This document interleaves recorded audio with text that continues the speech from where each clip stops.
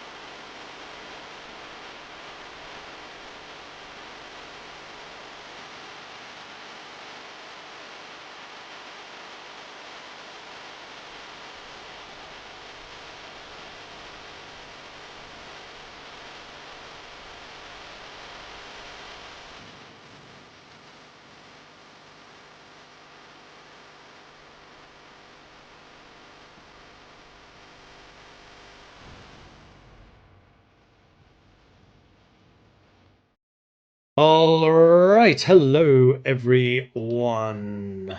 Just getting things set up here. Okay, things are set up here. So, hello, my name is Mordred Viking, and I'd like to welcome you to this stream of Heroes of Might and Magic, the Olden era, where I think we are going to just continue the game that we had running earlier. So let me just load that one up. We are currently playing as the Dungeon, which is one of the 4 factions in this preview. Load. Okay. The others being Temple, which is like your standard humans. Necropolis, which is the undead. The Dungeon, which is basically Dark Elves, Minotaurs, Medusa, those type of creatures. And then the Cthulhu faction, whose name I have now forgotten. It's like the Stricken or the Smashed Up or something. I don't remember exactly what they're called, but there's 4 of them. And then I think there are 6 total. I'm not sure what the other 2 are. I think that one of them, judging by the loading screen that we just had, is probably Rampart, which was the Wood Elves. And the 6th one... Oh, the 6th one's Infernal. I do, in fact, know what all 6 of them are. Haha! Anyway, so, before the break, we were playing as the Dungeon from this city here. This is our capital, the Roaring Ravine. And it is pretty well established. We have built most of the buildings there. Our primary hero is this guy here, Glastor, who has a very powerful army. He is a decent mage with just crazy stats at the moment. Level 14, but his main ability is just the sheer amount of money that he can make for us. We're currently sitting at 172,000 ducats sitting in the bank, and we haven't even unlocked his full power yet. So we're most of the way towards making him a great merchant, at which point he then starts generating 10,000 ducats a day extra, which is like another 30% or something on top of what we're already making. So that is pretty good. Pretty good. Then we have our second hero, this one here, who for a long time was just acting as the shuttle, gathering up all of the random bits of loot that are lying around, like, actually not the gold, but anything that's not gold. However, we've decided that we do actually need a second hero going northwards, while Glastor goes south, so Tulketh is currently dealing with the northern side, and we've just taken the Onyx Citadel. And then we have a third hero, who is basically taking Tulketh's old job of running around transporting troops. Currently I have her just trying to level up and visit all of the hero buff areas that we've discovered so far. I did end this at the end of the turn, so I think I can just go ahead and hit end turn. And then that'll bring us into the next one. Alright. The dawn of a new week.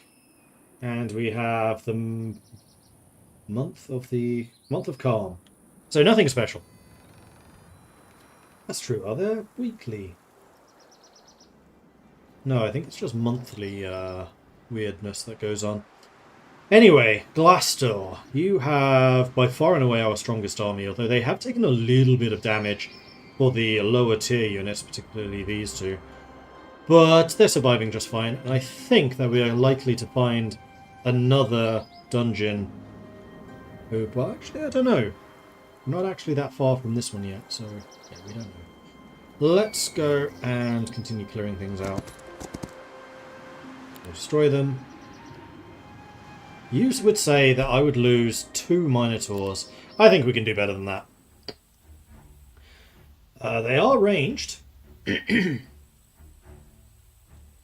So let's go into minus... Well, actually, let's see what the difference here is. So 120 to 167 damage. If we go into Minotaur stance, which will increase our damage, 139 to 194 damage. So actually, yeah, that makes a huge difference. So we'll go ahead and hit you with that.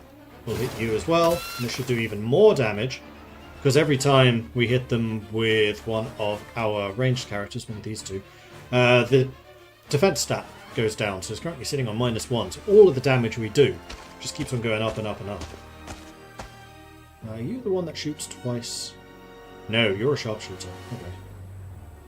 So you don't care about the range. So you are likely to actually shoot at them and do some damage, which will be kind of annoying. And I need to not press WASD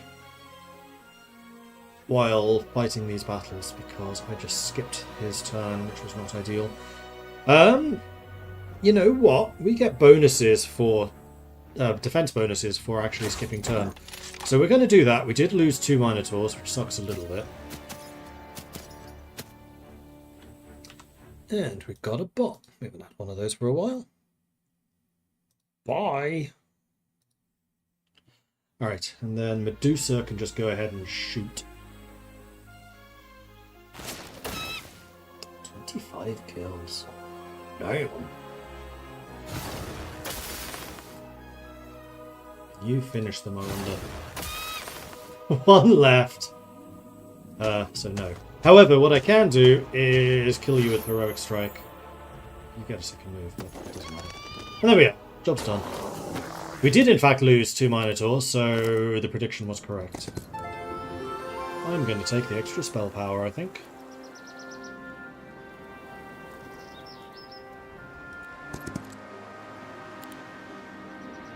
Casualties? None, so I will go ahead and accept.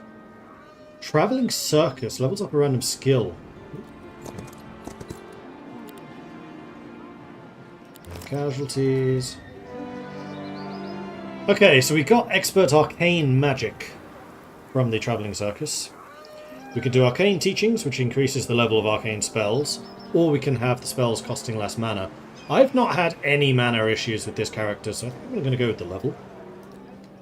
Also grab the cart, and over here. And we leveled up again. Advanced Resistance. Friendly creatures take less magic damage. That sounds like a good plan to me. 4 of the 5. In fact, I think this might even finish you off. You may become a great merchant again. Oh, we haven't chosen this yet. So we can take Obstruction. Enemy spells cost more mana. If the hero knows a magic school skill, the cost of the enemy spells of that school increases by an additional 20. Friendly creatures take 10% less magic damage, or all negative effects on friendly creatures last for 2 fewer rounds. No less than 2. So we currently have Arcane Magic, Battle Magic, but that doesn't actually affect the spell types we have. And we have 2 skill slots still available where maybe we'll get another magic type. I think I'm going to go for Resilience, though. We're just going to reduce the amount of damage that you take. And you are still 4 of 5. That's because you have 4 skills. You need to get a 5th skill, which has the Warlock power. The red power. That is considered an easy battle. That is also considered an easy battle. However, we really need gems. Well, actually, we also need crystals. We don't actually generate any crystals. Interesting.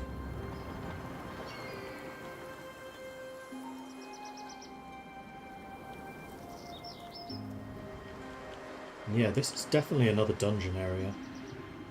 I feel like I want to go up this way and see if I can find if there is in fact a dungeon over here. Because I strongly suspect that there will be. That's considered a normal battle. That's a lot of cavalry and a lot of griffins. Alright, meanwhile, you are scouting northwards. I don't really care about being fully efficient on gold anymore. Some knowledge. So,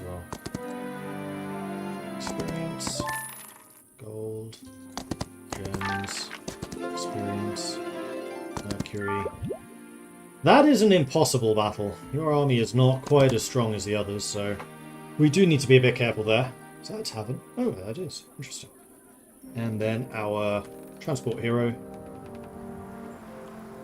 needs to visit the weekly locations.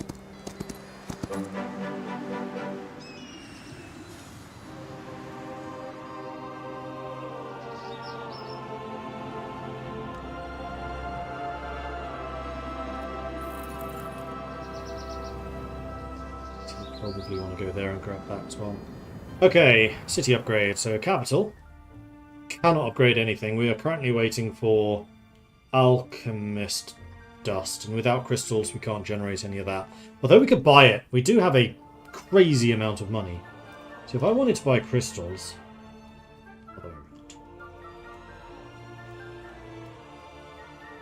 let's get like 20. Should do for now. And yeah, we just need alchemist dust, so then if we go to the... Oh, the alchemy lab, which is out here, it's not in the city, so we can't actually get the dust that we need right now. We're going to need to wait for you to have some movement speed again. That's fine. Meanwhile, more construction. This is the second city.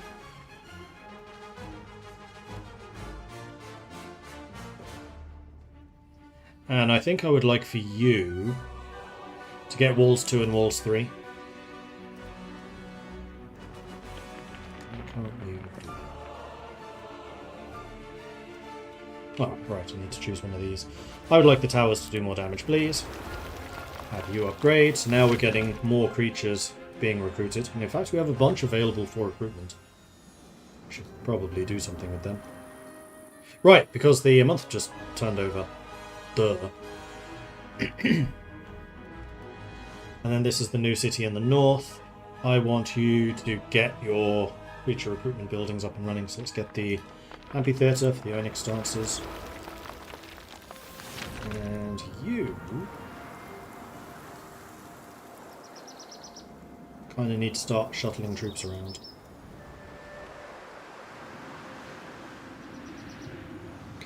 So is this like Heroes of Might and Magic 3 or Heroes of Ubisoft? This is very much inspired by Heroes 3 and Heroes 5.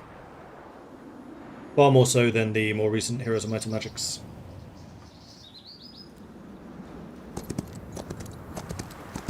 Send you back into the town. And here, I would like to upgrade you to Infernal Troglodyte, because that's what we've been using. Upgrade you to the Guile Infiltrator, because that's what I've been using.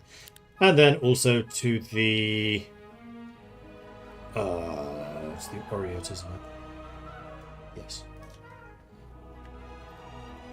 And we'll go ahead and recruit all of the creatures that we can. We did not upgrade you as much more. Oh, these are all reset.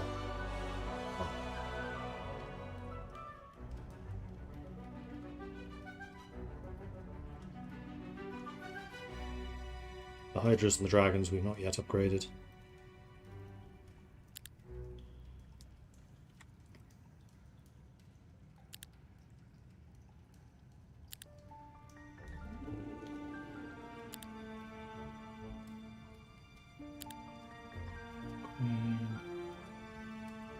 These two are not upgraded yet. Okay, so we can send this army north to go and reinforce that army, because I think they need it the most.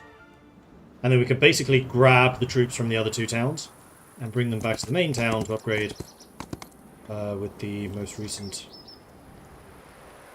unit types. Let's do you first. Let's get back on the road.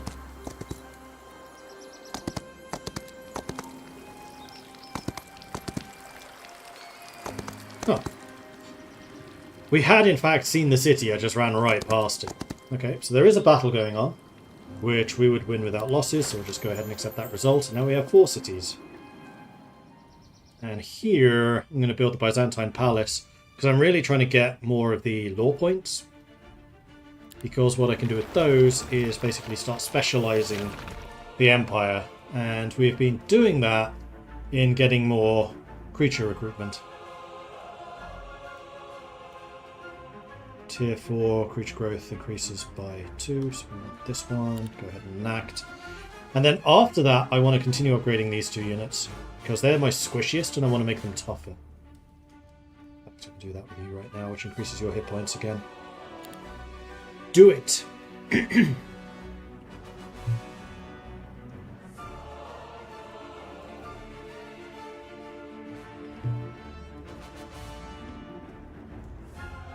Okay, and then this city, which is the northern one, can get the Stilled Voices, which allows you to recruit Medusa.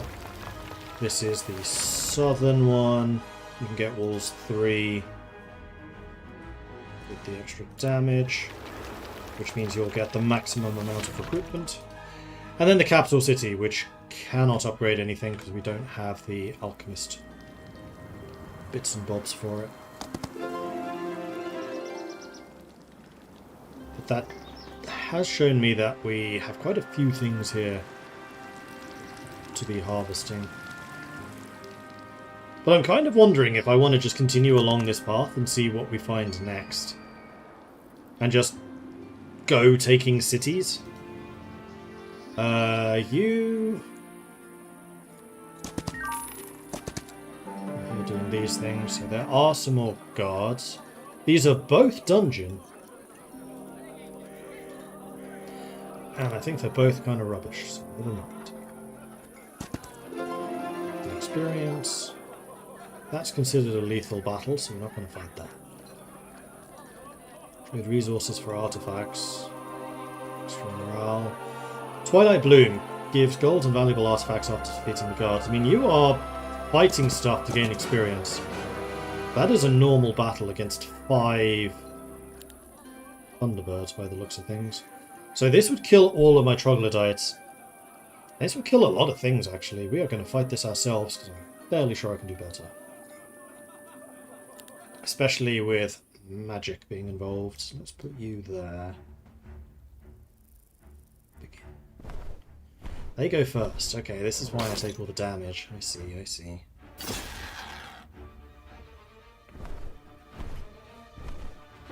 Hooded Horse, Imaginary Exponents, the publisher. Not Blind Dog.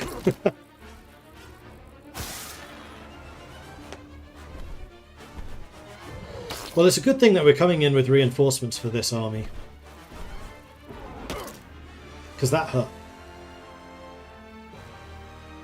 Right, well, we have some magical things we can do, and I definitely think we should. How about...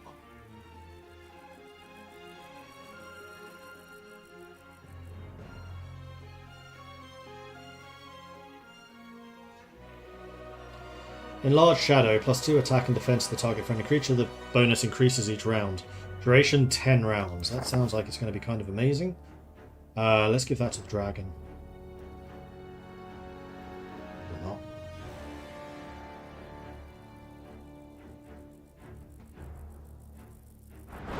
Okay, apparently you can't cast that on dragons. But still, the dragon... Actually, before we do that, let's have you blast. Because what I want you to do is come in here and fire breath these 2. There we are, which frees up the Medusa.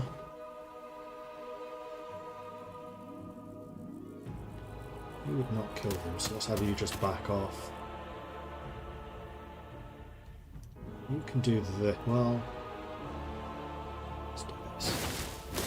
No, because now you're going to hit back. Minotaur. Go ahead and kill that one. And then troglodytes. They all have a counter-attack. So I think what I'm instead going to do is I'm going to just poke them with your long-ranged attack. Which means they can't then counter-attack, because it has a range. Medusa, you can do some shooting. Well, let's first of all move you away, using a focus point. And then you shoot this one. Ooh, nice. Unfortunately, they're really fast. They just go and chase me down.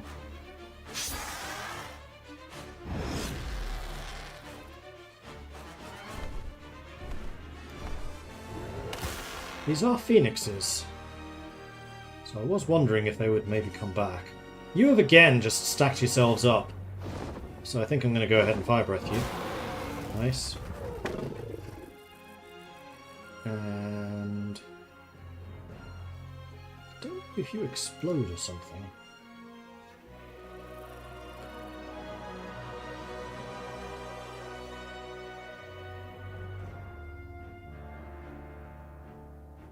No, it doesn't seem to regenerate or resurrect itself or anything like that.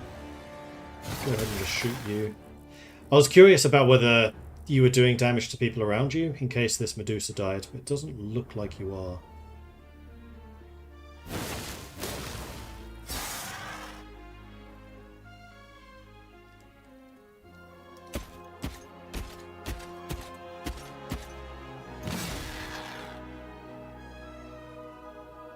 Can do this and do some extra damage to you. There we go. I feel like that went worse. Didn't lose any Minotaurs or any dragons. This army doesn't have any Hydras. Take it. So, we are trying to get you to upgrade as Unfathomable, which is the purple crest, not the blue one.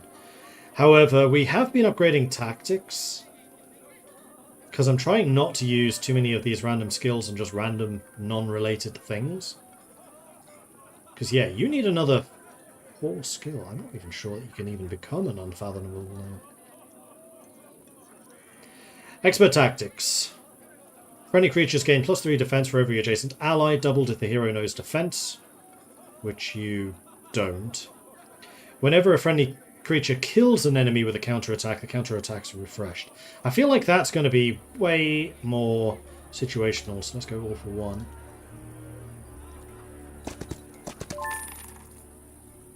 It's considered easy. We'll see if that's true. You would kill my last 2 of those guys. I don't think you will. And this time I'm going to be way more aggressive about using magic. Because we have that power. Let's skip. You definitely need to be shooting to reduce their defense. You can skip. You can skip. So can you. The Medusa, we'll just go ahead and shoot this guy. Nice. Let's do another lightning bolt.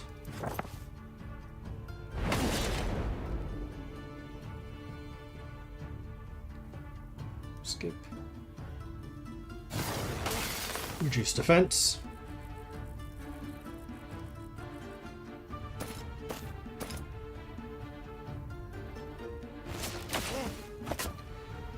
Okay, so that is the Guardian's dead.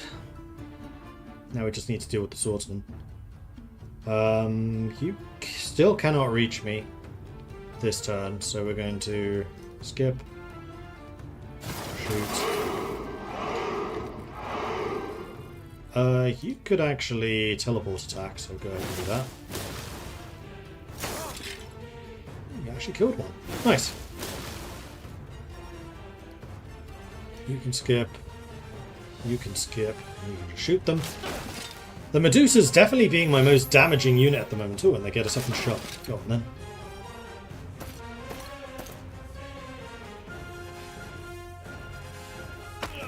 And then the hero gets the last one. Hey, Peter.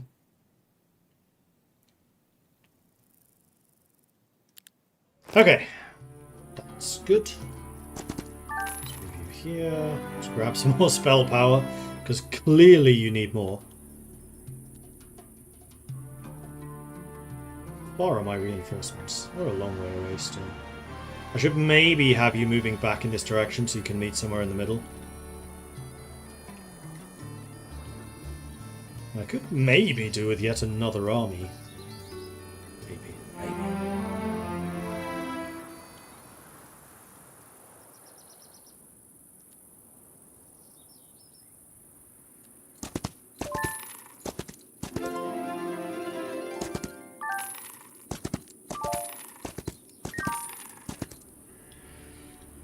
Okay, that's you moving around. Then you need to come up here. Actually have to go around a bit. Let's go to here. Because actually I have a trick up my sleeve with you. I'm fairly sure that this town is closer.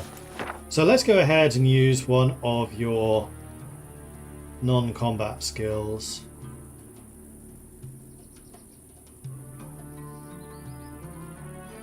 Back to town.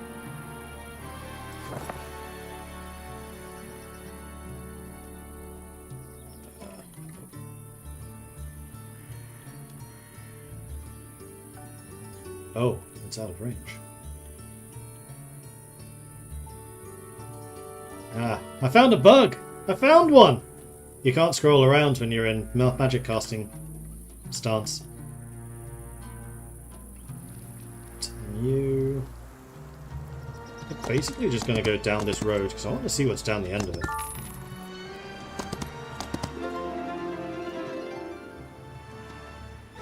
That is a normal battle. That is interesting. Maybe getting closer to enemies here. But we still have this entire area to uncover and loot.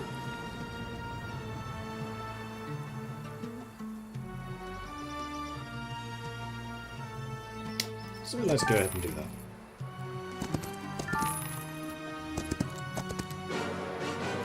Get even more experience. Nothing dies. That's the way I like to see it.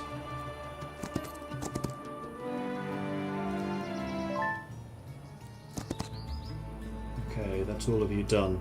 Do we have anything we can build? You know. You can get all of the various upgrades going, I guess. The other thing you could do is get a marketplace to make marketplace trading cheaper. I kind of like that idea, actually. Let's get that going. And for you, let's get the Chthonic home so you can get the Hydras. And for you, let's get the safe house. Get all of the unit production buildings up and running. I think it's about time. That's all of the heroes moved. Done. When will this be out? It says by the end of this year. Unfortunately, I have no full dates. This is a preview demo. When the demo is available, I don't know either. They just said soon TM. So, soon.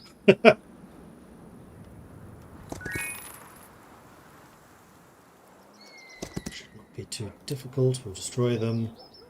No losses. I'll accept that result. Go to the village, get the free stuff. Ooh, we're actually quite short in all. Let's go with that. Experience. Gold. Experience. Scroll. Ooh, this time we do take some... Wow, 11 Minotaurs. We'll fight you. That's because you have a lot of ranged units. So we're going to go into Minotaur stance so we do extra damage. And this time around, I think...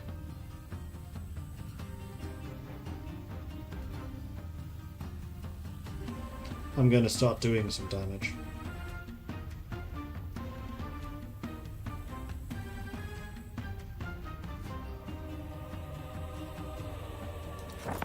do black hole. Doing a bucket load of damage to them. I like this idea. Do that. Nice. In fact, could probably have done even more damage. Reduce their armor first. That's a lot of liches. 41. Good grief.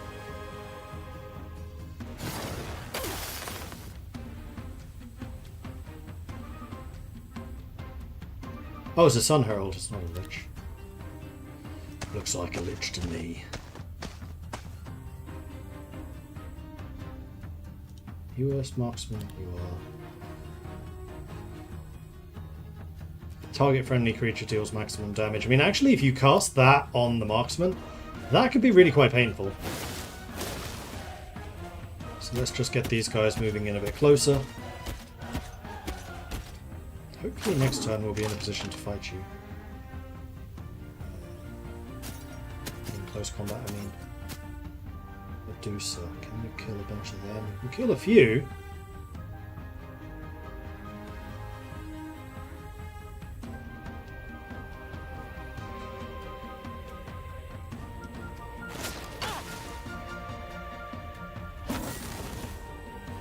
Lost 7 Minotaurs still. Nope. Let's do this one first. And then let's do a lightning bolt. Actually, do we have something that increases the damage taken by somebody? No.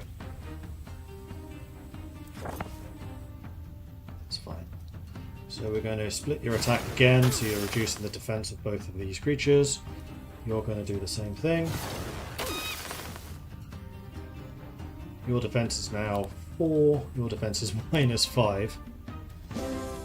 Do I have a haste spell? Huzzah! Oh, I have a slow spell, but no haste. However, that's you. I'll teleport in.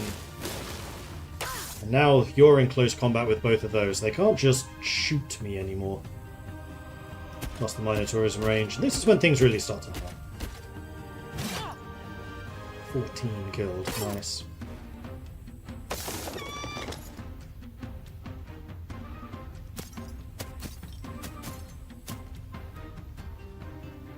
And this should be it. No! I think we did minimum damage there, more or less. There we go. Well, we still took significantly less casualties than if we'd accepted the result. So I'll take that. Take the free stuff. It's 15,000 experience, yes it is. Expert resistance. And there we are, we have just upgraded to Great Merchant, which is also known as Lock Subclass Dungeon Magic 2. It's still in development. This is a preview, still in development build. Hindrance Aura. During the battle, enemy loses 1 focus charge at the beginning of each round.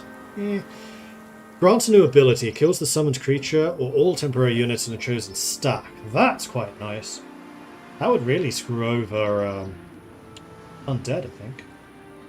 Take it. 50% more mana. Don't mind if I do.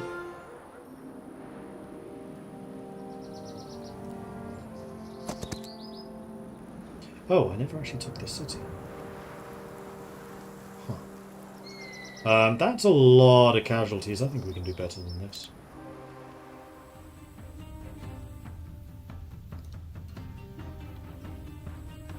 Ah, did it again. WASD. Can I change those hotkeys, please?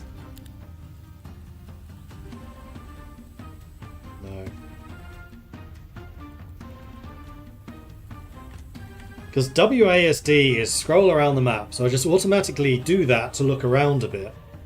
But in this, W is wait, D is defense mode, which basically skips your turn. It's a very dangerous combo. Especially because both of these guys are ranged. I forgot to do Minotaur stance. I think I should probably do some magic again, so maybe another black hole.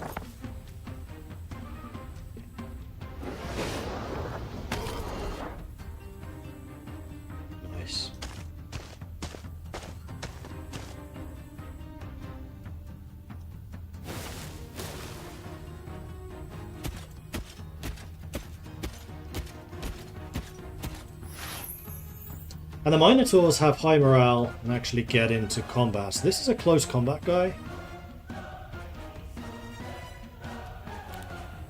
This one is ranged, but you do actually have the penalty for long range.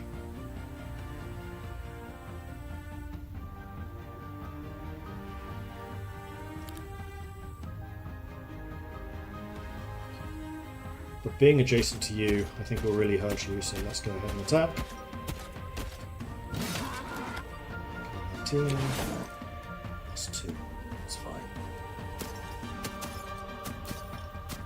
And then the sniper can still shoot and kill a bunch more.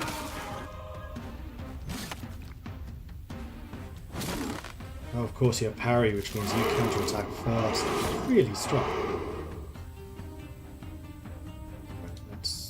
Your shots again. Let's do this as well. Let's go ahead and do this to kill that. You. Second person didn't get a shot.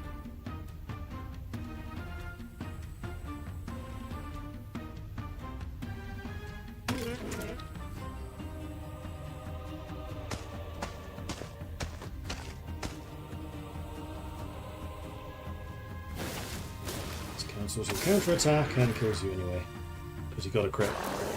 Nice! So we lost 3 Minotaurs. Hurts, but it's acceptable. And I think we just got a legendary shield there. Friendly creatures counter-attack even if the attacking enemy has Swift Strike. That seems super situational versus just +2 defense. So I think what I'm going to do is just keep the +2 defense.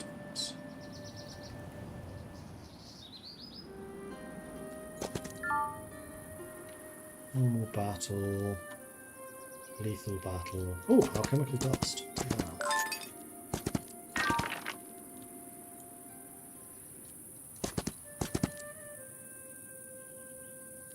What you can do is move over here to reinforce.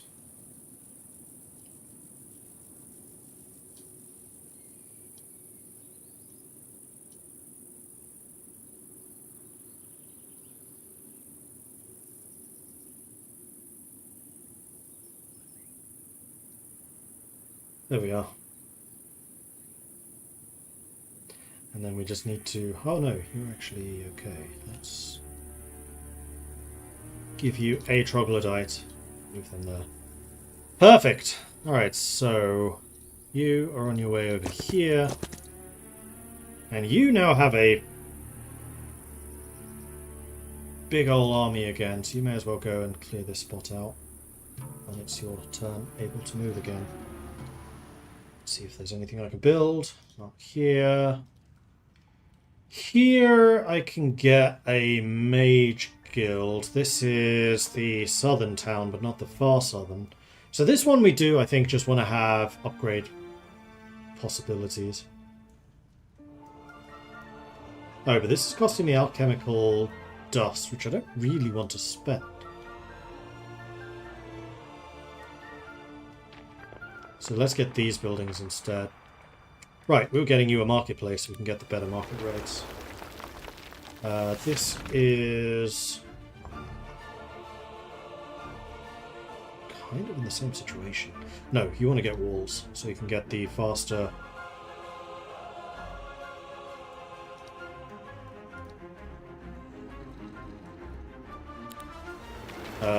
recruitment, eventually. And this is the southern city, and you just want to have creature buildings which do not cost dust, which is good. Okay, I think that is everyone who has moved. I have claimed that, just doesn't have my flag on. Yeah, so that one has the red flag. This one does not. But it is my city, that is my 4th city. Interesting.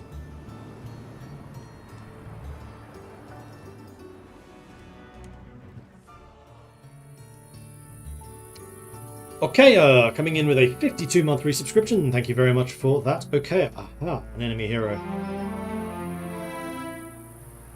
Who dat?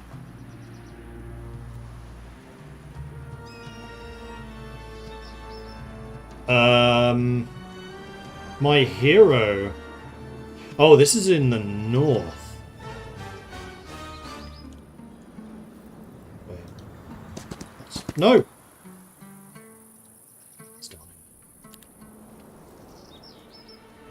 So, Glassdoor is quite a lot stronger, but this guy has so many troops.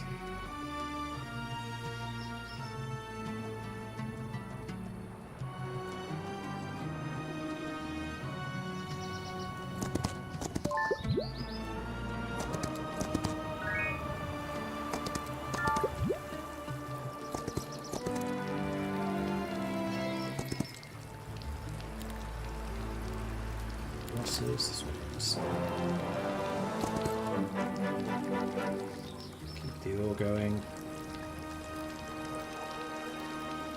I'm slowly but surely making my way back in this direction because I'm gonna need some reinforcements. This city can recruit some units, but they're all low level. So we'll just leave them in the city like so. Make it to here. That's more Minotaurs than I'm comfortable losing. So let's fight them. So first things first, Minotaur stance for the extra damage. Then let's hit both of them. Their units are all close combat. So they have to cover a lot of ground to get to me.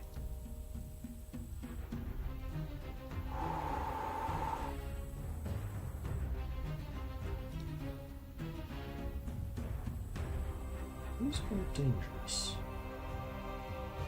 Probably you. Well, you can regenerate yourself. So I think with that in mind, I'm just going to shoot you.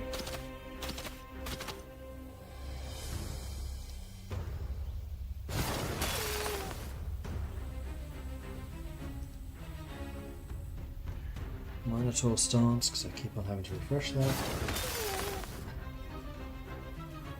Minotaur stance cancelled your previous action. You're not going to be able to reach me this time. Let's have you wait. You can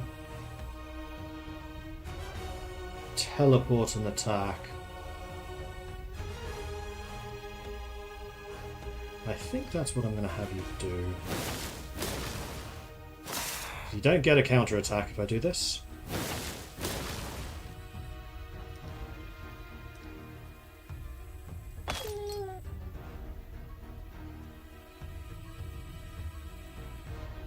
If I don't go and attack you, you could actually straight up kill me.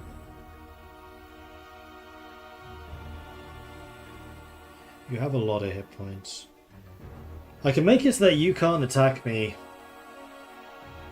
for another turn, but you can attack anyone you want.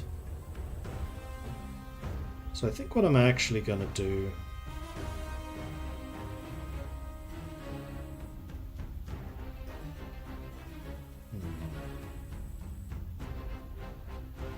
Just going to stand in front of you.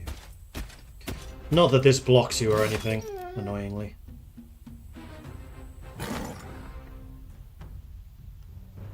You stay where you are. Medusa. Go ahead and shoot them. Yeah, I thought you just way past me. Annoying.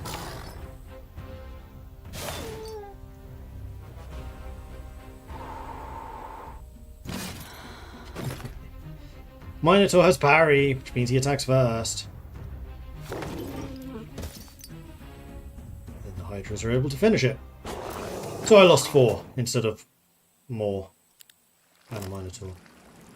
I do get some armor, which I don't think you had. You didn't. Your defense is now 16, which is pretty awesome. I am now making 28 grand a turn because I am finally a great merchant. Okay, Tulketh. Now that we know that there is a bad guy coming in over here, I think I need to send you south to go and reinforce the main army.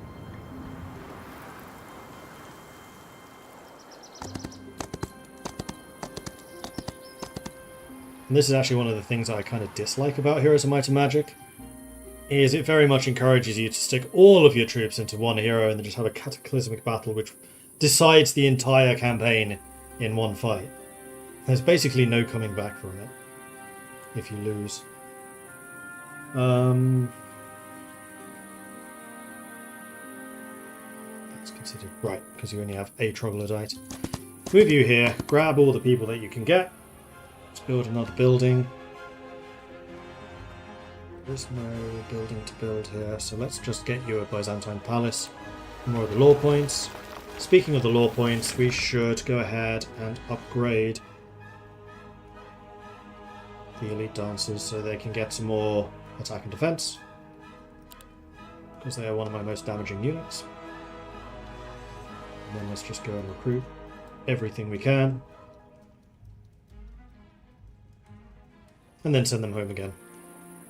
Upgrade all of those units. And in this way we can actually rally together quite a few troops quite quickly. So in this second town, let's go ahead and put a mage guild. Try to increase our selection of magic. Then in the third city, it really depends on whether I think I can hold here, which I don't. So I think I'm just going to continue building buildings. I'm almost out of wood. Let's go ahead and recruit them. That's everyone. So let's see what our new neighbour does. Hopefully they get distracted by just taking resources. Nope, they beeline straight for the city. And I kill a grand total of 3 archers. Considering there's so many resources around here that are untapped. Sus. Very sus.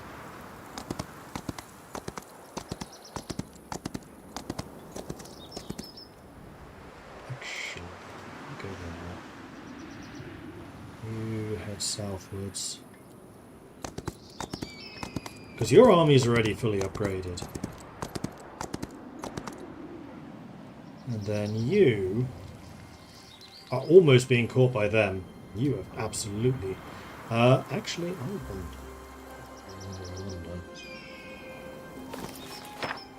If I can back to town here... No, I can't. Let me get to, like, here. Can I back to town you there? Well, actually, back to towning you just ends your turn anyway. And if you can make it to the town, you can make it to the town. That's enough.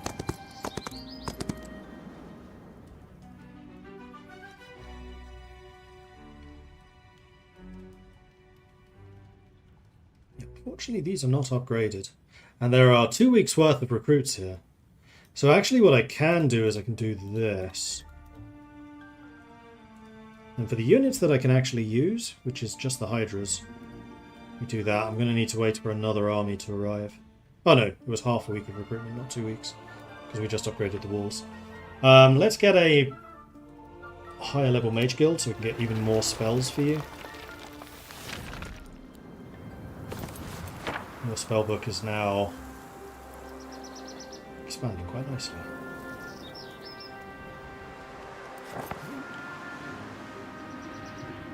Can interact with them. Because what I would very much like is for these units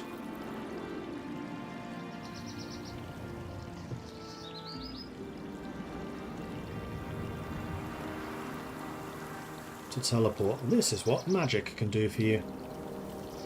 Magic is impressive. But I have dragons! So it's worth it.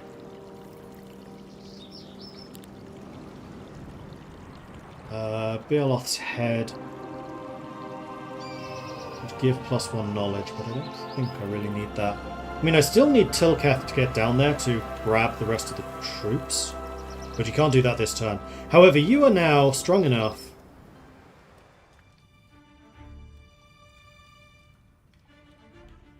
where hopefully you still fight inside the city if you get attacked. We shall see.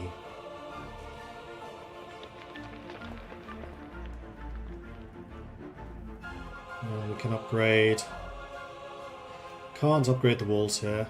This is the northern city, however. We want the Byzantine Palace for more law points, because we're going to need quite a few of those.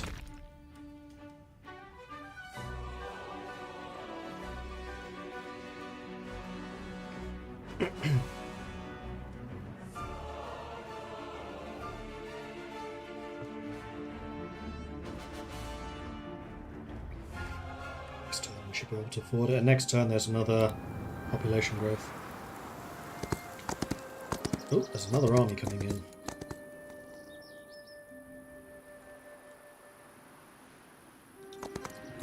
they come. Can't quite make it.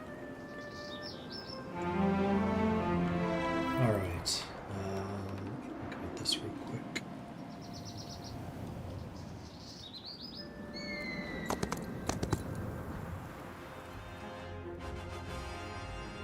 Upgrade. Telephone.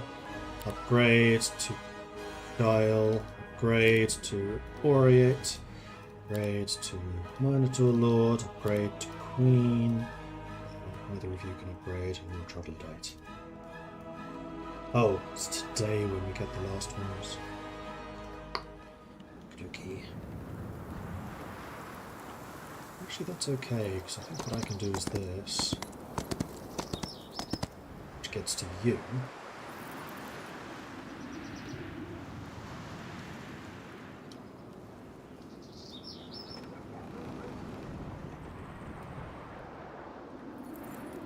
And then you can get to you.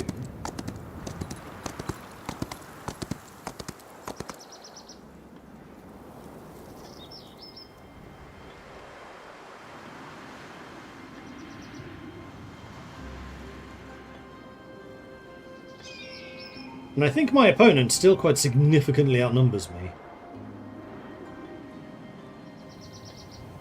Actually, on the low-level stuff, yes, absolutely. In the high-level stuff, absolutely not. Plus, my hero is just significantly stronger. Let's give it a go. Should have saved first. So you're expecting this to be a defeat, eh?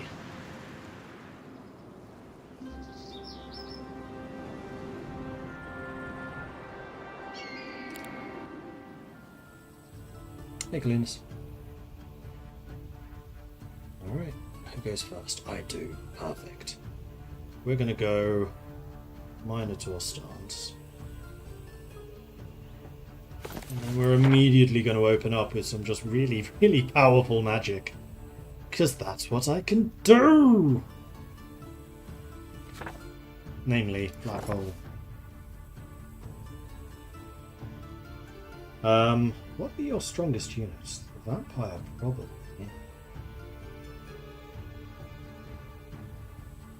I think probably that.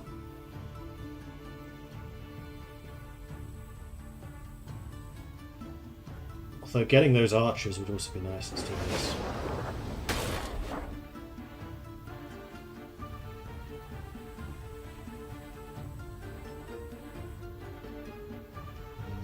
Let's wait. You can cast 2 spells a turn. Show off.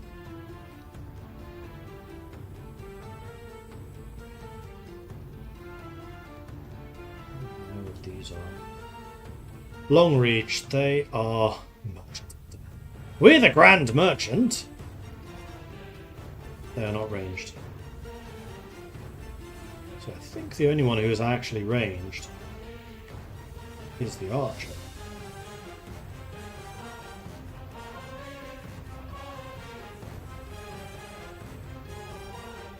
Oh, that counts knights.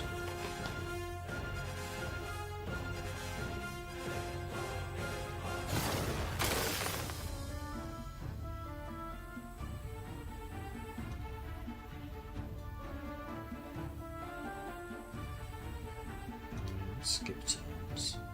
Skipping turns gives me defenses, which is why I should really have been doing that earlier.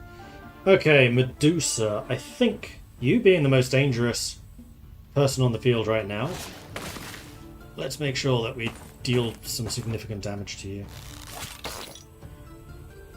You shot the troglodytes.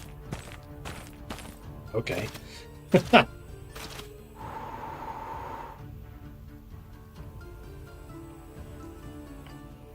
So none of you are in range. You, however, could be. So let's move up there with that in mind.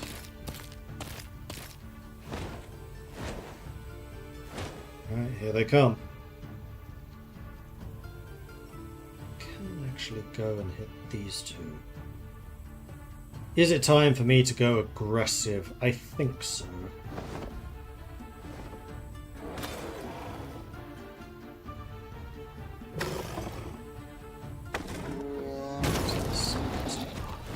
What?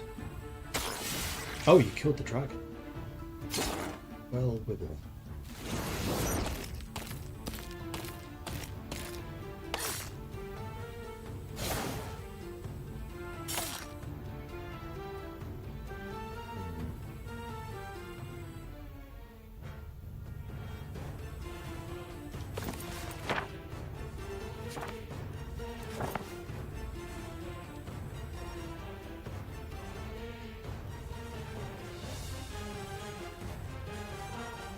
I can hit you three with this.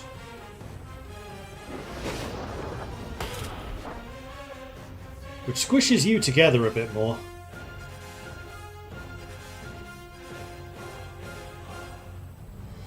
Now the vampire's healing themselves. I see the problem! And that's why he's targeting the troglodytes.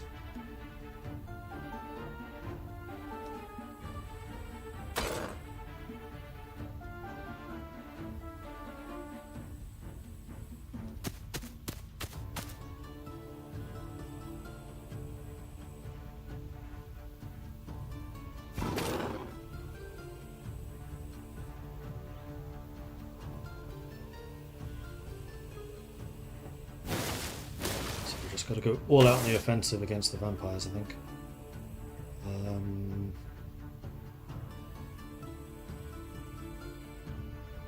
I guess fully ignores attackers' attack values until the end of the round. I'm guessing that's supposed to be the defender's defense values? Yeah, I don't know. I could kill these two in one hit. But I think what I really need you doing is going after the cavalry unit.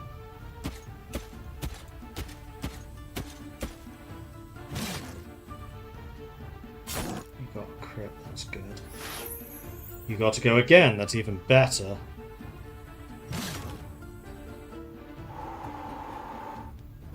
Comes the pain. 40 kills! Okay. You healed up a little bit, but that's okay. These are the troglodytes. I do not want the troglodytes getting in a situation where they can be counterattacked against, so use your ranged attack. Which got a crit, very nice.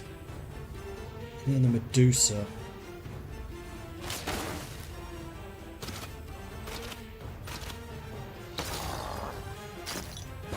These guys are...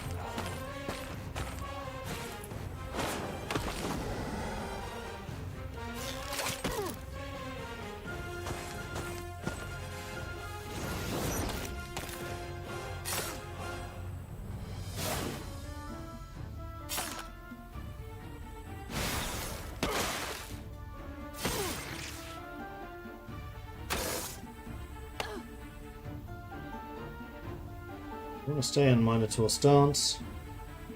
I'm going to continue with Heroic Strike. Let's kill one of the vampires.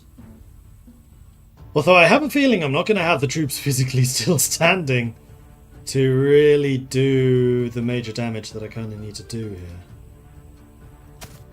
Just keep stepping back. Ah, I can do some magic.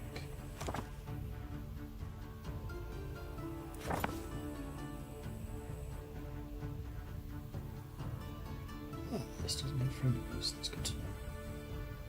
That's very good to know. Let's do this. It does hit friendlies. Fuck. Did more damage to myself there than I did to them. Kill the vampires.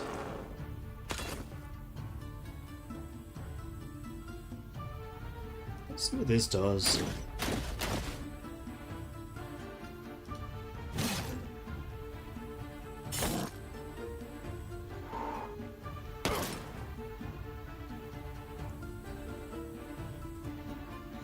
Unfortunately, you're in a... Oh, hang on. What I can do is I can slither away to here. Let's get to... yeah, to here. And that does not use up your move, which means you can then still shoot. So the cavalry is almost gone.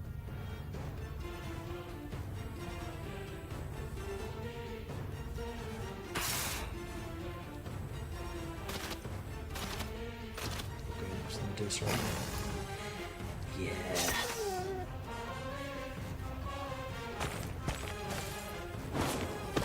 There's just too many of them. Are we close to the release of the game? We don't know. We don't know when the release date is. Okay. I mean, I can attack these two. Let's go Minotaur stance. Let's blast you.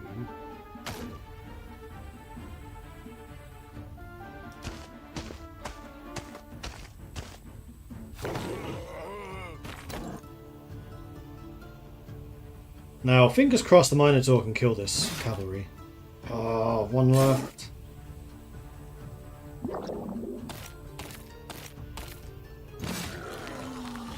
Harry came in clutch.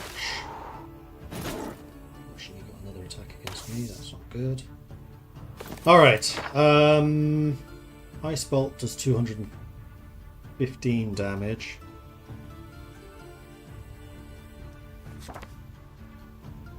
Black Hole does 410, which unfortunately I just did to myself. So Ice Bolt does the most. I'd say you're probably the one I need to hit the most. Maybe you. Probably you. And you can't slither.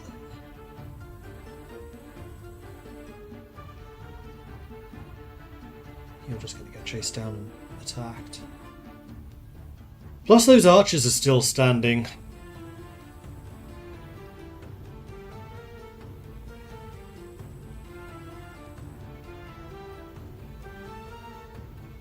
Let's move you here and just do some of those melee attacks against the squishier targets.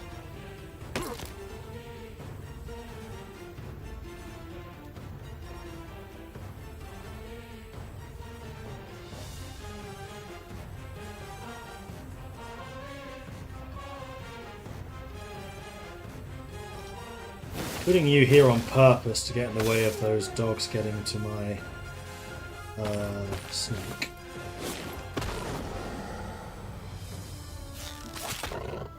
Because I have so many hydras, we might be able to do this. Not if those dogs keep doing that damage though. Ouch.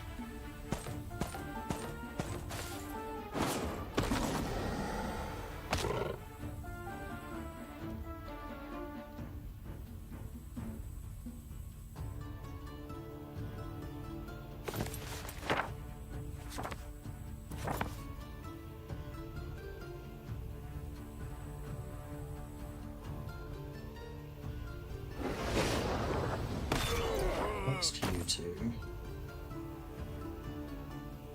You ignore counterattacks. We're only killing 7 or 8. These guys are so tough. 28 defense.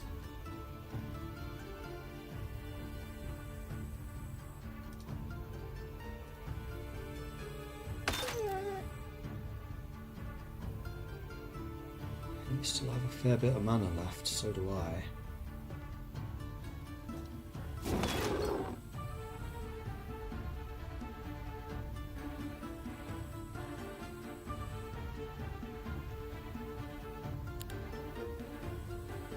Normal attack.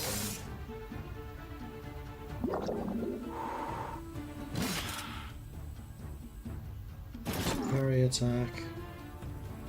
Yeah. Oh, they brought vampires back.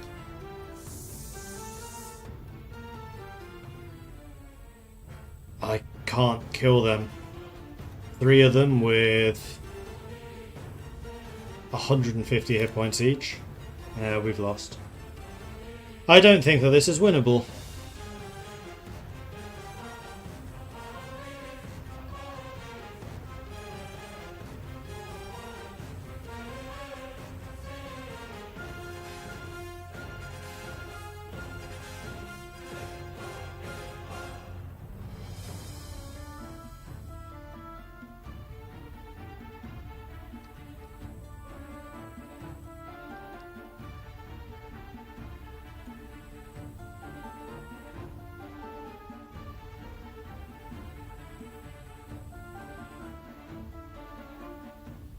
Did they get so many more people than I did?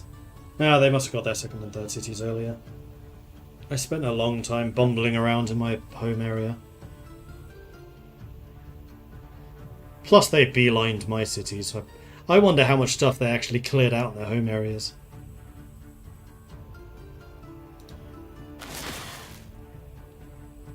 Could have AoE'd there. Done much.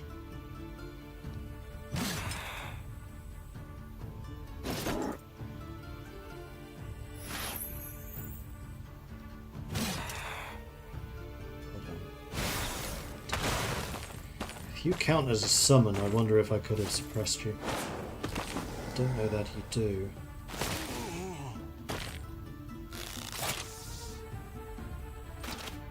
Right, because she counter strikes at range.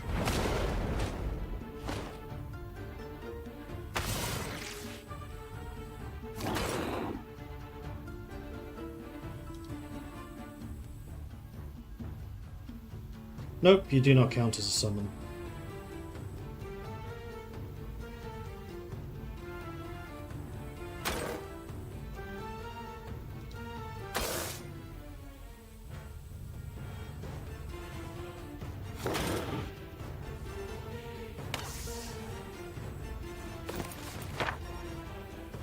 Unfortunately, I don't have any resurrection spells. I have healing spells,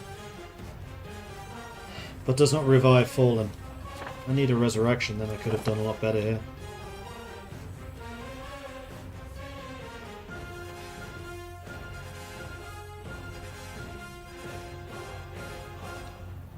Sacrifices you, but this is a huge amount of damage.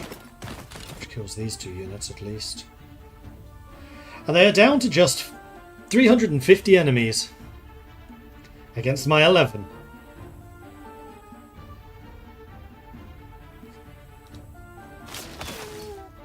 With how tough they are, I don't think there's anything I can do about this. Ow! If you kill two at a time. Not a chance.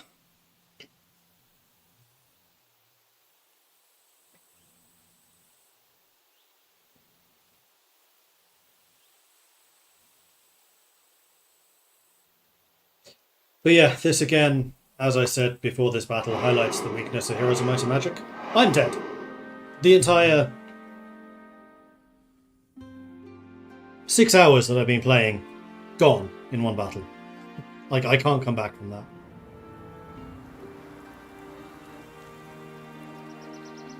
Because that is literally all of my troops. I have 2 troglodytes left.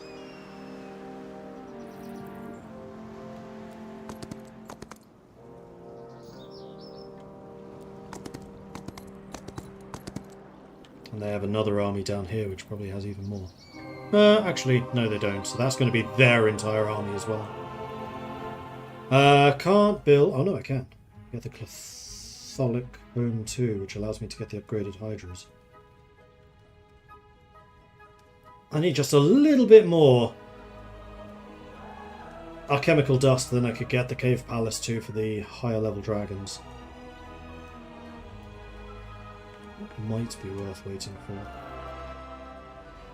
This city is about to get attacked, so you are as good as dead. And this city is brand new.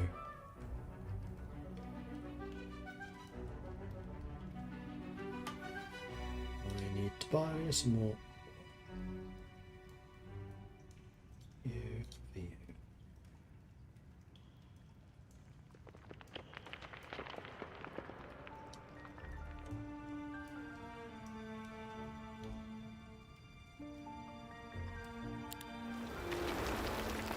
I could possibly have fought that battle in the town. It was a fully upgraded walled town. So maybe I could have done a bit better, but I wasn't sure that I'd be in the walls as I was in the guest slot.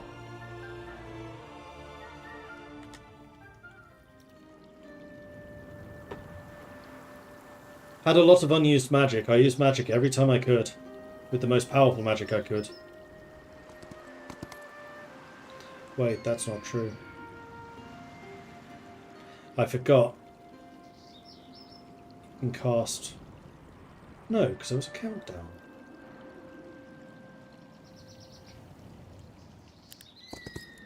You can cast spells at different schools every time, can't you?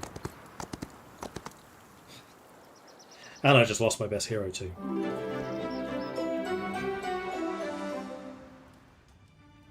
It's a Minotaur, that's not a tavern. What's the tavern? Yeah, these are level 1s. Well, GG.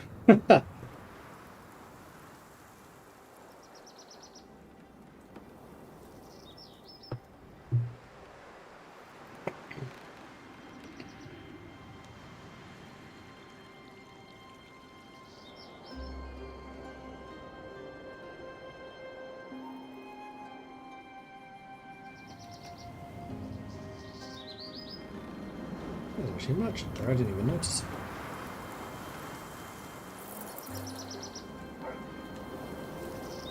The graphics on this game are really good. I do like how they've made this world look.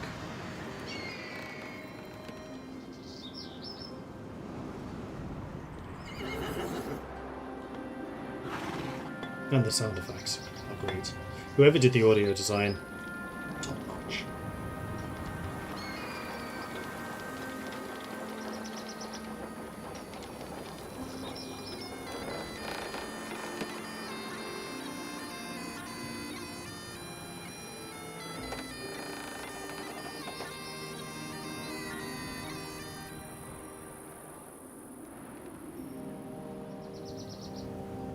Never did actually clear these two out. And I like all of the random wildlife that's just wandering around as well.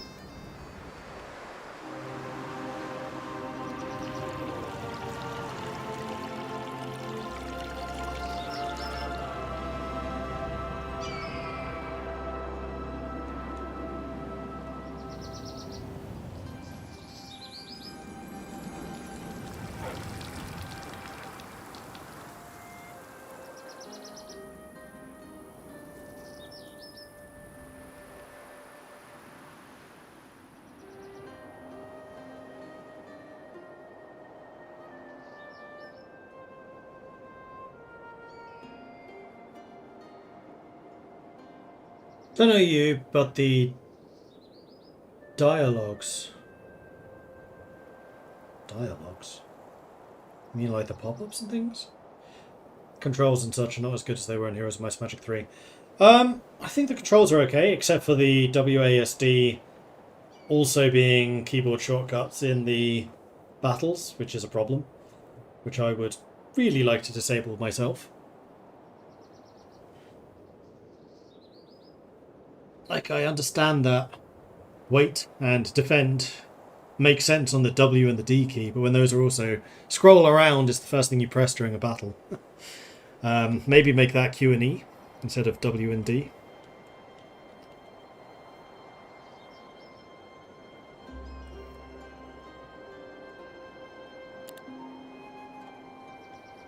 I think, like, the castles and things look alright. I think I would say I preferred the Heroes 5 castles for this. It's alright. I don't hate it. And the UI? It's very Warcraft. As I think somebody pointed out earlier, but again, don't hate it. But I think I'm also quite forgiving about UI. I'm not the best person when it comes to UI. You can do that in the settings, really?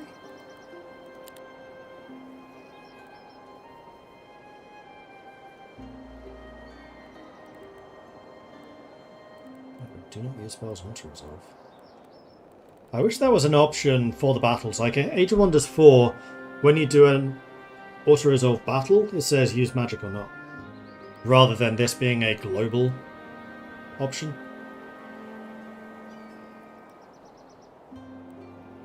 Highlight interactive. Alt mode. Didn't even notice that. That's really useful. Because like these type of things, I did actually manage to catch them, but it's totally the type of thing I would miss.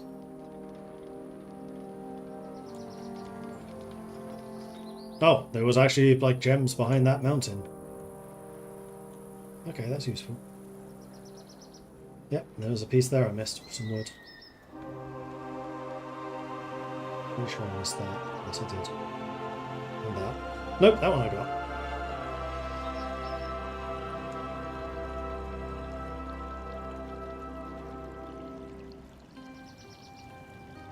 Oh, can you do that in the settings? It's a question.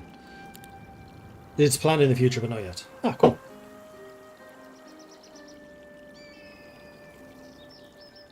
How does this compare to the OG 3? Does it hold up?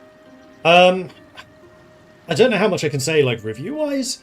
Do I think it holds up to 3? Yes. I would say that this is the closest Hearts of... Hearts. I keep on saying Hearts. I work on Hearts of Iron. I do not work on Heroes of Might and Magic. This is the closest Heroes of Might and Magic to 3 and 5, I think, that I have seen. Particularly 3 clearly is a very, very strong influence on this. But I do like the little changes. I like that the hero abilities. I like the fact that the heroes have a secondary class that you can level up to. Yeah. I think it just suffers from some of the flaws that 3 also suffered with, like the I've lost one battle and now I'm out.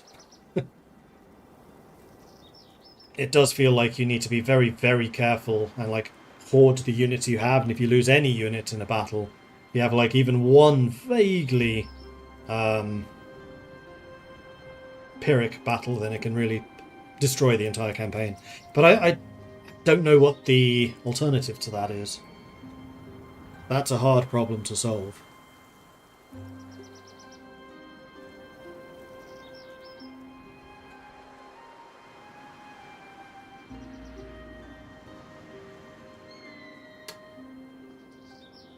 I'm casting my mind back to Heroes 3 and 5.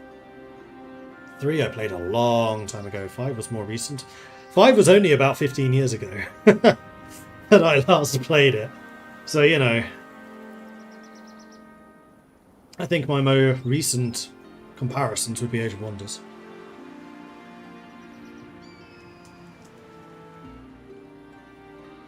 So I think what we should probably do is start a new game. So we've done the tutorial with Temple, we've done this game as Dungeon.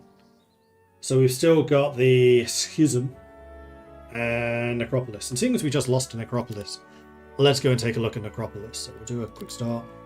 Classic. Let's do 2-player map this time. As Necropolis. Ruled by necromancers and vampires.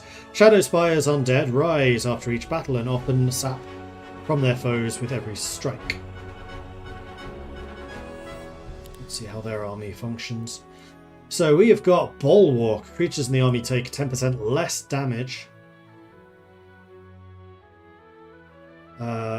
Basic damage, -1 for every 2 hero levels. Additionally, for every 2 hero levels, they take -1 damage from ranged attacks. King of Kings. Keeps his army when fleeing from battle with neutral squads. But only neutrals, not players. Extra persuasion power. On cost. Skeleton growth in the cities increases by 2. Skeletons gain +1 speed, +1 initiative, 20% extra hit points. Which, considering how many skeletons you can get, that can really rank up quickly. Kelgul. Dread Knights growth in the cities increased by 2. Dread Knights get buffs. Natalida. Undead pets growth in your cities increased by 2. They get buffs. Artorius Veritas. I didn't actually notice what the bonus of the guy that I fought was there at the end.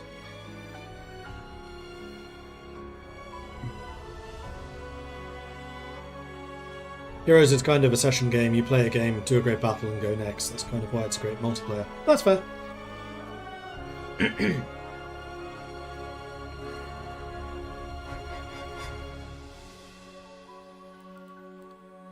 Artorias Veritas starts with the Masterful Berserk spell. Oh, actually, there was one other thing which I would like to see. What was it? Tooltips. More tooltips. Like when you're in the unit select thing in the bottom right on your city, and you click on the little icon and then you can pick which upgrade you want to go to. I'd love there to be a tooltip to say what those units are. Because unless I've recruited them previously, I cannot tell them apart. So, like, which is a Medusa Serenader and which is the Medusa Queen? I don't know. And also, when you click on a unit card and you have the actions in the little radial menu, tooltips for those. Like, it took me a while to work out how on earth to split units. Marl starts with Masterful Web. Version affects all enemies. While casting the spell power is increased by 1 for every 3 hero levels. 5% more necromancy power, plus 1% for every 4 hero levels. 1 mercury per day. Increases the amount of mercury by 100%. Plus 1 level to all arcane spells, plus 1 more for every 10 levels. And can use it in battle without limits. Enemy hero just can't cast arcane. Okay, that's interesting. Adan. White's growth in your cities increases by 2. Whites gain bonuses. Liches gain bonuses. Were there any liches in that other battle I've just fought? No, I don't think there were. Guildmaster Kalstor. Now that's a character. Grave Robber growth in cities increases by 2. That's regular upgrades. Plus 1 level in all Nightshade spells. Starts off with Masterful Despair. Version of the spell deals 100% extra damage. Spell power is increased. Masterful Rewind Life. Version of the spell can revive units beyond their original amount. Okay, that one sounds interesting. Funerella. What a name. Plus 5 necromancy, plus 1 more for every 4 hero levels. That's the same as Tarius. And then Melosa the Golden produces gold. So Melosa is the same as Garash, or whatever his name was that I just used.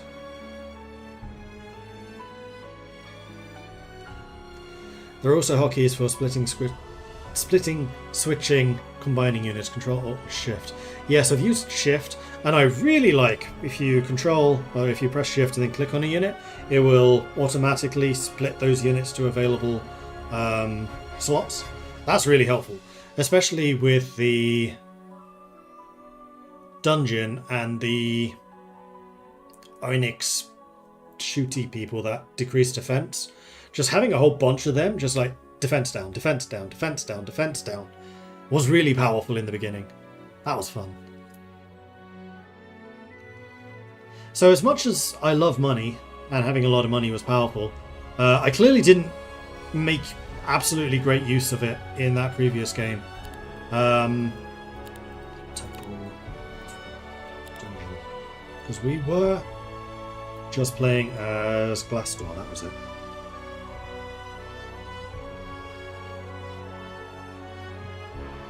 But Glassdoor gets no combat buffs.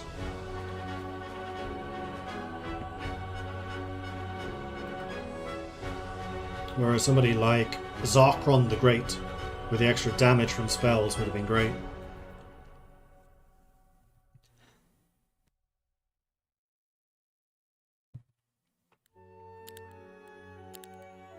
I'm kind of leaning towards Funerella, just because that name is amazing. Or the Masterful Rewind Life. There's actually another place where a tooltip would be nice. Like, what on earth is Masterful? What is Rewind Life?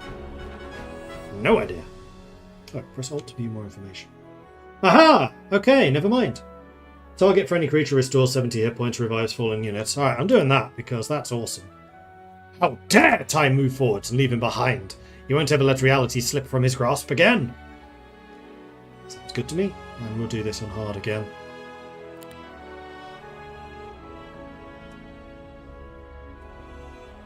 Oh, yes, and also hero factions in the tavern.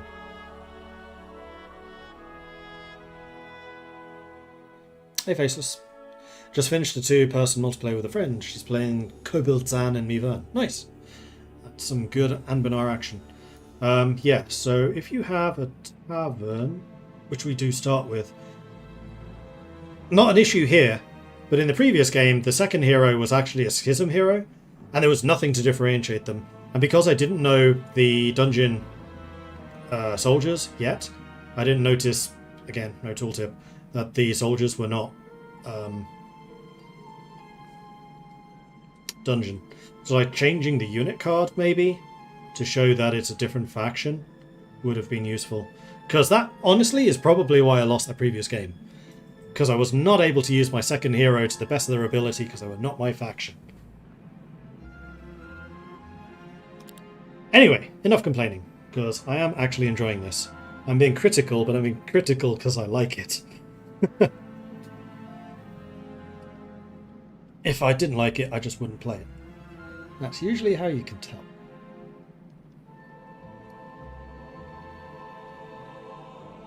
Like a faction background. Yeah, exactly. Something to differentiate them as this is not your faction hero.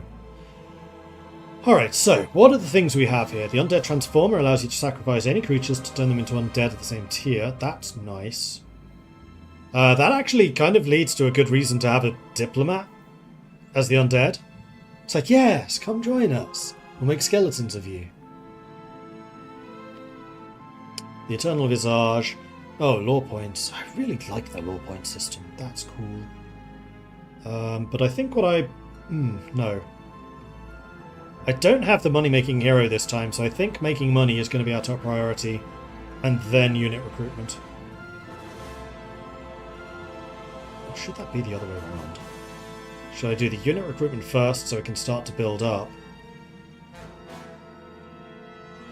And then get the cash? No, because if I don't have the cash I can't build the buildings. So let's get the Eternal Visage level 2. Let's go ahead and recruit these. This is the thing I was meaning.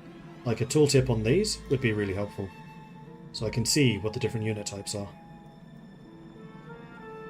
And also with these tooltips. Okay, so that is the first hero.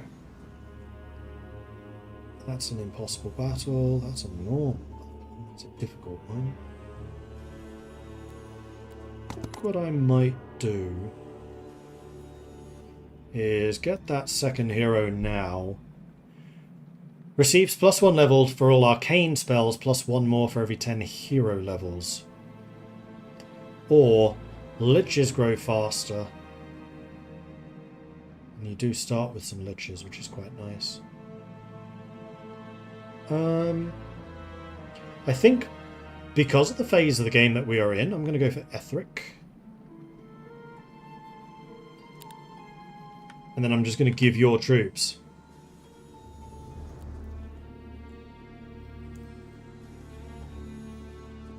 to this army. So that they can be a bit more aggressive while you're just running around collecting all the resources and things. Yes. Let's do it. Destroy them. I'm somewhat sure I can do better than that. Let's find out.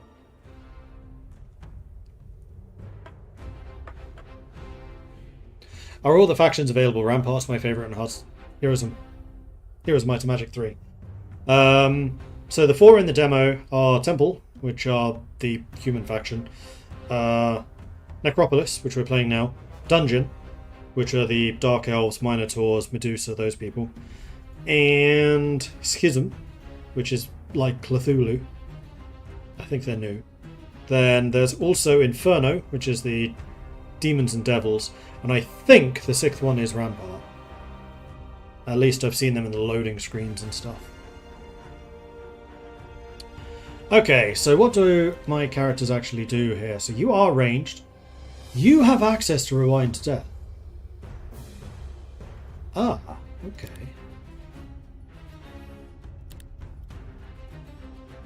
Memory Devourer converts 20% into hit points. And you just do damage. Begin. And then I should also have Rewind Life as a spell. And I do. Okay, cool.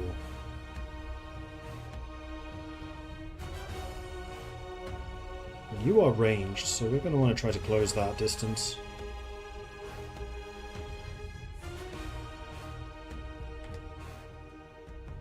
Although I'm going to want to be a little bit careful.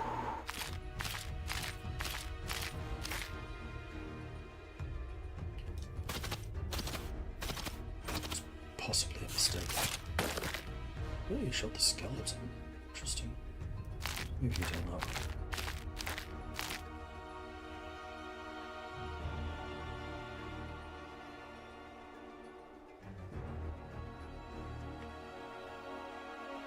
Ah, okay. Rewind Death is a focus skill for you. Makes sense. Well, it's definitely a mistake. Actually, maybe not.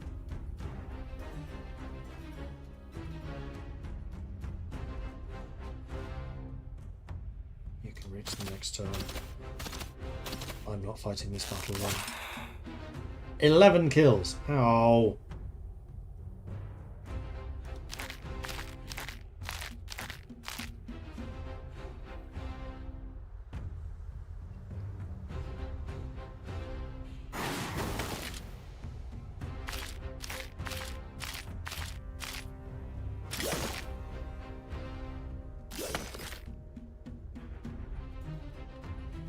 That's why I'm not fighting this battle very well.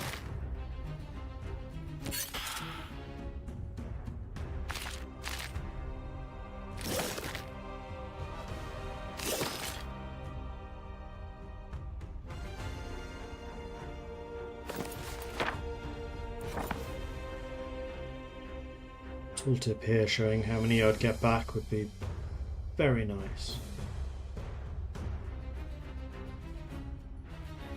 Guess here? 7.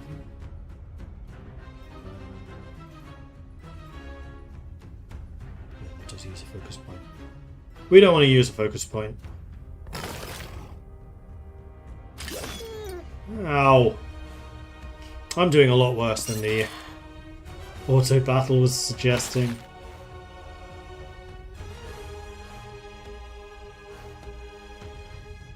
However, I do have the 2 focus points needed to resurrect. Now, does this end your turn? It does.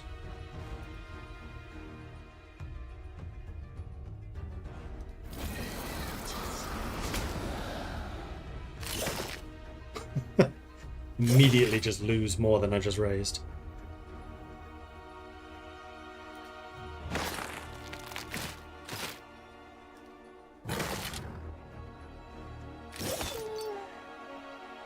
This is why I usually don't like undead, because they're squishy, except for those dogs, which are not.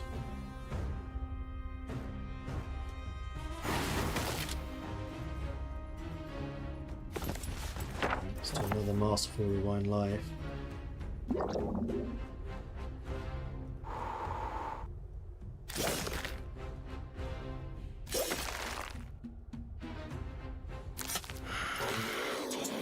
A victory, but at what cost? I did lose 51 skeletons and 18 whites. That was a terrible battle.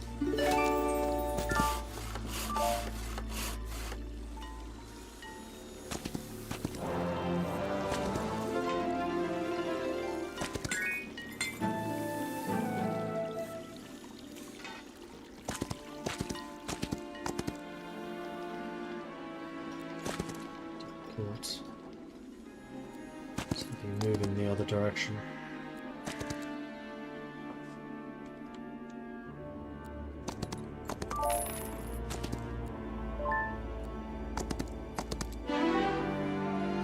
Um, 6% of defeated enemy hit points converted into allied undead hit points after each victory. Adds new units to all existing undead stacks, but doesn't create new ones. Advanced Intelligence. Hero can learn up to tier 4 spells without needing to learn the corresponding magic school, or allows the hero to use the spellbook more than one time per round. However, spells cost more. So that is what the other hero was doing to me last time. Start with basic intelligence. Necromancer, basic magic hero. Upon leveling up, most of the time they gain spell power and knowledge, along with skills that enhance spellcasting. Knows Heroic Strike, which is used to attack the enemies in battle, scores damage scales of the hero's level. After an enemy stack is killed in battle, a temporary stack of friendly whites appears in their place. Well, necromancy works for all creatures, not just undead. I guess Soul Reaver? Chronomancer doesn't sound incredible. There are too many penalties for mixing factions.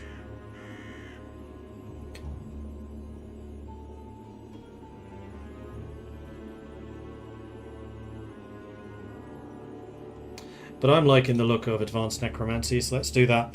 Grave Soil. Necropolis creatures deal and take more damage on native terrain.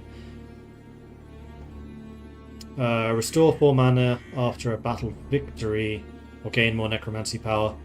I think I'm going to go for the Necromancy power. Huzzah!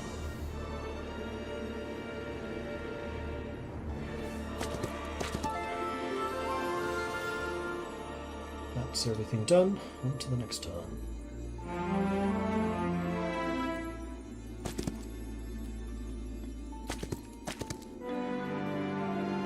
Where's the gold mine?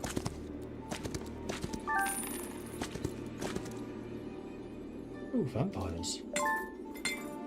That was one thing that our previous area just didn't have, was any recruitment buildings. There's another city. Wait, is that a city? What is that? Nope, that's a research lab. Huh.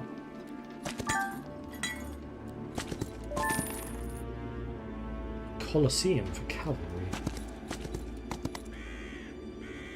Is that a thing to visit? It is.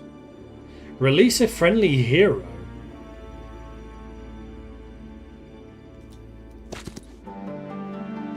Keandra. So how do I convert you into a skeleton? Battlecraft and Ascension. I mean, you are very much going to be a shuttling hero. And we can turn these into undead. In fact, we can just straight up turn your army into undead and then just use you as is.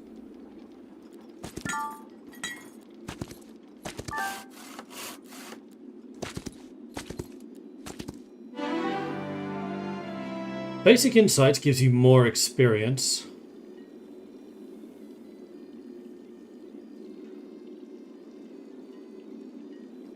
More daylight spells, but that's heals. I don't think I necessarily want heals.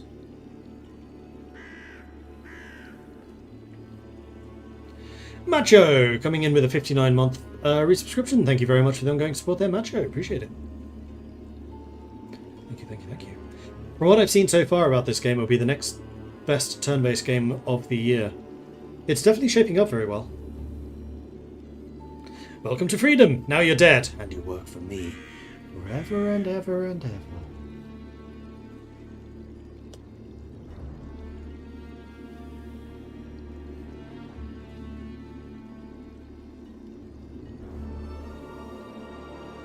Let's go with advanced battlecraft. That was useful. Deal more damage, take less damage. Full ranged. We only have 2 ranged units, skeleton archers and liches. So I think we're going to focus more on melee.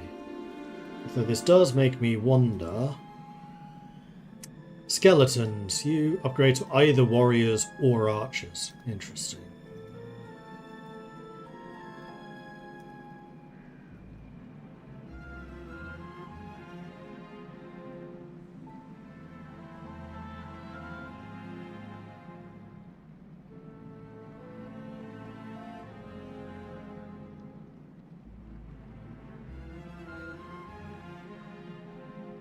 Just basic units we were fighting. they had not upgraded. They'd upgraded the skeletons and the undead pets, and they had a couple of the upgraded grave robbers, but that was it. Interesting.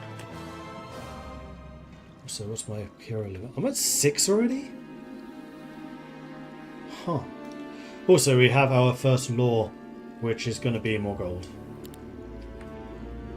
Love gold.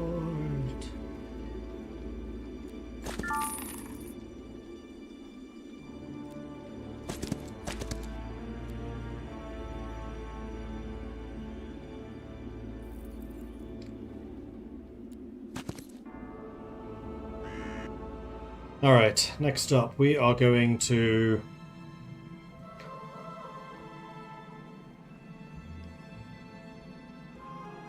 As much as I really want to get the Eternal Visage, or the bank, I think that we probably do need to start getting some of these buildings up and running.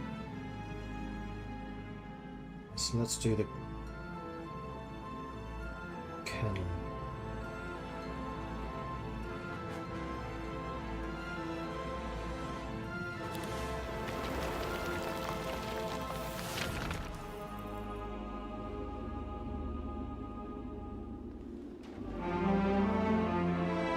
Vampires being top tier in the Necro line. Yeah, I was not expecting to see that when I fought against them. I was like, oh, they got a couple of vampires, that's nice. Wait.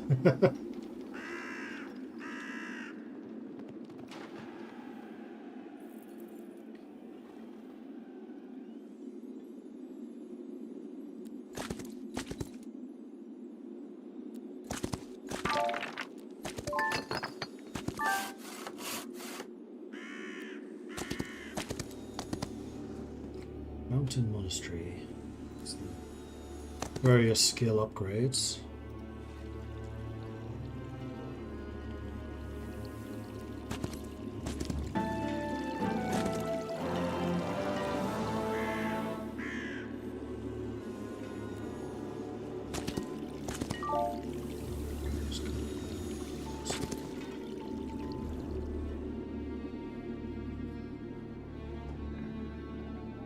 Dread Knights from you, but that's a lethal battle.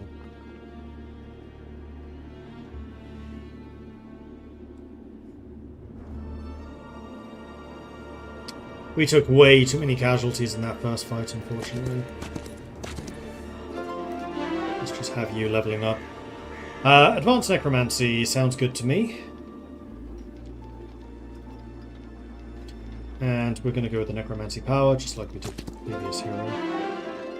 Level up again. So we could get Expert Necromancy. Battle Magic leads to Chronomancer, which is the one I wasn't interested in. Soul Weaver, I think, is the one that we probably want to aim for. But I think it's going to be less important for you. These don't sound nearly as strong as the other subclasses that we saw previously. But Expert Necromancy sounds awesome. -1 to enemy morale and luck. Grants new ability. Restores hit points to the target and can revive fallen. For eternal service. Sure.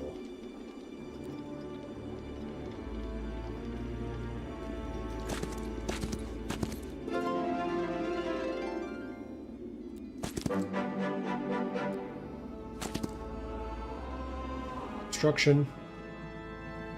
Next up, we can go for the Bones Exchange. Extract. Then. And we need to find out what on earth those units actually do. Because right now I have no idea.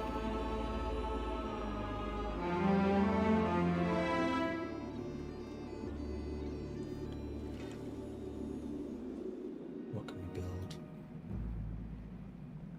Tireless Mansion gives us... liches. Yes, I want those. Am I going to be able to afford all of the liches? I can't. Alright, get me some more money. Thank you.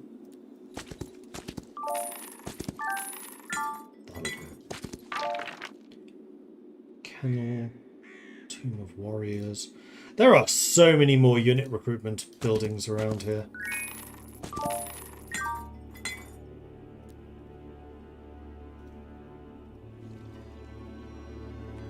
You return back to base and grab those troops. And then we'll see what else we can fight.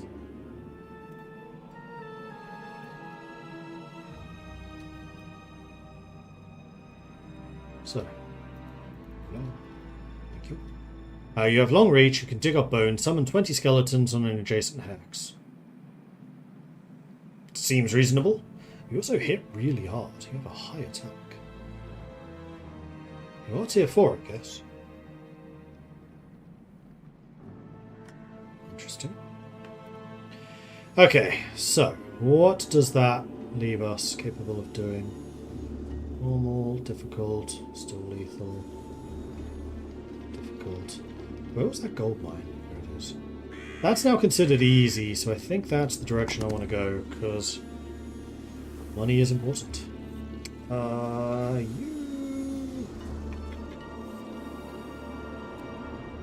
Let's keep doing some exploring.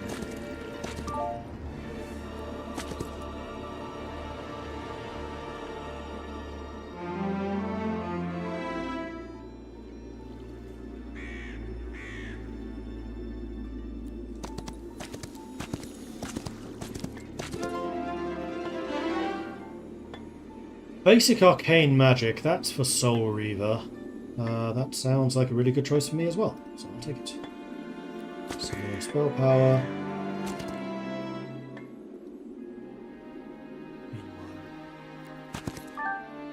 Very sickly looking campfire. If I were to hire another character, what would they get? You're the good arcane caster.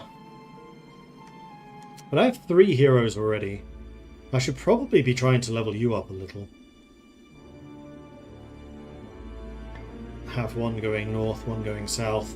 Because last time I definitely spent too long faffing around in the central area. I kind of don't want to repeat that. Your special ability is the liches.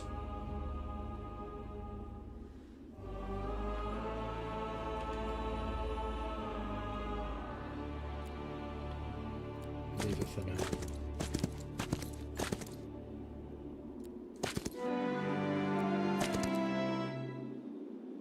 Just being able to look around a bit is also very useful.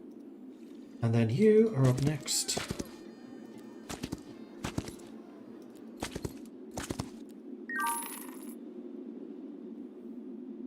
And we can build something.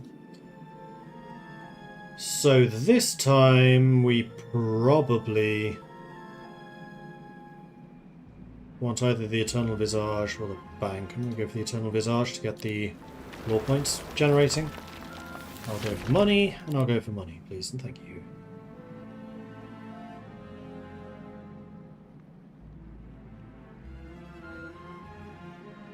Attack and defense goes up by 2. For a unit of that low tier, that's actually quite a substantial upgrade. How many points do I need? 2? 3. Okay. Alright.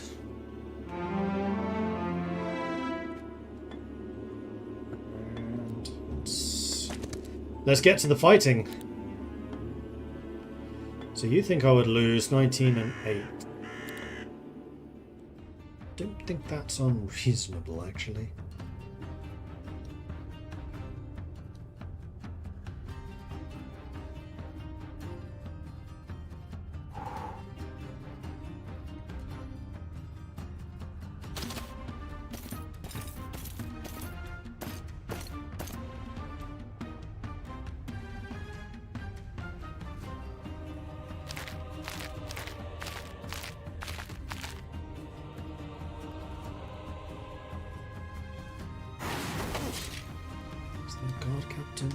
Yes, those are the ones that hit twice. Dig up bones requires 2 focus. We're not going to get that for a while. Eternal Service is a 3 focus. Restores 45 hit points to a target friendly undead, can revive fallen. Only 45 hit points though? That seems really low.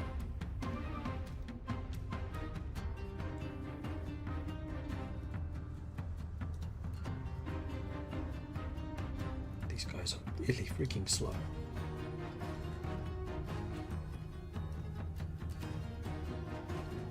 You're up to 180 now, that's better.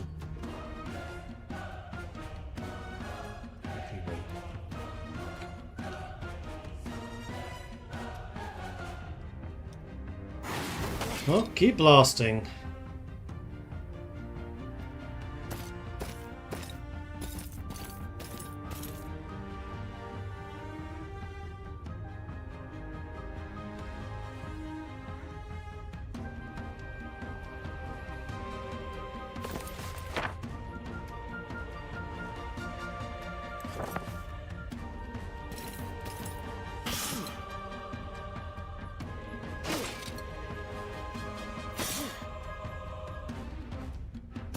Hit points in heal rush.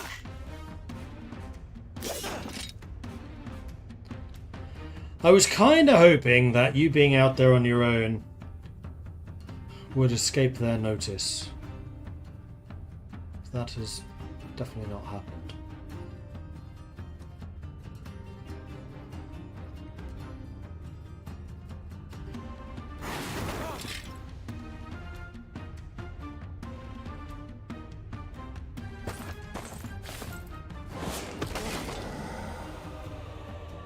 I will say that Necropolis does seem to have a heck of a lot more things to spend focus on.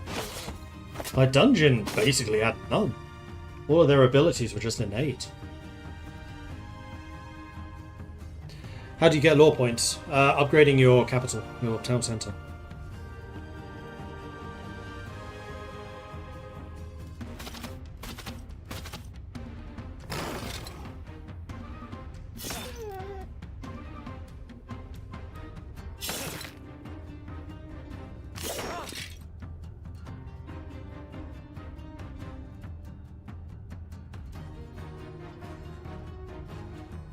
Rewind death then. Back up to 29.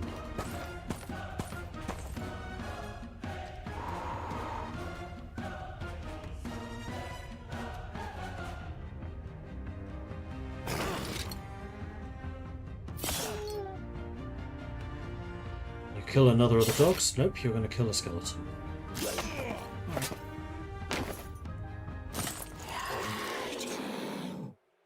That was a lot better than the pre-battle estimate.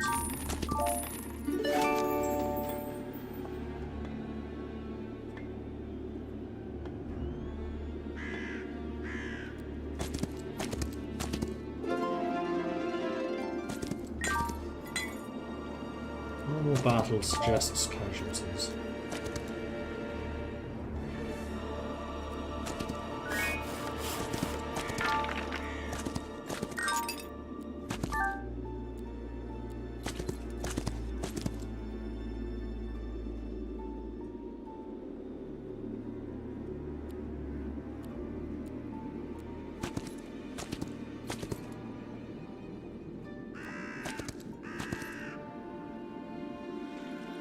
With the city centre, this time with Chateau of Feasts cost 10 grand, 15 ore and 15 mercury. I don't think we produce any mercury yet, we don't. We don't actually produce any special resources. Well, let's get the bank so we can start. Do I want a bank or do I want the wolves?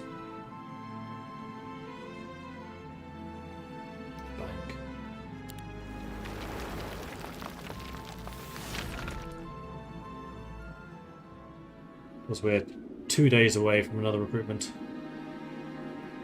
session. Get the skeleton archers. Yeah, I would definitely like to do that. Need one more lore point and then I can upgrade again. It's considered easy. We will destroy them. 4 of the dags. Killing my dags.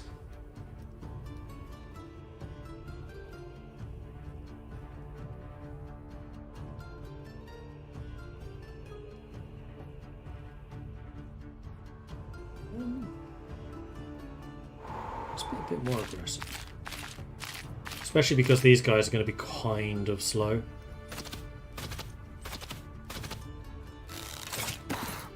Yeah, because they're going to shoot my liches. I could kind of see that happening. So I'm going to shoot you right back again. The only thing is I do a lot more damage. Nina, Nina, Nina.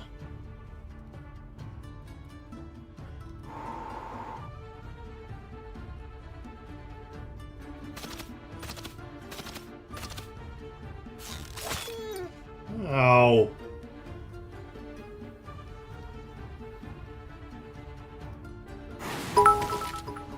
Okay, they're down to just one person now over there.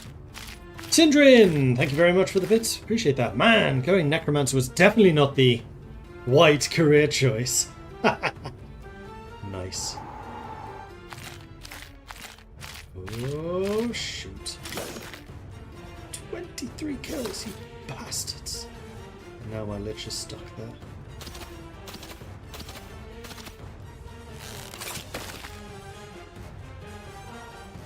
Alright, well, I guess we're going to do Masterful Rewind Life. Bring them back.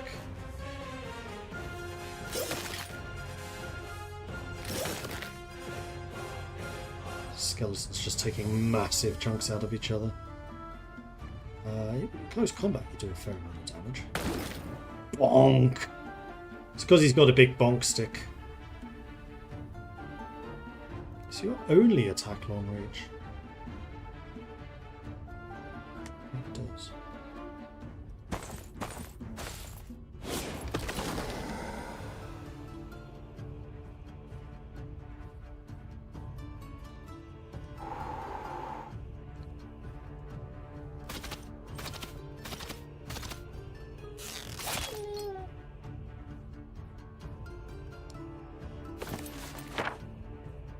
So, do I want to use 18 of my 30 mana? No, I don't. I just want to wait until the Liches can go, because I just got my focus ones back. There we go.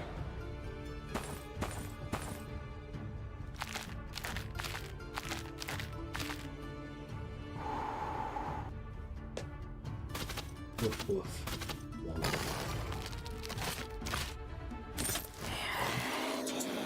I lost one dag, and that was it. That's acceptable. Advanced Arcane. Basic Intelligence can learn up to tier 3 spells without needing to learn the corresponding magic school. But I think I probably kind of want to learn the corresponding magic school. Also, Advanced Thaumaturgy means I can cast spells more frequently. Both of them are honestly very good. I don't have tier 4 magic. I think being able to cast more spells more fast is better. Enemy spells cost more mana. More mana restored daily. That does sound really good. Or all of my magic schools gain a level. There are many ways of regaining mana. But having higher level spells I think works better. Except that my main spell is already masterful. It's already level 4. No, it's tier 4. It's level 3. And now restores 175. Yeah, okay, let me see how that works. Well, I want to get my free attack. That's very nice. Take the money. We want to get that experience as well.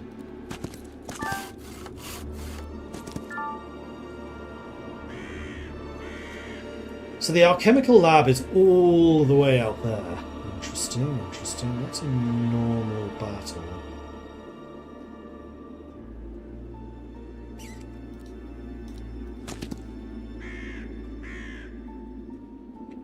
There's 12 skeletons and 3 wolves.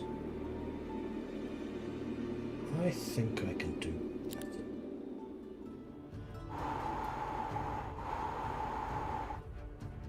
Is a higher tier. Maybe I can't. The main thing is going to be securing the liches.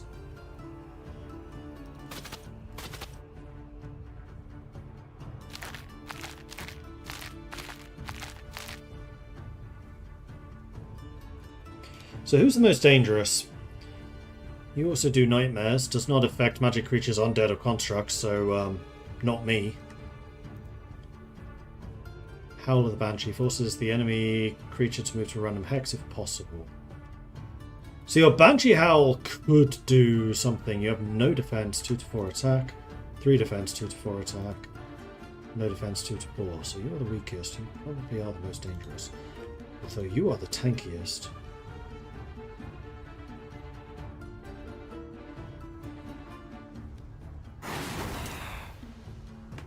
15 kills, pretty decent.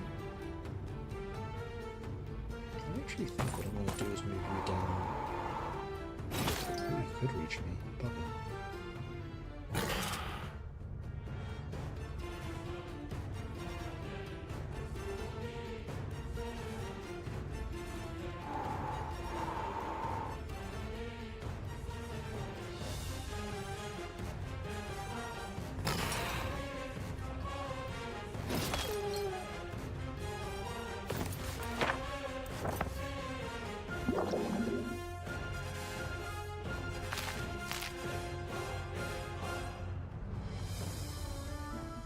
Neither of those are in range yet.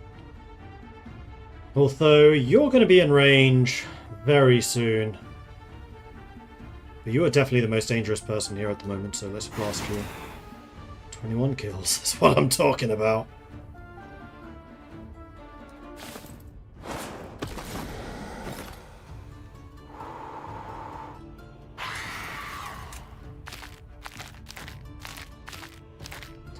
That's not ideal.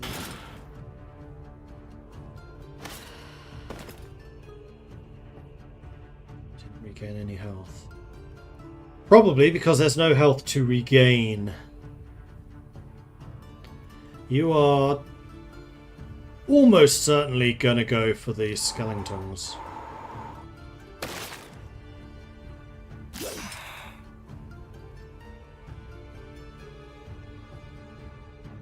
If you wait, skeleton can attack, which uses up your counterattack, which is fine.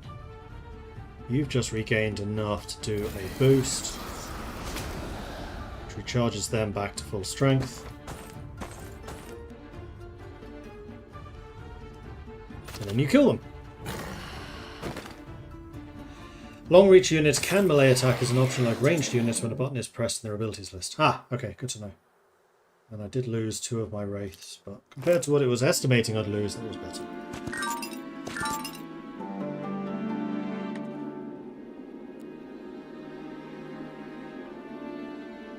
Alright.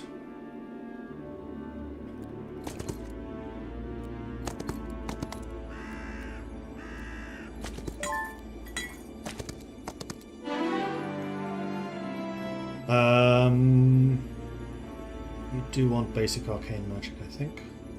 Expert necromancy would be nice as well, but that should come up again because it's a skill we already have. That's a lethal battle. That's 10 to 19 angels, so it really doesn't want me going that way yet.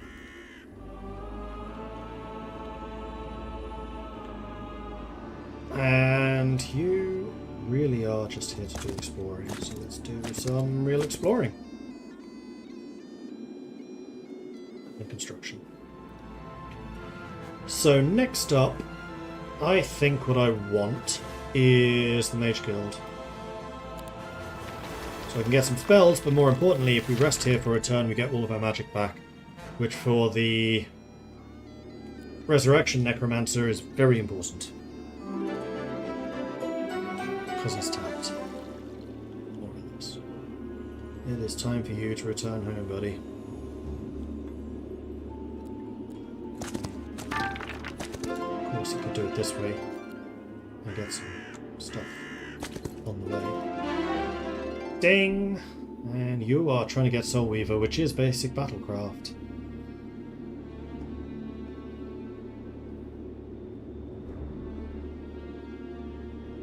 Although you are the Chronomancer.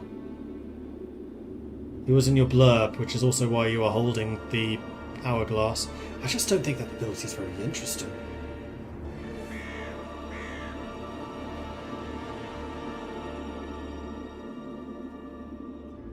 Especially because we have the Transformer.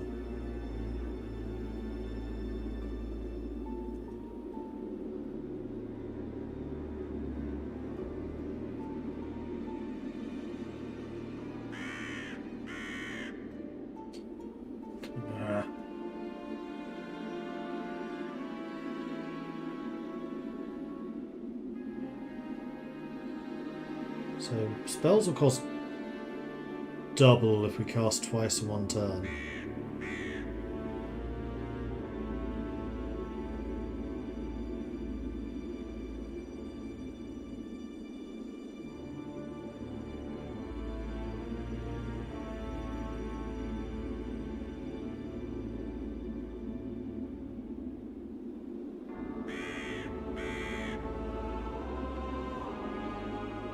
Battle magic is nice.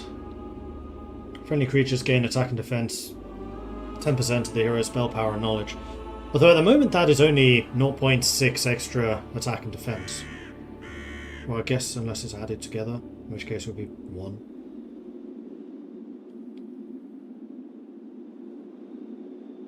Yeah, it must be 1.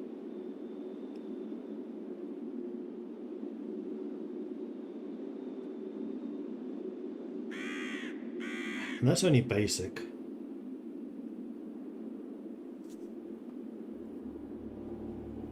I like all 3 of these, honestly. For you, however, let's go with Thaumaturgy. Heroic Strike deals more damage. We're basically never going to use that because we need the focus points. Add all tier 1 spells to the spellbook. That's decent.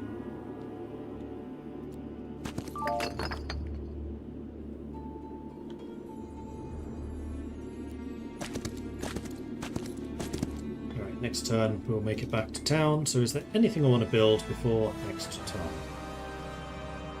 turn? Maybe the Mage Guild? We could build the marketplace to potentially buy the resources needed for the Chateau of Feasts. Not that I particularly have the money for it. But then at least we can start getting vampires.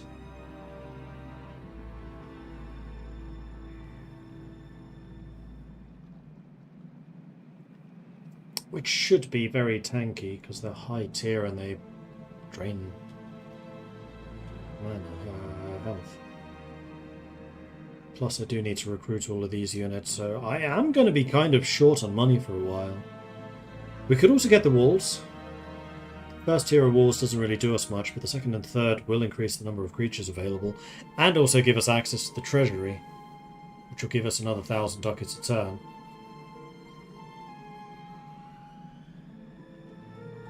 Being short of money is just bad business. Yes, I definitely agree with you there.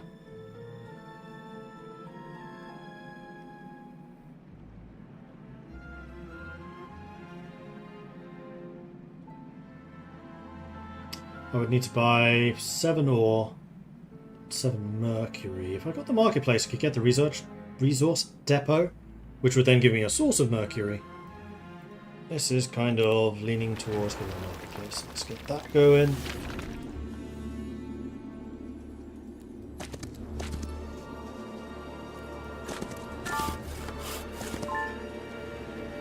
There's another marketplace here with a 100% markup, so this is very cheap.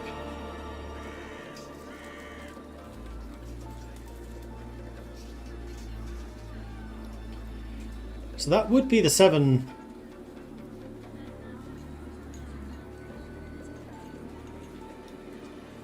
Right, I can convert.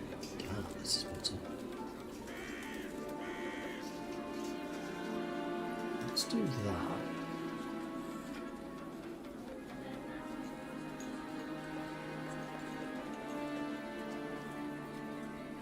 That. Can't get it this turn, but next turn I can.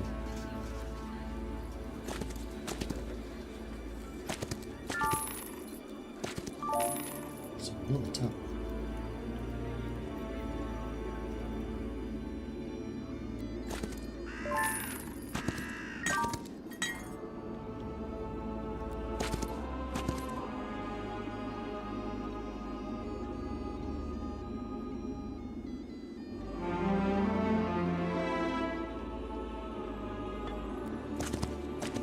Alright, then you want to stay here for at least a turn so you can get your mana back. I think that's going to be quite important. However, I can get the Chateau of Feasts now. And I think I will. Ah.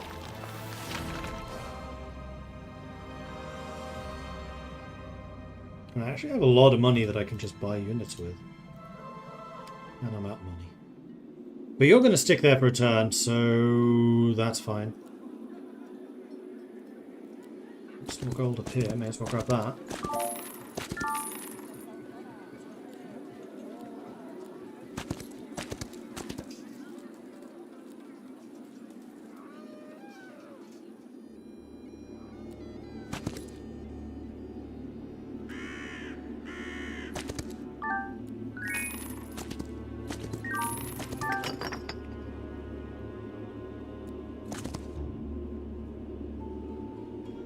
Alright, give me some of that mana.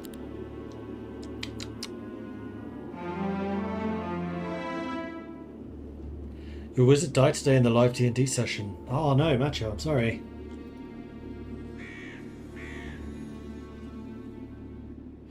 Okay, let's recruit. Anything else? No.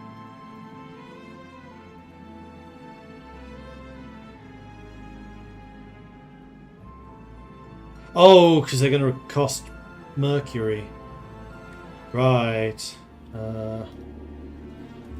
You need to go back to that marketplace there, buddy. And convert some more of this into Mercury. Let's get 6.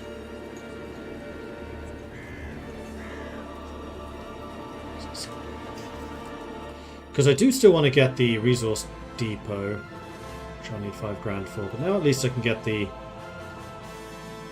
vampires. Now the only thing I'm missing is the... Oh, the cavalry unit. Where did they go from?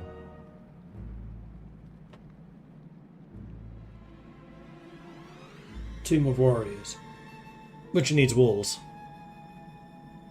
Which needs 5 grand. Okay. Not impossible.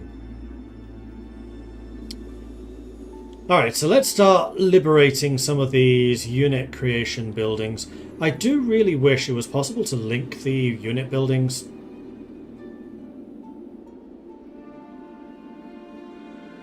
Weekly growth increases by 1. Or maybe it does. Yeah, I think it might. Okay, never mind. Destroy them. That's a lot of losses you're expecting. I mean, there's 157 of these guys, so not an easy fight. Put you there.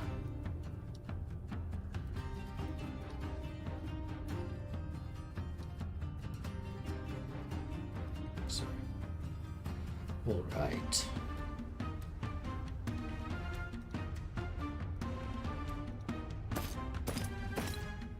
I really do need to upgrade to skeleton archers.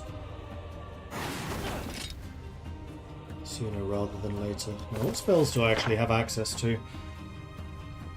I have haste.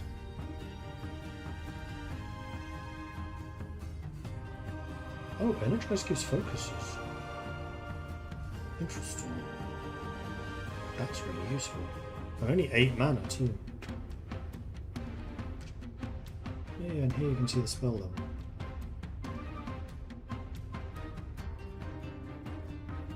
Thick Hide reduces damage taken. We do have Lightning Bolt to do some damage. It's only a tier 2 spell though.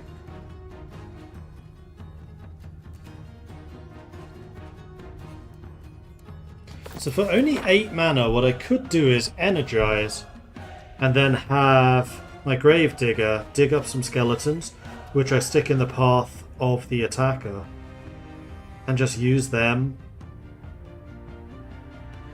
as bait.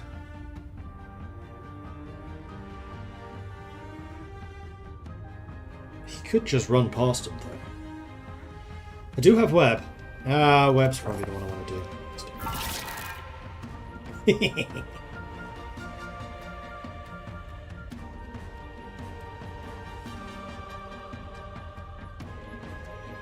What do you actually do? Restores 40% of damage dealt as hit points, revives fallen, so it's much the same as the white, but significantly more powerful.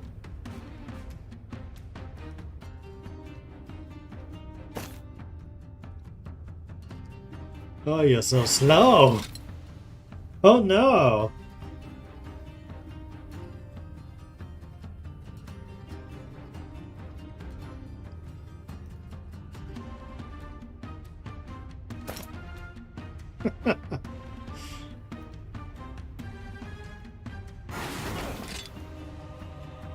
And the closer they get, the more damage I'm doing because I'm not a sharpshooter. Okay, this time they will move full speed.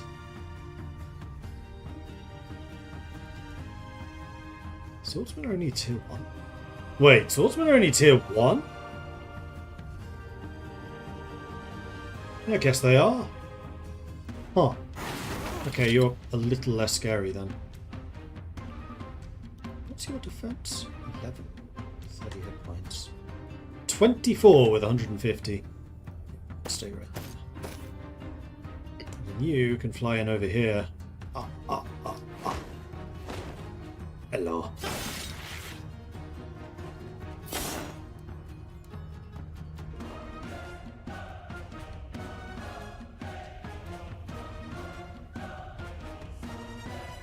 You've already used your counterattack up, so we can just start attacking you.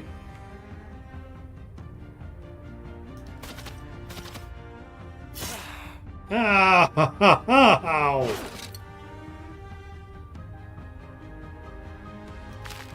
We need to make you into archers.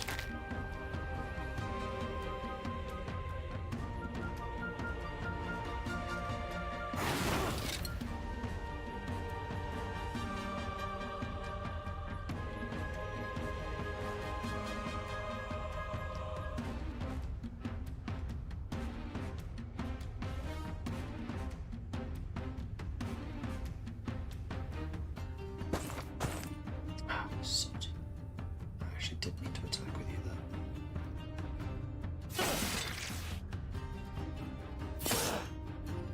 Oh, we lost a man.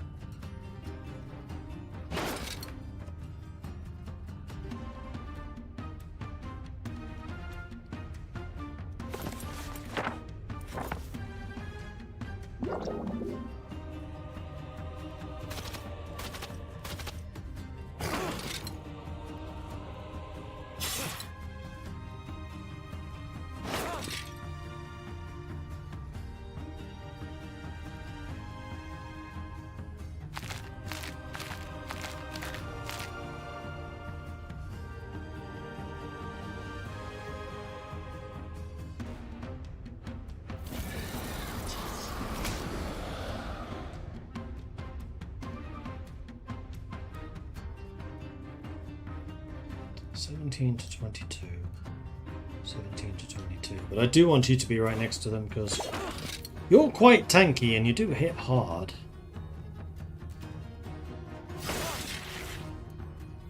And we're back up to 2. And we're back down to 1.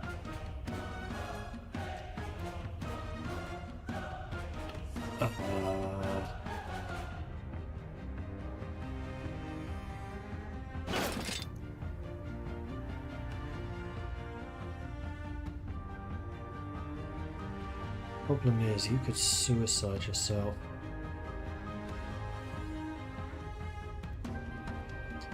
You're 26 down. Will you regain 26 hit points after this battle? Yes, probably, because I gained 10% necromancy. And there was a lot of hit points worth of bad guys here. So fingers crossed. Says 1 loss, but it does go back up to 2. I do kind of wish that there was a second screen which showed your necromancy gains. It's like, these are your losses, but this is what you gained out of the necromancy. I think one of the previous Heroes of Might and Magic did that, or at least I remember a game does. Oh no, that was Spellbound, I think. That did it.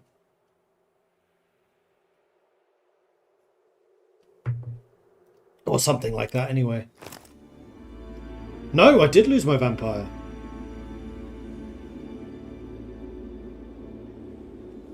But it said I started with 2. Really?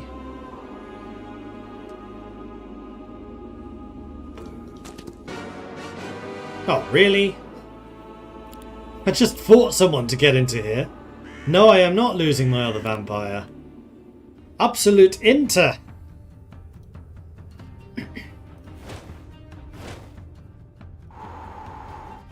Oh wait, that's the lich. You're in a horrible spot.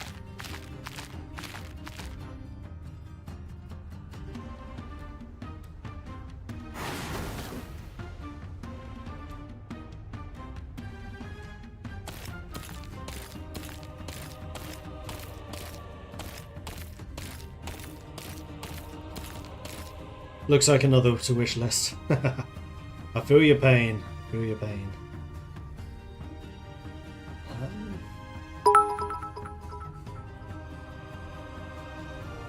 Only place you can run to and be safe is here.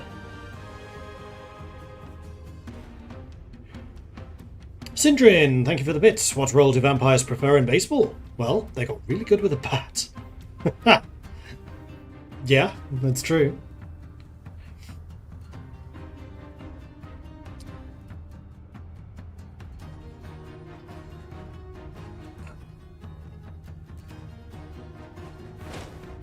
Trust that I wouldn't just lose it.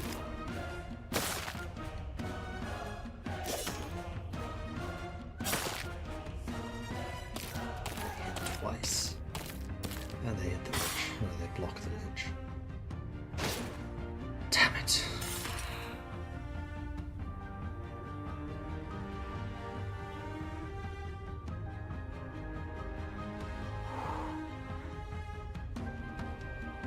That was stupid.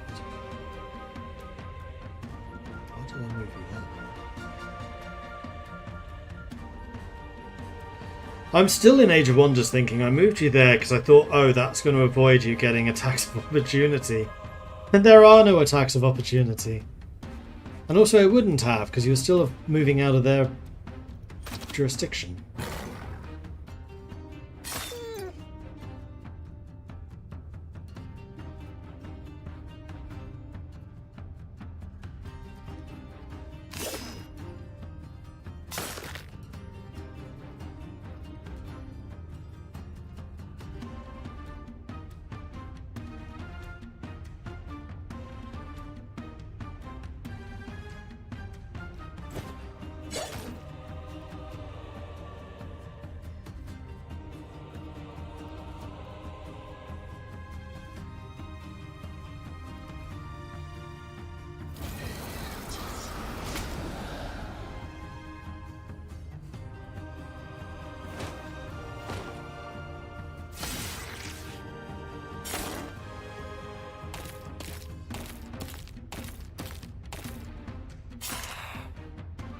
Really don't like my wraiths. Double attack really hurts. Nice hit.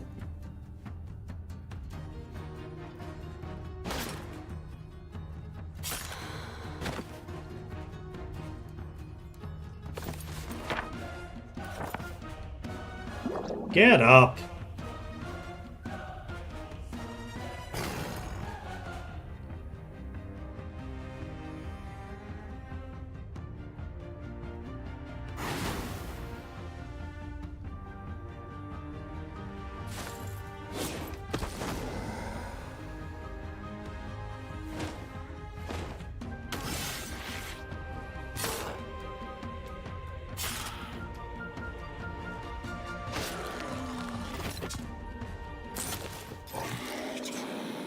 Painful.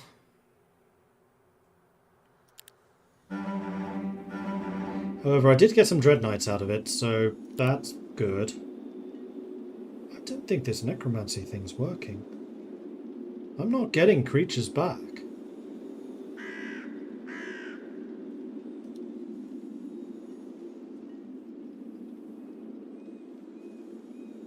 %8% of defeated enemy hit points convert into allied undead hit points after each victory. This adds new units to all existing undead stacks and doesn't create new ones.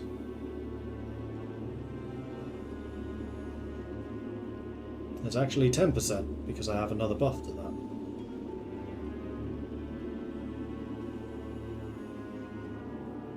I don't think that's working.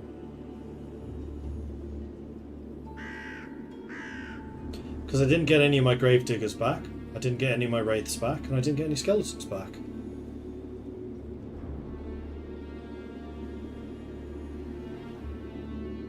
And I definitely should have got a Vampire back in that last battle. Because I was only 26 hit points short.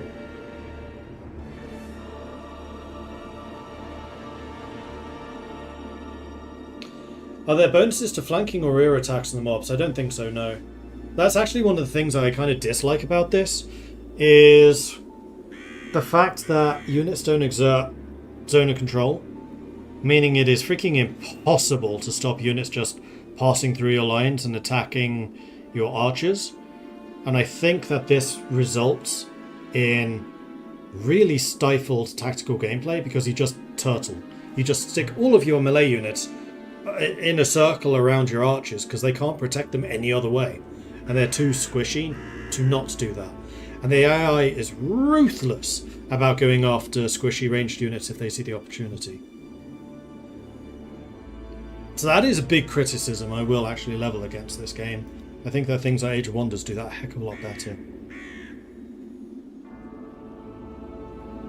And then also, there are no flanks or rear attacks either, so you can't pin someone down and then flank them from behind. Which is something that Dungeon, for example, should be really good at doing, especially with their teleporting infiltrator unit. Although, the fact that they can cancel counterattacks is pretty strong already.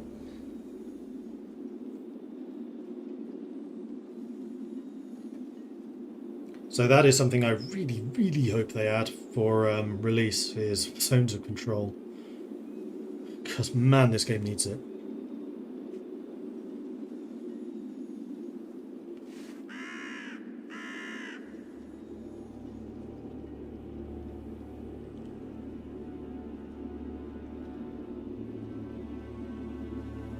Okay, so we got that. There is another Dread Knight unit up there, but for that we are going to again have to have a difficult battle. I think we need to fight some easy ones. Although I'm kind of tempted to play as somebody else, because if the Undead Necromancy isn't working, then that's like your main faction ability that's not working. So you're saying the Necromancer's performance in this game is ghastly? Yes.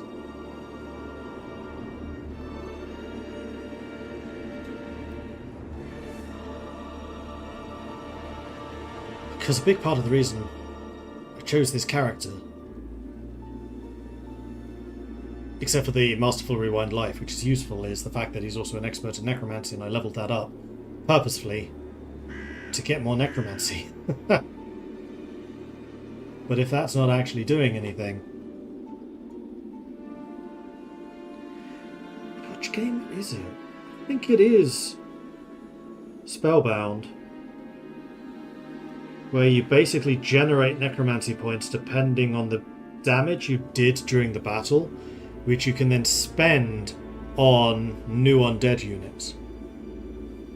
What kind of a game is Age of Wonders? It's very similar to this. So Age of Wonders is more like, what if Civilization was fantasy with tactical battles?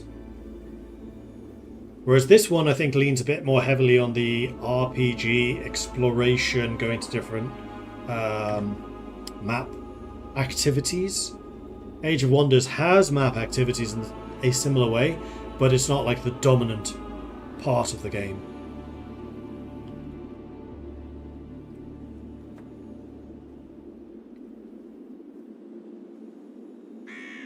Watched yesterday and someone ended with over 3,000 skeletons every time you auto-resolve. There should be numbers and icons popping above the hero.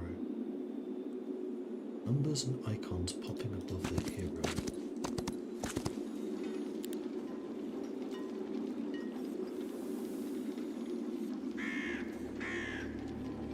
Well, in this battle we didn't lose anybody. We leveled up.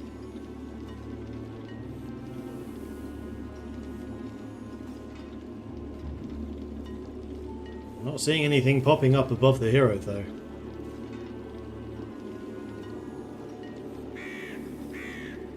On the map.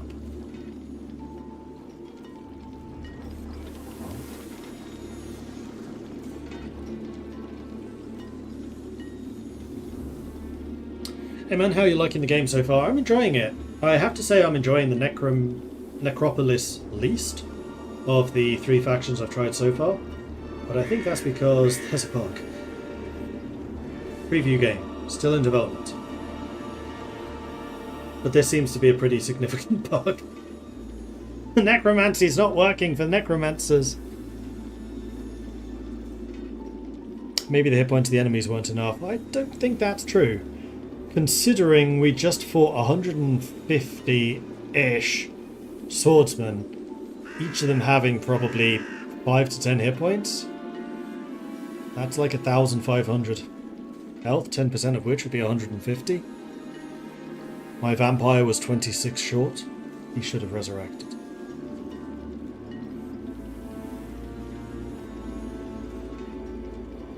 And we've not been regaining anything at all. So yes, I think the necromancy is currently broken, so I am just going to quit this game.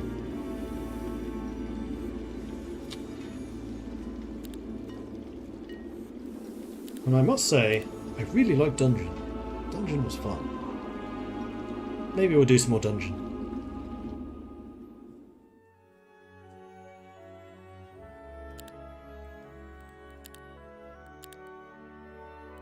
And oh, these are actually the same size. Oh my gosh, these are extra large with only 2 players.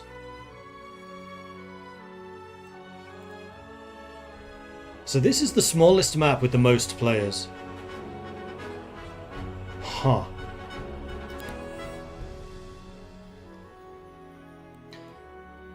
So we just did Necropolis,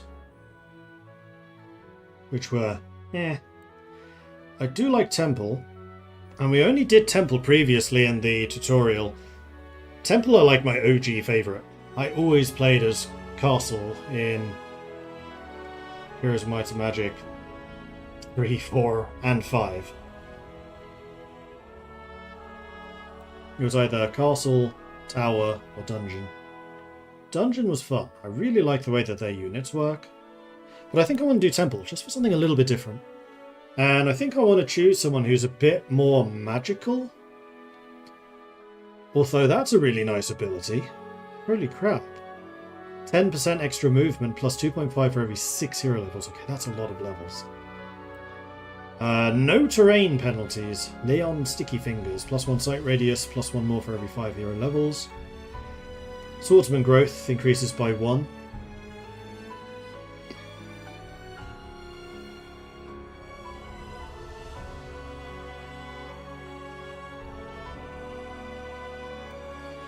Kestrel crossbow upgrades. You start with a lot of crossbows. Eos, morale of friendly creatures. Heretic Avis produces gems. Keandra, cavalry. Lord Edgar. Whoa. Increases attack and defense of friendly creatures by 20% of his own attack and defense.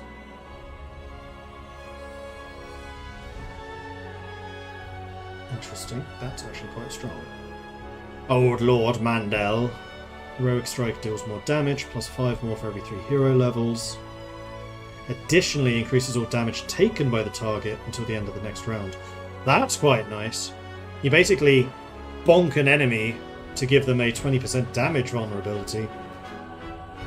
Merry Elias. +1 spell cap for each global map spell, plus his maximum mana increases by 10%, +5% for every 5 levels. Bip. Gains more experience. Gains additional attributes.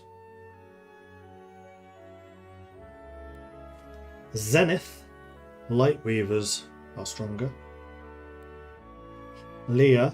Daylight spells are stronger. Julius. Masterful Healing Water.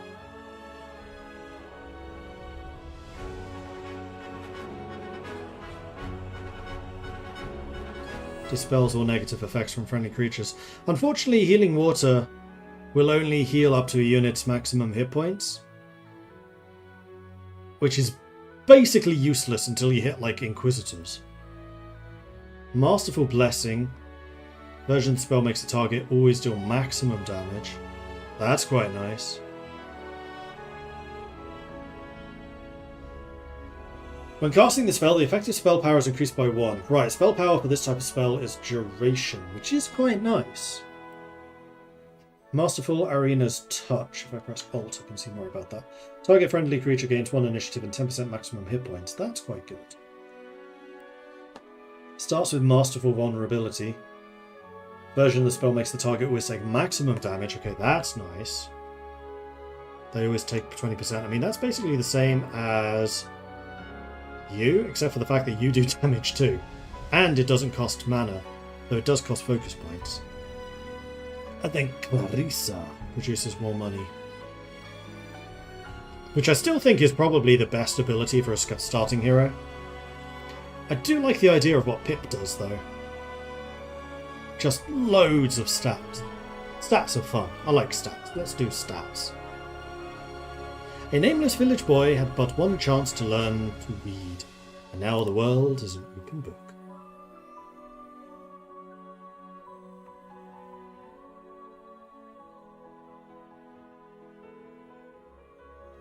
Necromancy effect is equally distributed to the army. I watched a streamer, had only one stack of 15 vampires and got +2 after the fight against 25 tier 7. Yeah, I would still expect at least skeletons to have been resurrected in that case, and none were.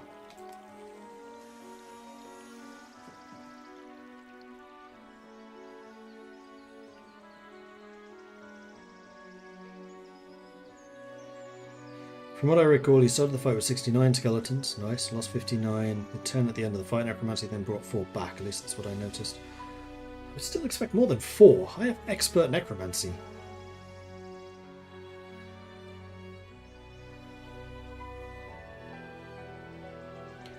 How does this hold up against the other Heroes games so far? I have some problems with readability and combat from watching. Does it get easier when playing? Feels a bit squishy somehow.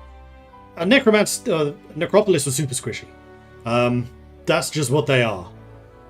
I will say of the 3 factions, I like them the least. I really like Dungeon. Dungeon had just a really nice mix of units. They were sturdy enough where they needed to be. They had some really nice damage dealers. I loved their secondary ability, which is every unit has a secondary attack, which is really good.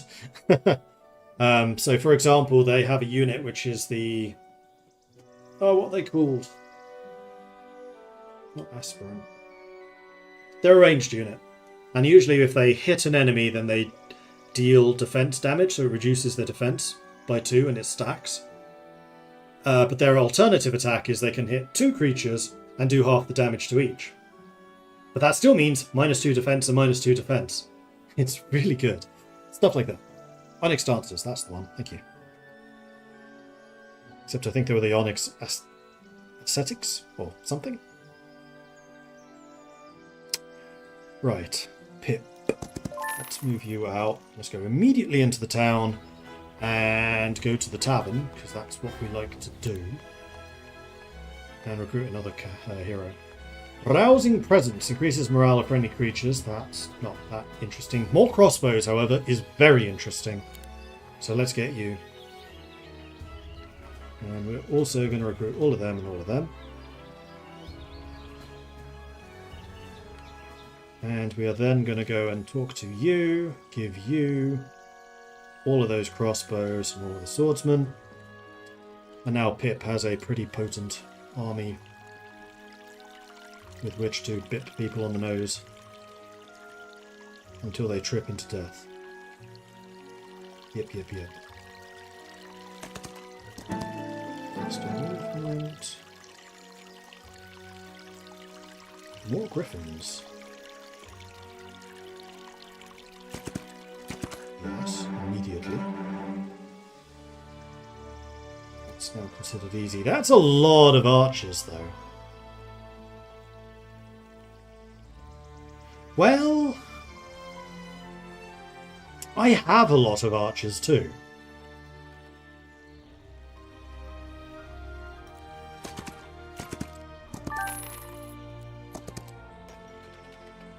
Destroy them.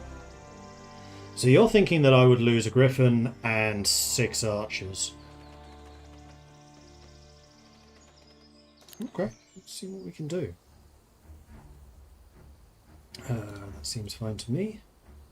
Just going to rush forwards, I think, with everything. What spells do I have? Early start. Initiative of target friendly creature increases by 2. That is not the most useful spell I've ever seen. Right, who is the sharpshooter? You are. You two have parry. You're the one that I want dead. Because you're the one who can hit my marksman.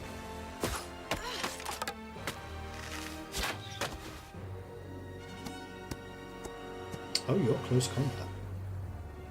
In that case. See ya! Ow! Actually, I'm okay with that. If you wait... Griffin doesn't get another go. You parry, so you hit first. Annoying! But I think I'd rather lose them than on crossbows.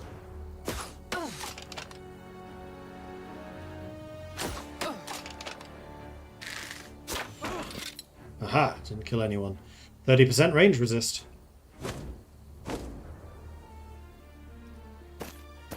I'm annoyed I didn't notice that they were close combat, though. I would have fought this battle very differently had I seen that.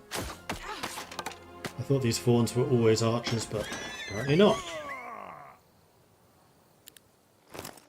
Better than losing a griffin. Defeat the guard to gain Phoenix. Interesting. Alright, you are going to just grab all of the little bits and bobs. Do I want you to level up? No.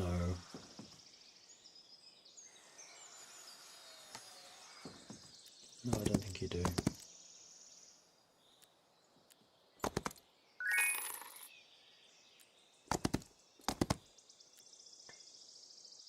And then let's construct something here. So we could get the Griffin Rookery to start unlocking griffins. We have the Garrison and the Muse already for crossbows and swordsmen. We can get Solar Temple 2 for extra gold and laws. But I think I like the idea of the Griffin Rookery, Hippodrome, Sundrop Chapel. Yeah, let's just get the unit recruitment up and running.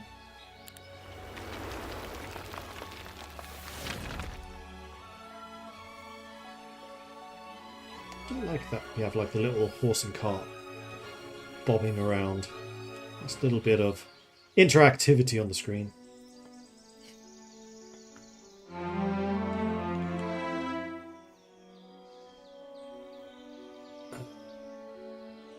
Start by building something. Cannot get the Hippodrome. That requires 20 wood. And the cathedral, or the chapel rather, requires the Mage Guild. Which we could do. Unless we find a source of wood.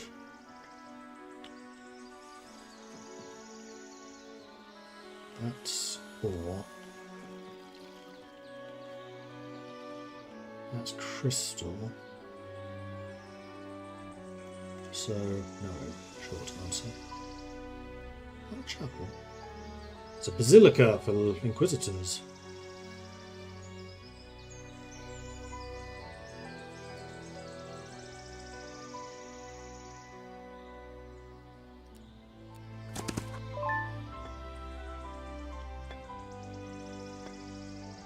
Allows you to leave creatures and artifacts here and immediately transfer them to another remote foothold that you control.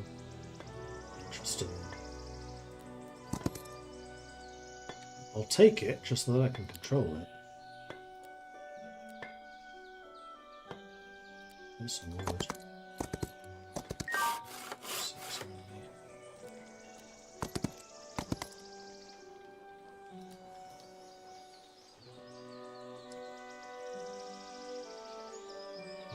Definitely grab those. That's a lot of experience. Alright, so Pip is a cleric, so you can become a Grand Inquisitor. Enemy hero can only use each spell once per battle, or hero spells cost 0 mana. Which seems kind of absurd.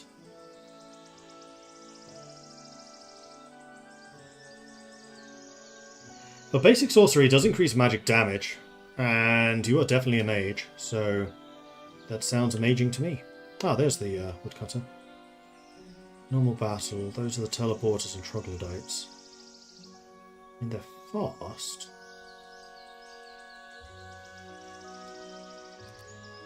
What I can do is I can stop off here.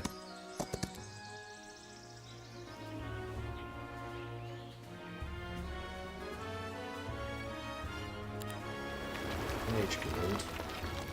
Hit the griffins for even more griffins. And then next turn we can get the chapel people.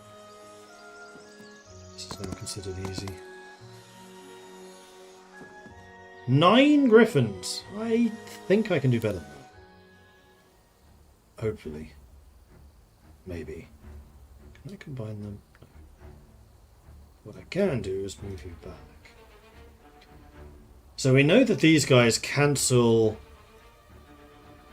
counterattacks, so we've got to reduce their numbers early.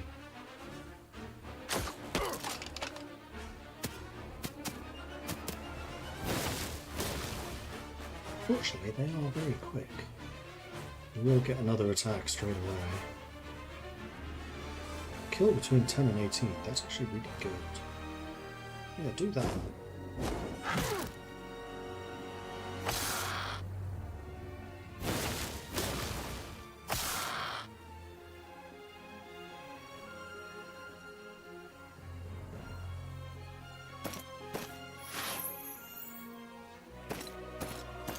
Lucky morale.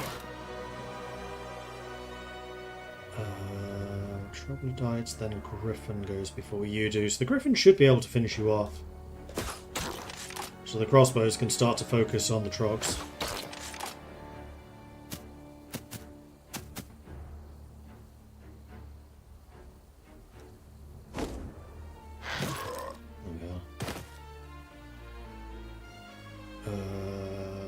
Troglodytes can actually stab you, which is not ideal.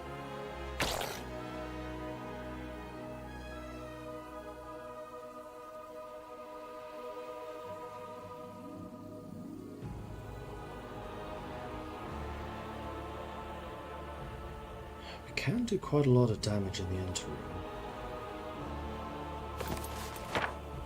Oh, I can heal.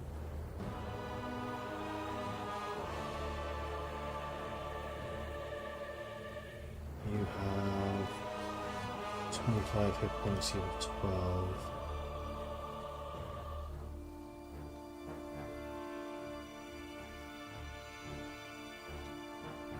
A lot of defense. You might actually be able to survive. Let's drop a healing water on you. Move you back. Open up with the crossbows to reduce your numbers. And you may not actually have the capability to hurt the griffins at this point. Oh, really? Come on!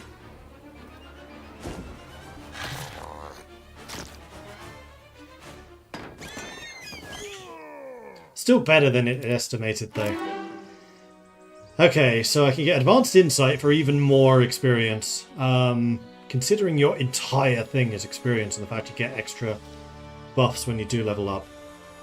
That. Hero gains extra lore points, bonus is doubled if they also have leadership. Sagacity shows the intentions of all neutral squads within 21 squares of the hero. Tensions? Oh, whether they run away or not, I guess. No, I want even more experience. Alright, so we got the wood that we need. So, huzzah. Is that for angels? Yes. Interesting. So we can now get the Hippodrome and the Sundrop Chapel.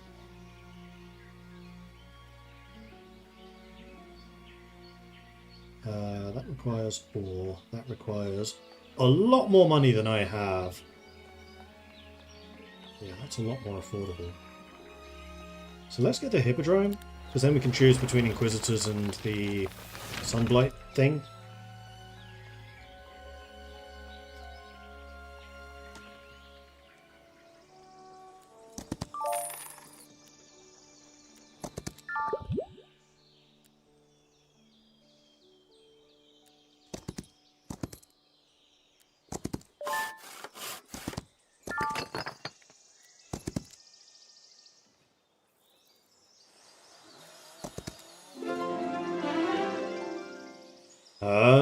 Advanced sorcery would be more damage.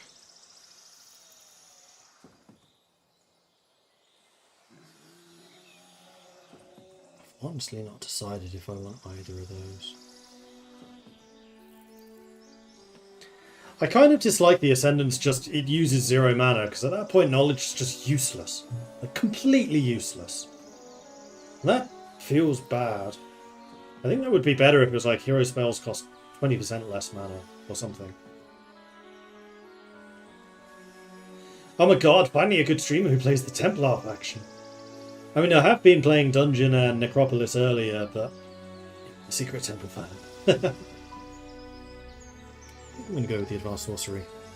Although I do need to get some combat magic spells. Sticky Magic.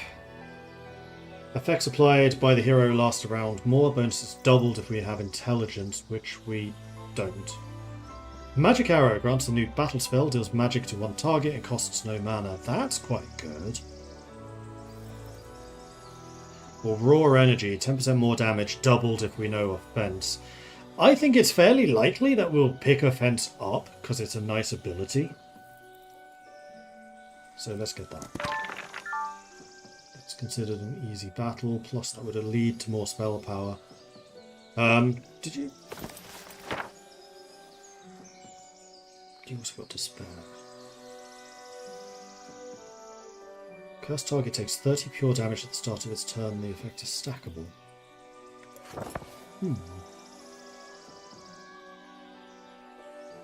That is considered easy. What can we only combine you two? Destroy them. I would lose a Griffin. I think I can probably do this without losing a Griffin.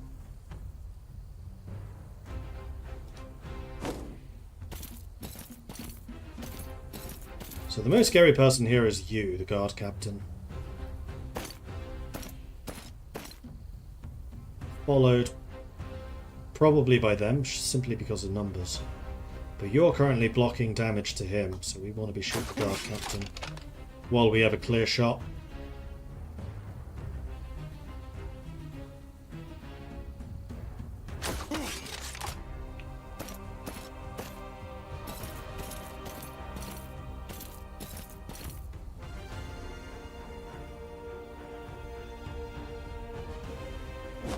Works for me.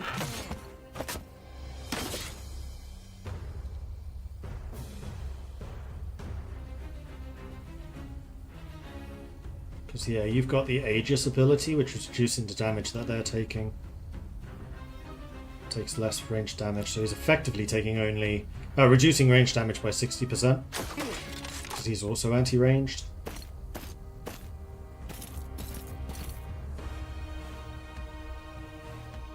Next up will be you.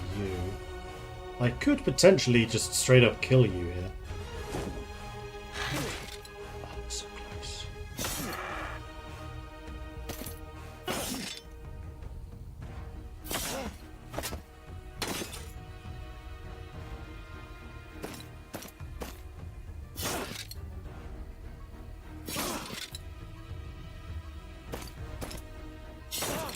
Oh, you actually killed one, you bastard.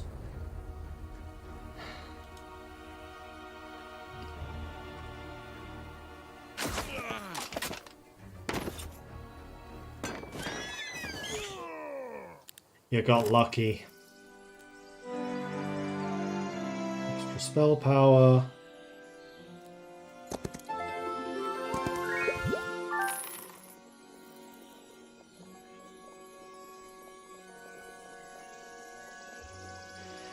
That's considered lethal. Let's not fight those. We'll, however, go here to have a look around.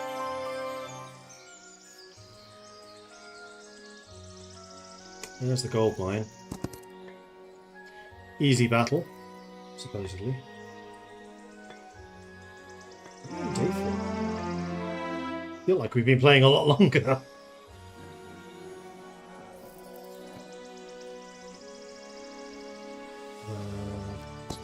Gold. Grab that gold, grab those gems. Those gems as well. Alright then, Pip. Let's build something first of all. Because we can get the Sundrop Chapel now. The Threshold Basilica is too expensive in terms of ore requirements.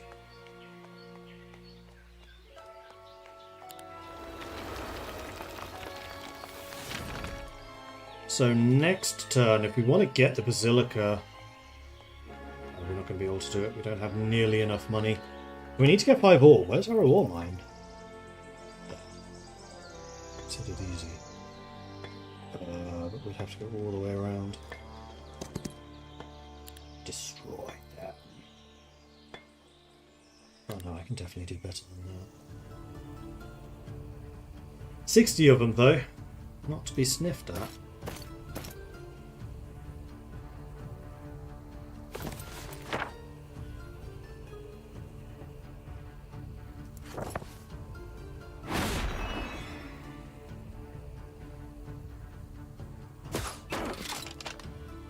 Although my ranged attacks are going to do a lot less here because swordsman.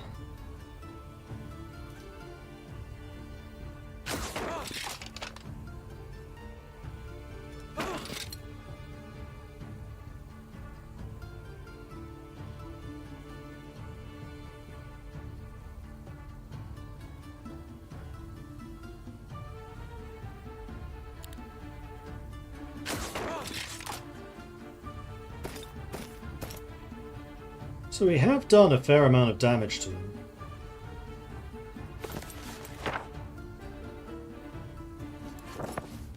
We have healing water for heals. It's going to be Griffin, then Swordsman, then my Swordsman, then my crossbows. Kill a couple of my Griffins. Now you go for the crossbows because there's no zone of control. I really do find that to be one of the most annoying thing about these tactical games when there's no zone of control. I may have said that once or twice before, though. Because now even if I move away, he'll just chase me down and hit me.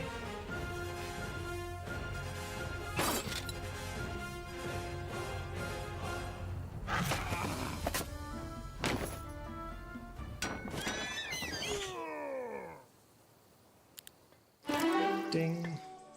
Ooh, basic economy. Basic thaumaturgy could also be nice. More spells per turn.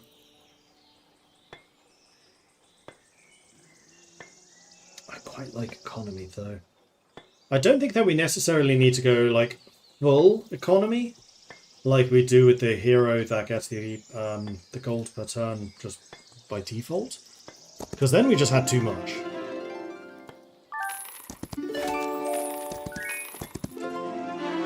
Ding.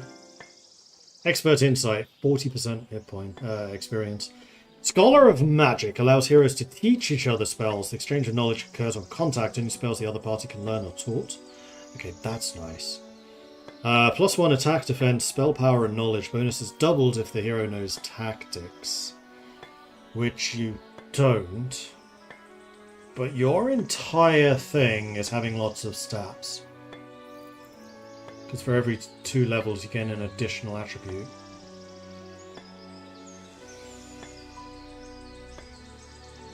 Scholar of Magic isn't as that good, actually, because you just visit the city with the Mage Guild.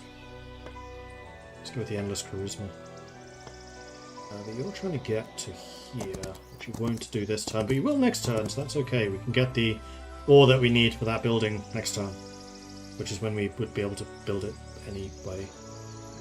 And we'll have the money for it too. Doubly important. Any new info about when this cool game releases? Unfortunately not, no. We asked our contacts on the Discord and they said that details will be coming soon. TM. But that's all they could give us. I want that, and I want that, because this is giving me another extra 500 ducats a turn, which is really nice to have. Let's move you here. 3 griffins, a crossbow, and 5 swordsmen. I think I can do better.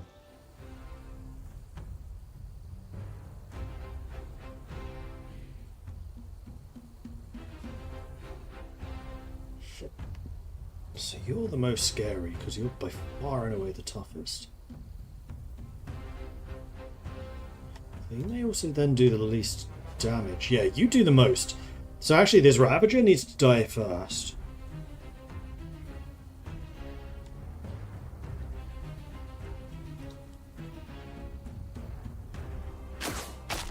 Thankfully, he also has the least defense. Whereas this guy has the most. He's also significantly, by a large margin, the fastest. Let's...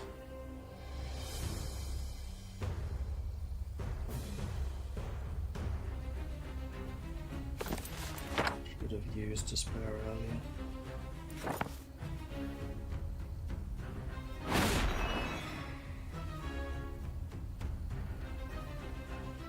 That would straight up kill you.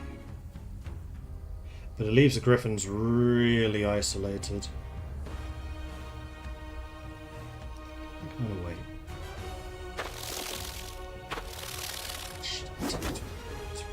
Silly. The crossbow's killed 11? Wow. Oh, you have a ranged attack? Damn it. Didn't think you would. Oh, and you go first? No, I want the Griffin to go first. Damn it!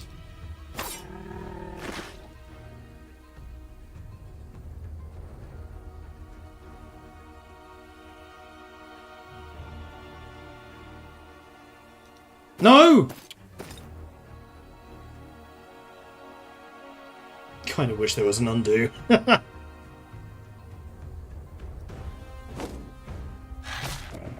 I just moved you to a spot where you could be attacked. That's fine, you're tanky. Let's wait with you. With the crossbows. Kills most of you. Did kill one. I got aggro, really? Yeah, we got unlucky there. We lost more than we should have. A lot more. Pissed about that. Okay, building. We want threshold basilica so we can get the inquisitors.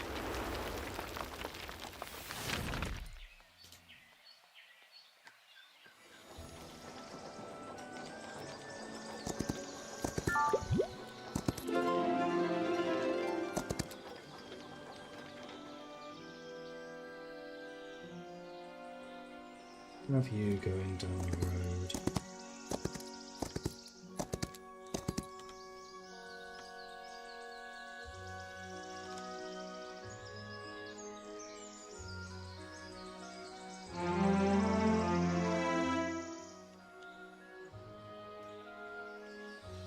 Alright, bit. It's a difficult battle, so there's a lot to do for that.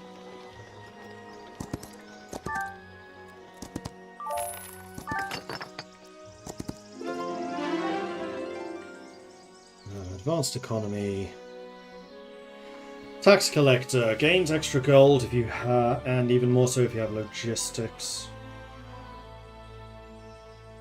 I would very much like to get logistics because that's the extra movement ability, which is very nice to have. That's a free hero. Devir, son of Devir. Release the hero. That's high stats. 2221. Alright then, Devir, son of Devir. Let's just have you running around grabbing bits and bobs.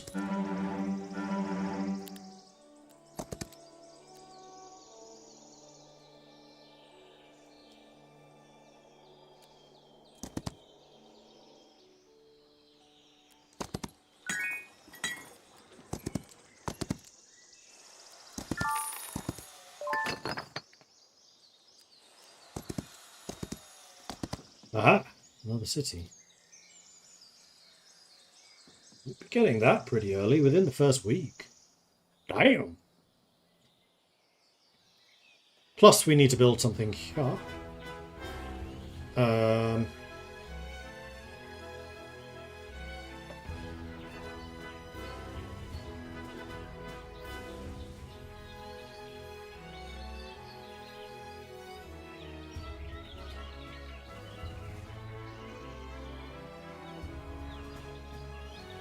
I think probably the solar temple to get our economy going a bit more.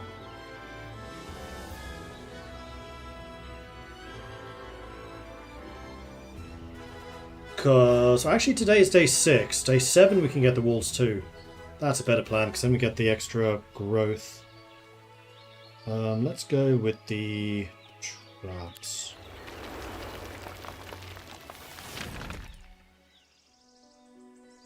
That's everyone done.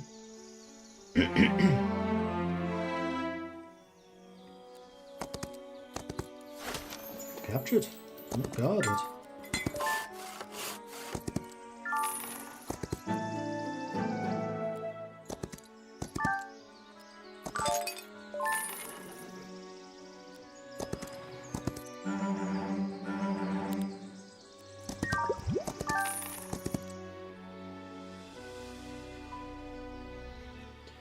Well, first thing we want to do here is the walls too, so we can get that 50% extra growth.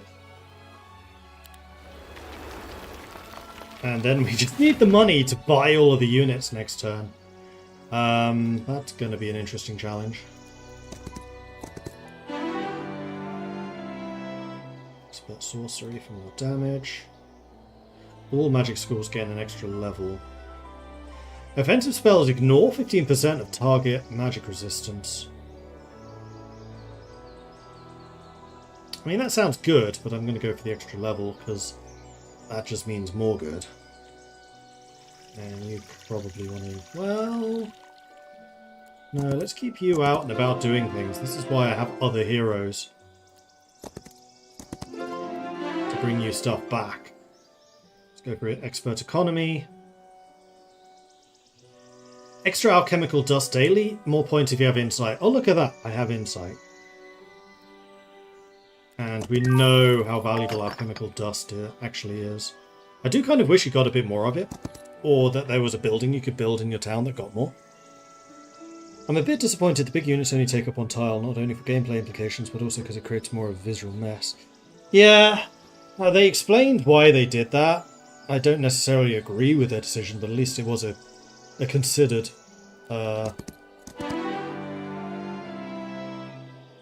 option.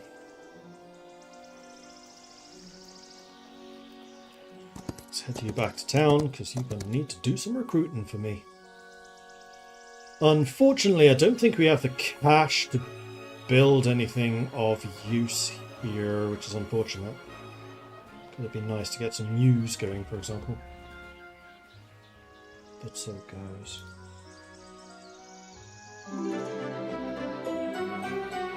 I missed the explanation. Do you mind saying what the reasoning was? I don't remember offhand.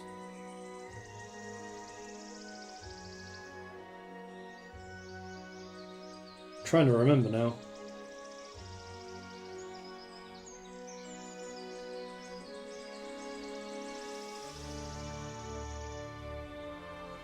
I think part of it was that large creatures were actually more vulnerable because they could be attacked by 8 things at the same time instead of 4. So even though they tended to have more defense and hit points, they would actually die quicker than they should have.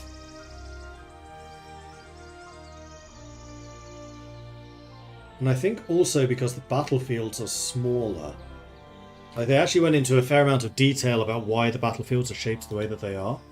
I'll point that out to you. We'll find a battle that is not difficult. And... yeah. Why can't you get there? Because that guy's blocking you, probably. Is there no easy battle around?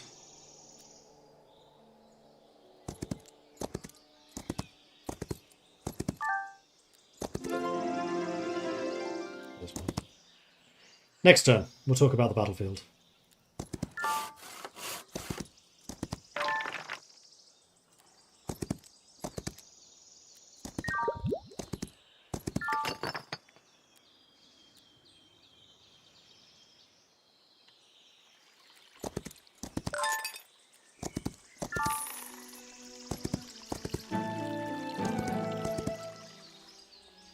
Alright, 6 grand. How many things can I afford? Not many! I'm out of money already.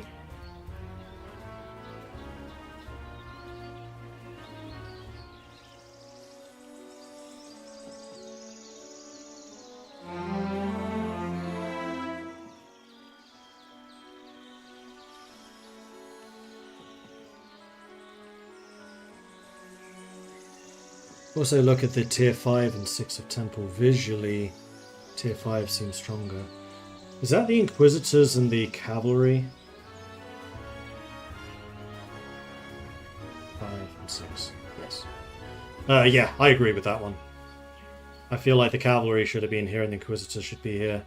And in fact, just the role of the Inquisitors seems a little weird. They're basically just a really souped up close combat character.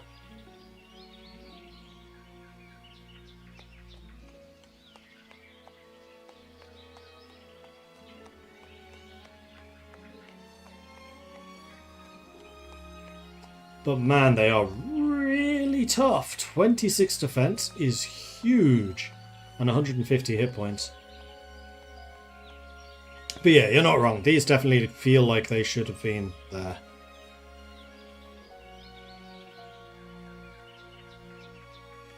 I was curious why the rocks look like mushrooms. They even got the ridiculous pink colour. It's not rocks, it's ore. And I don't know. I think it looks like mushrooms as well.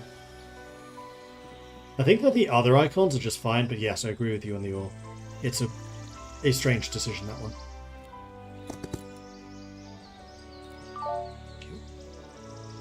So it's my way here to fight you.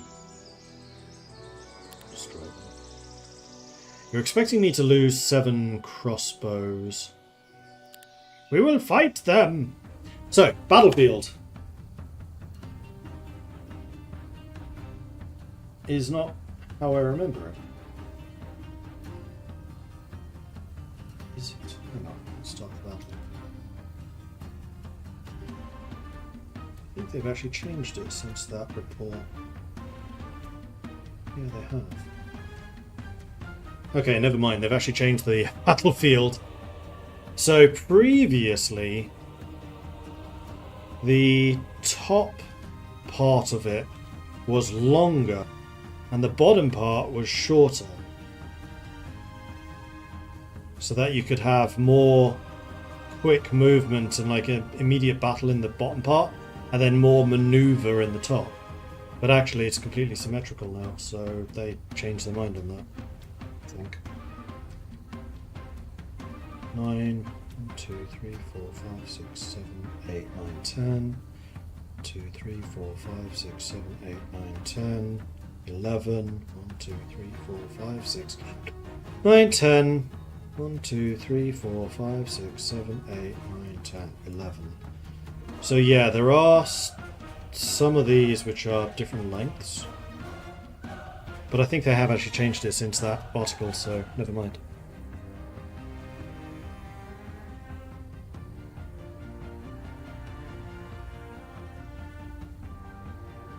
Right, you're the close combat character, and what I want to do is drop Despair on top of you before the fight even starts. So you're taking damage as you're running towards me.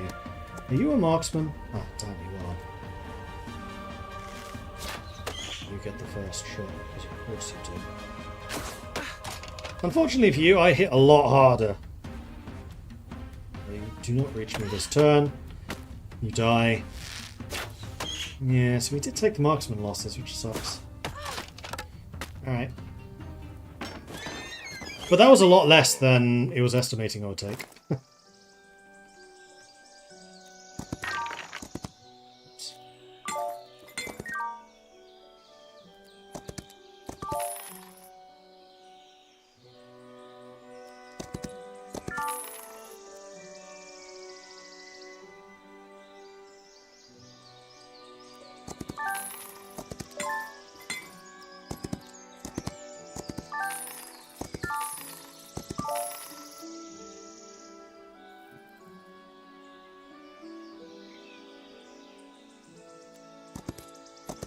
Make your way back to that city to pick up those reinforcements.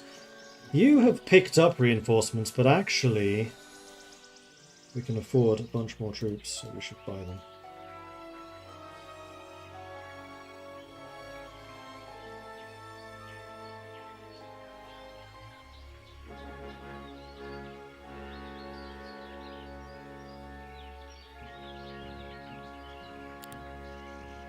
Minotaurs. Higher level. In fact, no, I don't even keep them. Just delete the Minotaurs, then you have the full stack available, and just keep a swordsman or something, it's fine.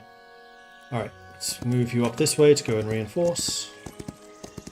Got the golden way.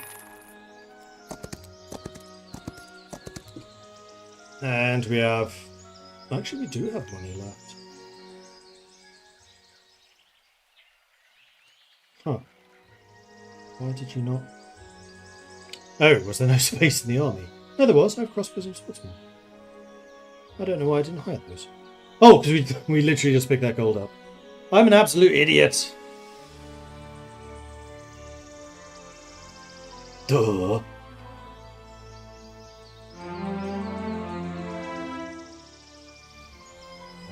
It would be a supposedly difficult battle.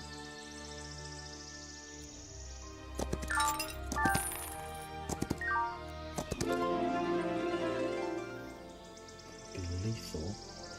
Difficult. Oh, I can get through here. That's easy. Here, have some more troops.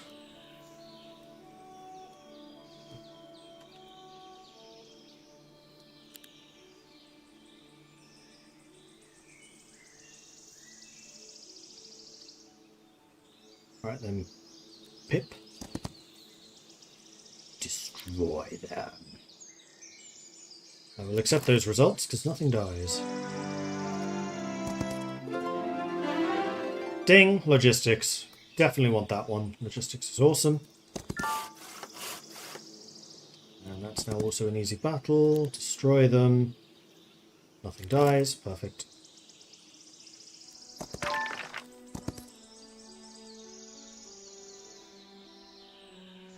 You could actually give me those crossbows. You may as well. Cool. And then...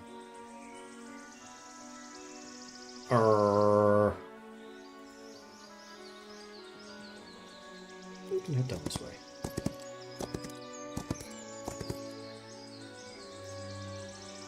Right, now I can actually build something, and I think I should probably get some construction going on here, like the Griffin Rookery and the Muse.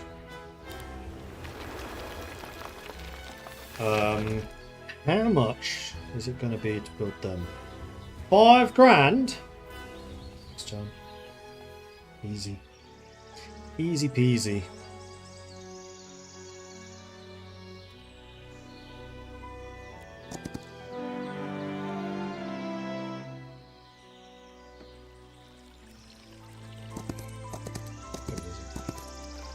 Windmill there. Do the windmill. Okay.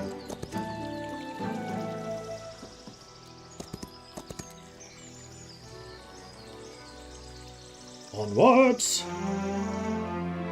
We have 4 of these, so let's go ahead and grab that. Sight radius of heroes goes up. Growth of swordsmen and crossbows. I think that's probably going to be the more important, especially I think crossbows.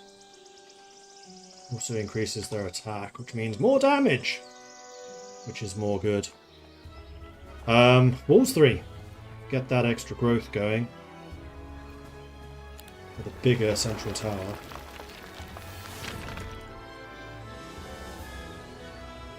And you can get the Griffin Rookery. Start recruiting those Griffins.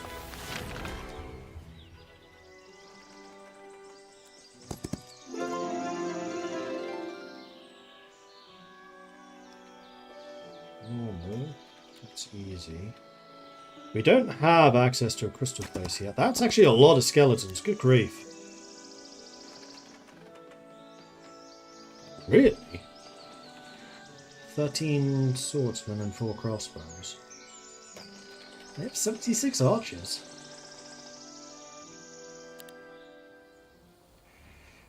I suspect I can do better. But now I want to find out if I can.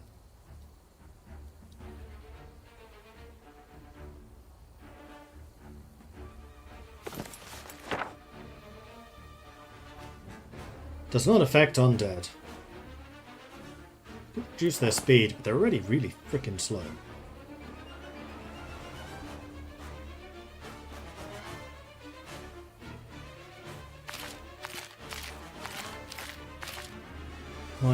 Both of my guys get shots before their skeletons do. Pew pew. 21 kills. What's your special? Increase friendly creature attack and defense by 5. Speed and initiative by 1. Only lasts for a round though.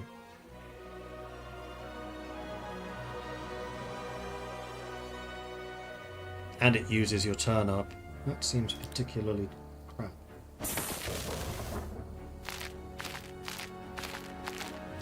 If it didn't end your turn, then it'd be far more useful. You two have split up, which is an interesting decision.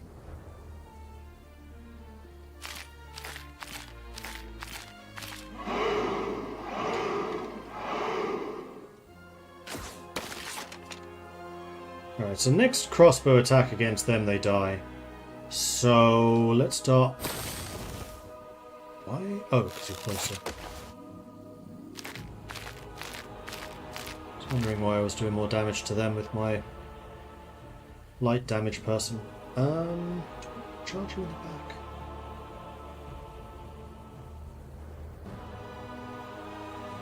Yes. But the question is, do I want to do that now? No, because you can't actually reach me.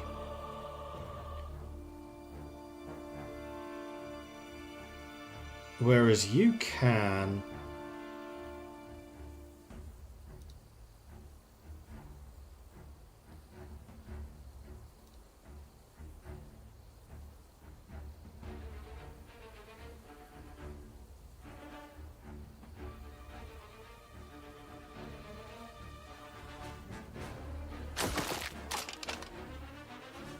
You are the more dangerous because you can attack me this turn.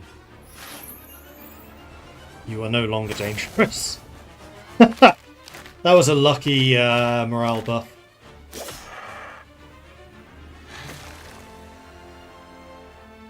I do like how the skull kind of spins on top of the sword as part of the animation.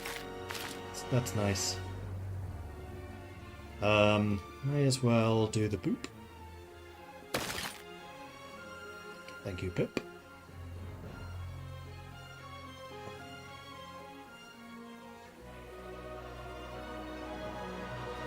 You are not going to get another turn before I do.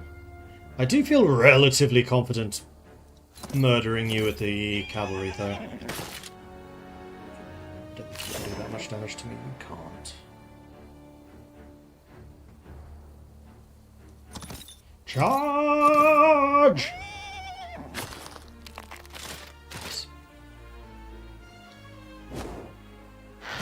Griffin says no.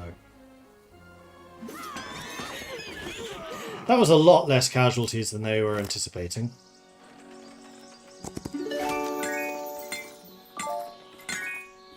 Good. Normal battle. Easy. Going for the ore storage. And we're basically back at home. Oh, there's the alchemical lab. Is there another one up here? There. There's actually two of them relatively close to each other.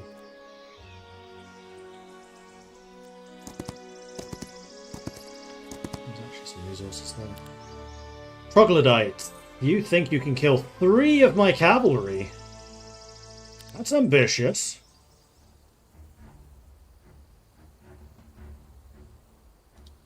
Now bear in mind that they do have the thrust attack. So they can actually hit me from further away.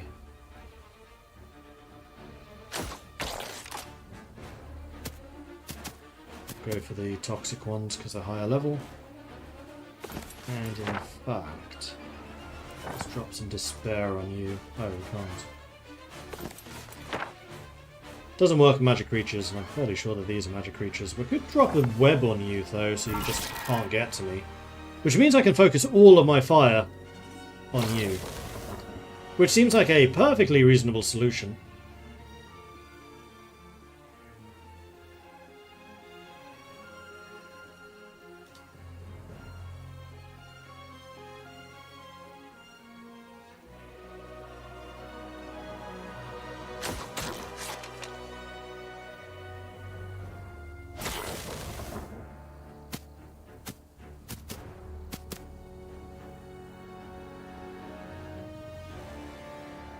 Okay, now we charge.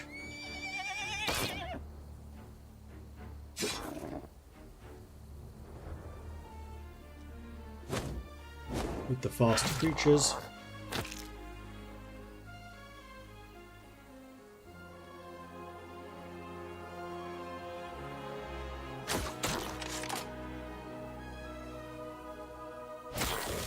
And the barrage can begin. After this, I'm fairly sure you have your speed back. Let's just pull back to the back line. Might as well go and poke him.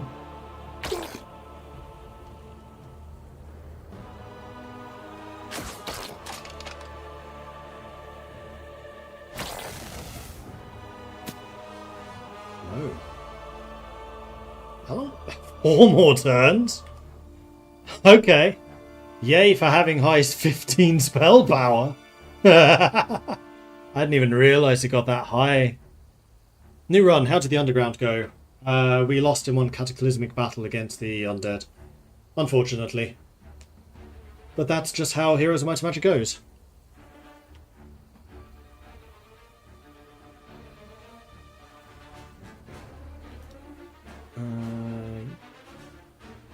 Can't reach me. No, 4 turns of slowness, so no, they definitely can't. Which seems punishing as hell. Did they kill anything? No, you definitely didn't kill 3 cavalry, so, cool. That is also considered an easy battle. I mean, if I can basically treat that like the previous fight, then yeah. 5 griffins and 3 cavalry. I don't think so.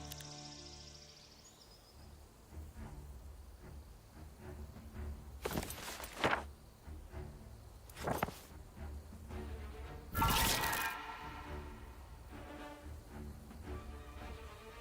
do kind of wish they were ranged. I feel like they should be, considering how slow they are. They've got a great big book of magical damage spells. They are replacing the monks, which were ranged. No, I guess she's replacing the monks. What was he What are they replacing?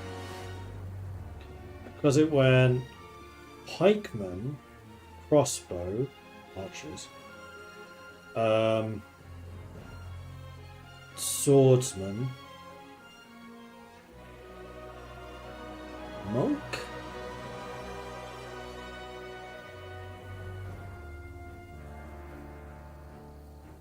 Cavalier Angel? I feel like I'm missing a unit.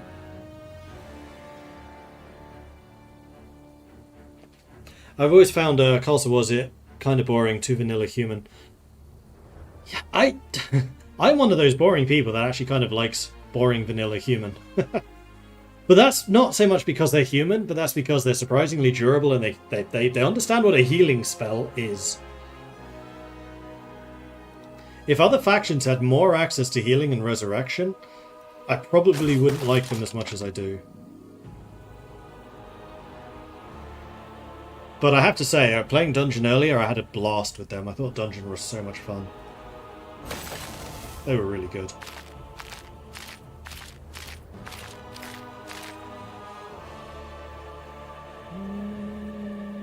Now we can charge you.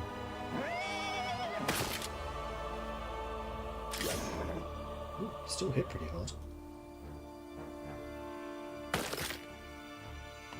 Not hard enough, however.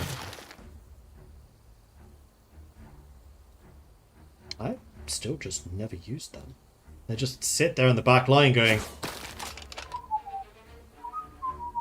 Did I continue the dungeon run in the evening stream? Yes, we lost. It was cataclysmic and catastrophic. Spearman cross Griffin. Right, I forgot the Griffin. Knight, Monk, Cavalry, Angel. So there were 7. So, Spearman, Crossbow, Griffin, Monk. Right, the Knight. So you're basically replacing the Knight, except that you're the tier 6 unit now, instead of the tier 4. I think Griffins were 5. I might have those mixed up. And then it was Cavalry, Angel.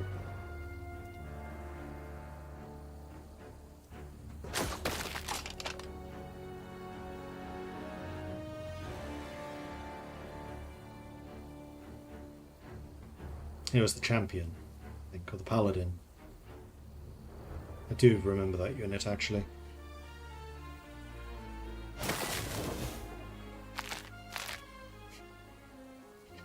This web spell is so brutal.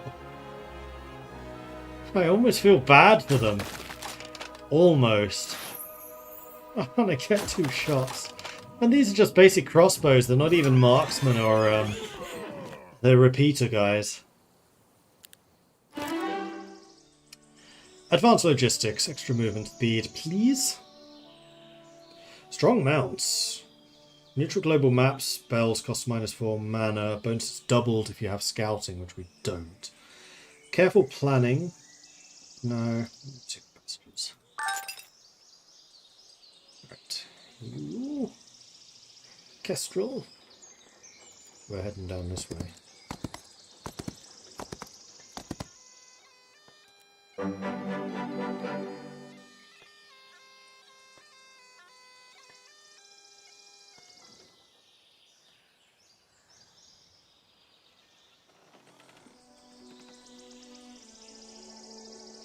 There's more to explore over on that side.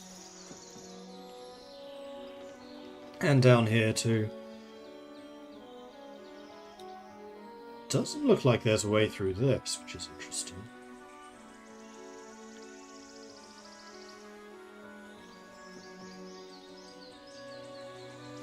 Kind of wondering if maybe I want to start building Kestrel up as a second army.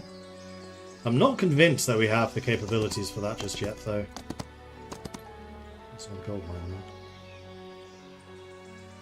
You, however, are definitely just ferrying units. And there's a decent number of units to ferry, so you may as well go ahead and do that.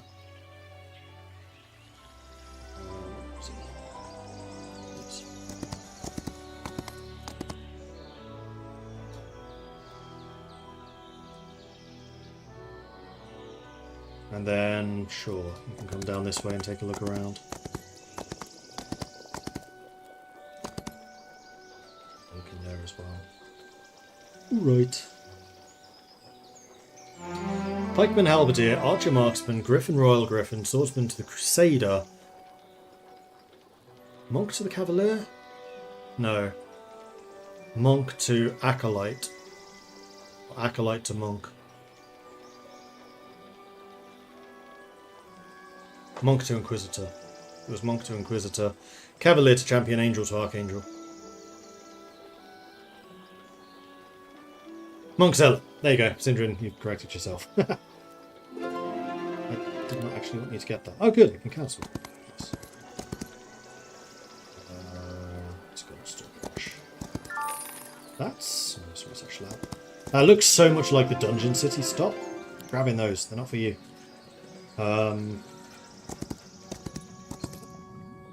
Is Mercury.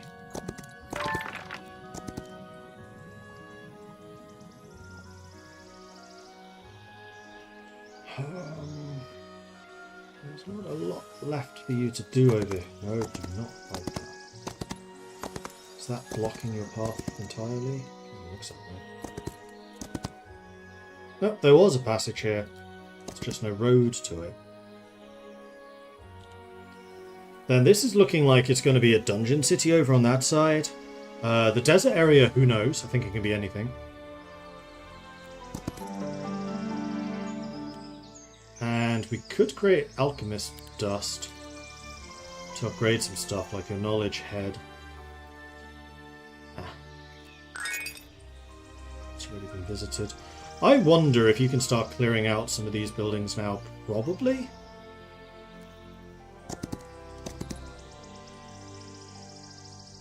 Oh, I can definitely do better than that. Tier 3, Tier 2. They look a lot more scary than they actually are.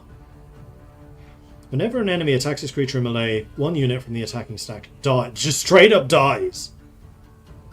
Works on creatures up to Tier 6. Holy crap. Okay. So yeah, you're gonna have to die. Also does AoE. Interesting.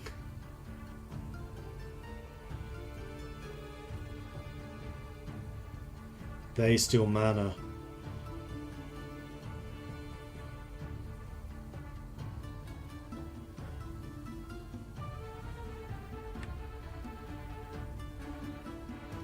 Well, I think what I need to do is slow them down while my ranged forces focus on them.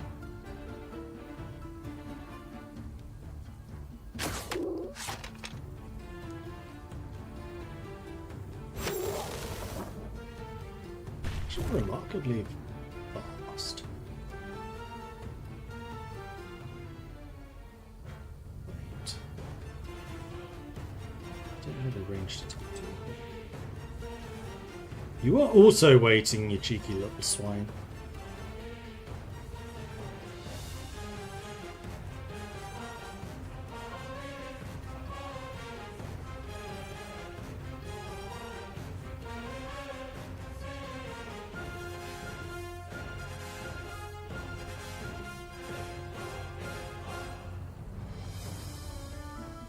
Initiative 10, your initiative 12. Okay, so the higher your initiative, the lower in the initiative band you fall if you wait.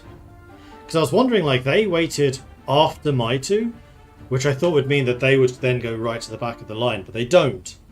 This is in order of initiative. Because these guys have 9, 10, 12. Interesting. Okay, let's see how that works. What's your initiative? It's actually quite high, considering how crazy slow you are.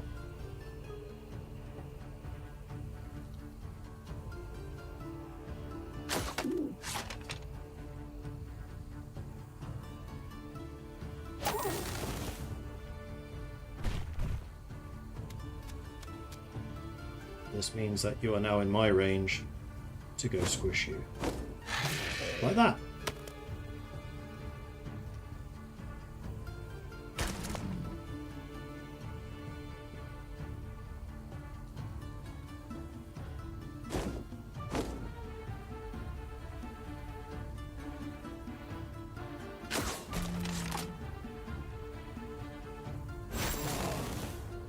Damage commence. Skip, skip, skip, skip, shoot. Shoot.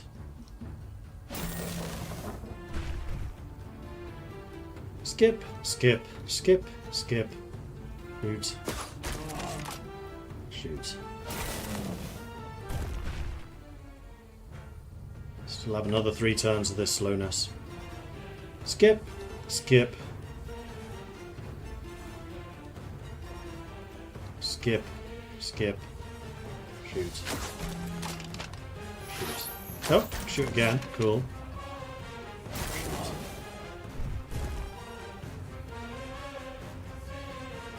Skip, skip, skip, skip, shoot. Shoot. Yay, no losses.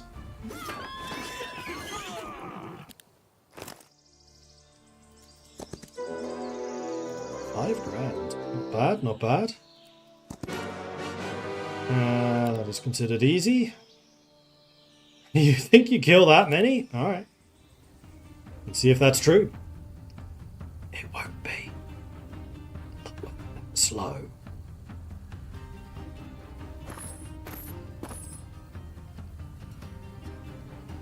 Actually, I think what I might do is move you up to here. What is your attack? Not as good as your defense.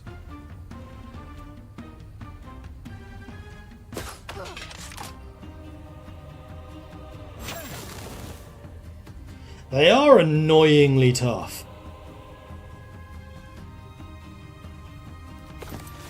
So you know what I should do? I should despair you.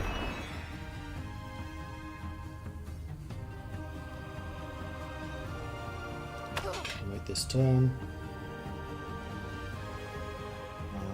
Let's keep shooting this one.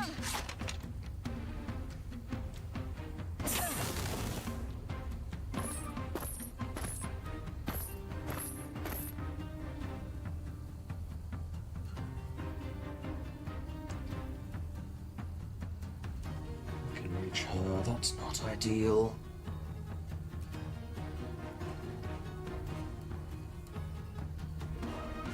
How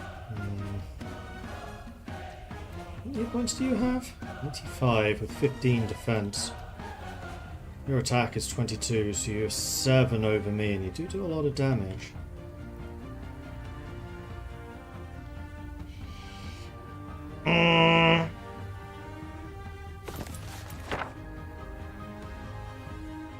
I mean, I can heal you if I absolutely have to. Let's see how this goes.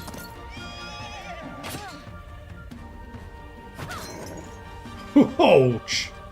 Alright, let's heal you. Oh!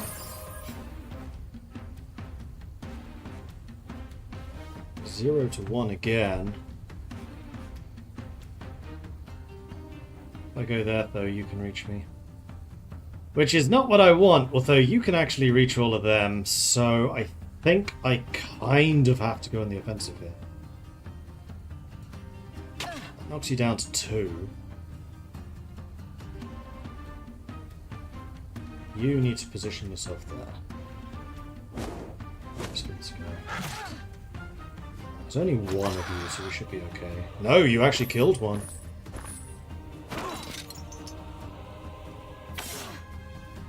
You didn't quite kill him.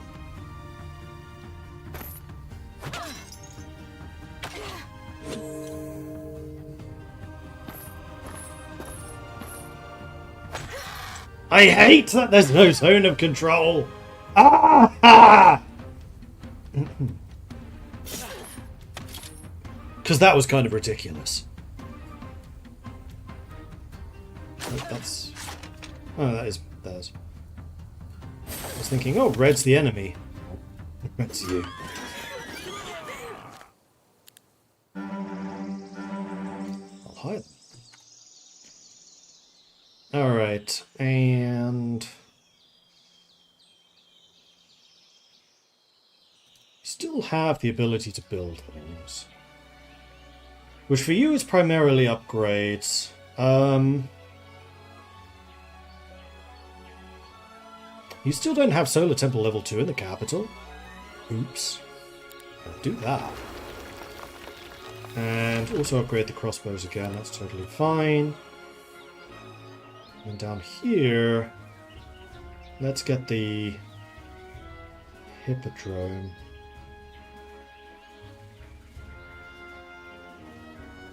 So we can get the cavalry recruiting. Or if we do Mage Guild and then Sundrop Chapel. Let's do Mage Guild and Sundrop Chapel. We seem to be relying on archers a lot more than we are close combat. There is another basilica there with another easy fight and also some gold. I'll also go for you.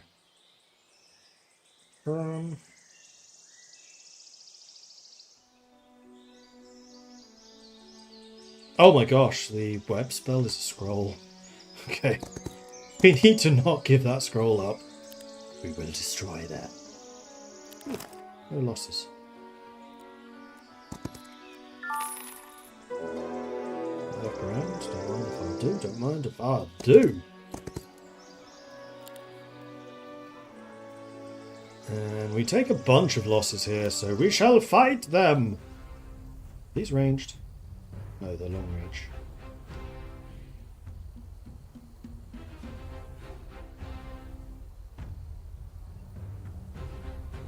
Oh. Does that have a range? Let's say it does.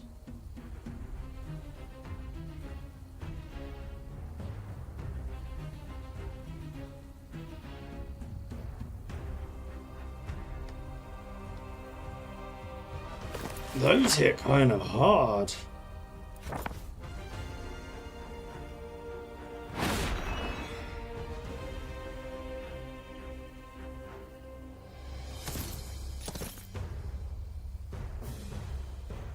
Also move really freaking far.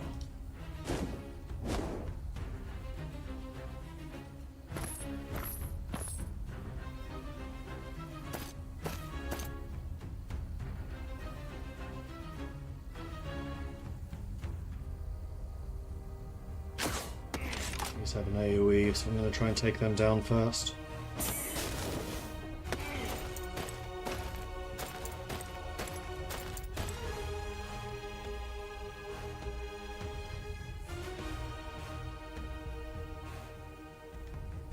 How do your special abilities work?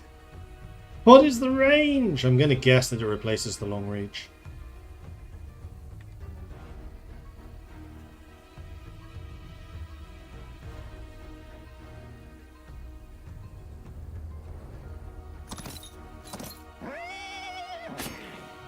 So let's go on the offensive then.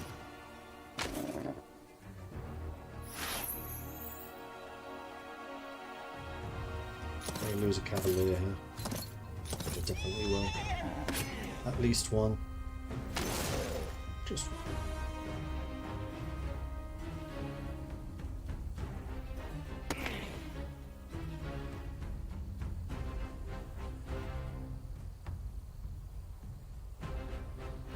No counterattacks left.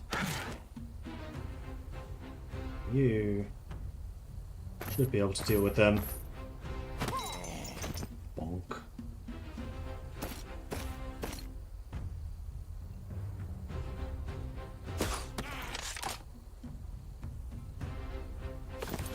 Okay. No! 4 mana left. I was hoping that I could heal my cavalier.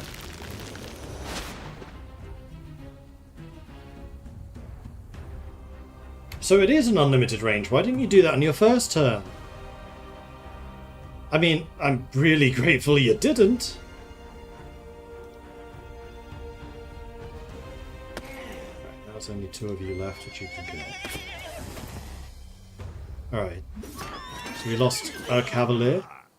That was a lot better than the prediction. Experts in logistics, yes please. Leaps and bounds. The hero recovers extra health. Or back to town. Grants a new global map spell. Teleports the hero to the nearest city they control. All remaining movement is lost.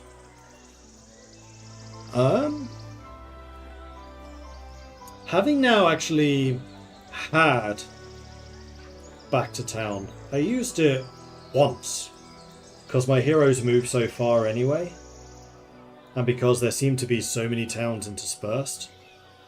And also, it actually has a range, which is 24. So I think Leaps and Bounds is just better.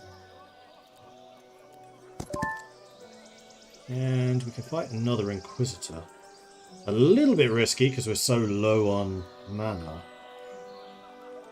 Where's the city? It's up there.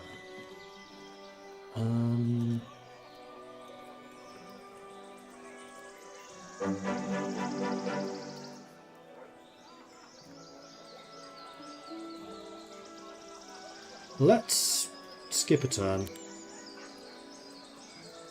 Let you get a little bit of mana back. So you can at least cast Heal now, which you can. Then we're going to go to the Threshold Basilica, because we know that there is a fight there. I am quite confident I can do it without losing 10 Griffins. Begin. And first step. So, I can either cast Despair, which just keeps on doing 180 damage for 7 rounds, but that is the only spell I can do. Or I can do Web, which will make it so one of these just can't move. But that's again all of my magic. Or I can cast Healing Water twice.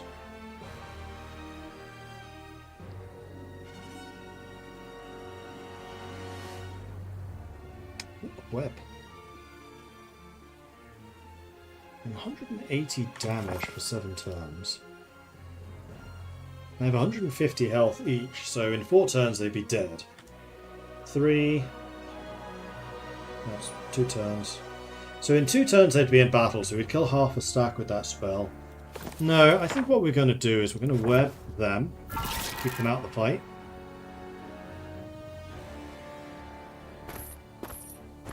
And we're just going to use our Inquisitor against their Inquisitor. I'm just going to let them wallop each other for a while.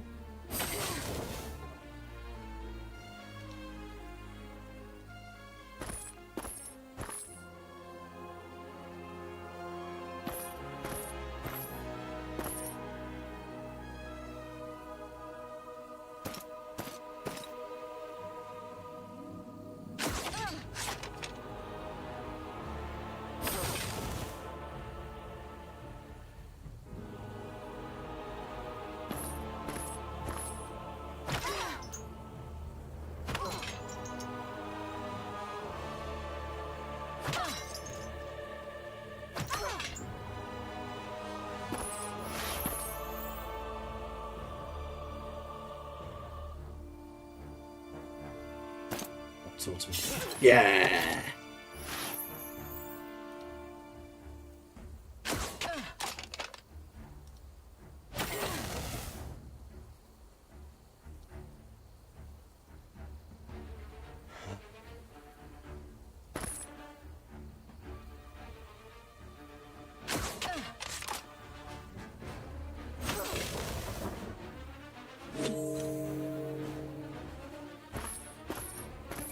Oh, you over...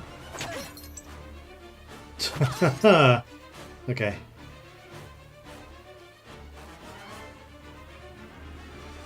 Dispels any negative effects that restrict movement. Sneaky game, sneaky. Well played. He didn't kill an Inquisitor though, that's the big thing. Can boop you with this. One of you does 19 to 23 damage. You have 85 health. You should be okay. With the counter-attack, yeah, you are. You're fine.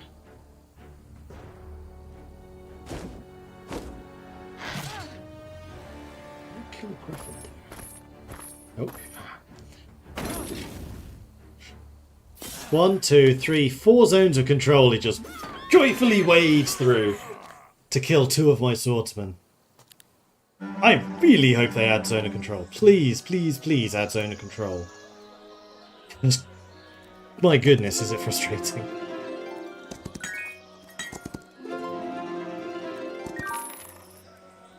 Alright, that was a decent amount of money. And we basically have 2 days before we need to head back home.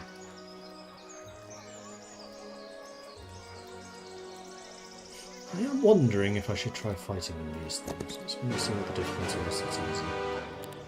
Then yeah, we can do this. 15 crossbows. Is that because these are ranged by any chance? Oh, and also we're in the middle. Let's move you there. Melee, double strike. Melee, flying. They are extremely fast, however. All of the spider creatures can reach my crossbows.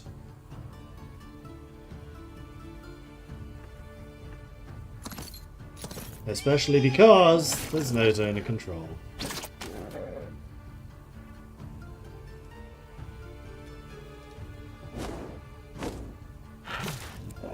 Nice.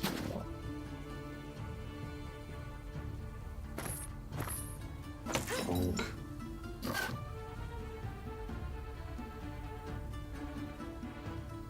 Neither of you can reach. The only one that might be able to reach is you. And of course you go right past this. Ow.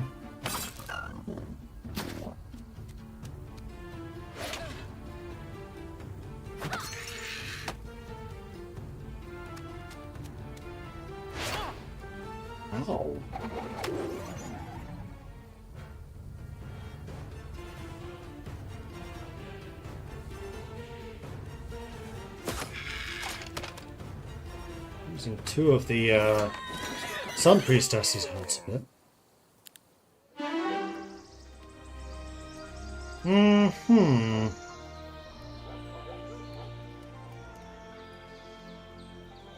I think I'm going to go with Advanced Ascension. Although so far this has done absolutely nothing. Because I haven't lost any stacks.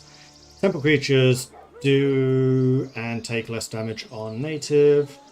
While the Ascension is active, which it never is. Grants a new ability, removes all negative effects from the target. I haven't had that come up very often, and we do very often fight in the green area, so let's take the Fields of Serenity. But yeah, we are now actually able to clear these locations out. So we should. Well, actually, you know what I should do? I should just make sure that I'm ready to go into town next turn. That's an easy battle. Ooh, random artifacts. That would actually be nice. Fully restores mana. Hello.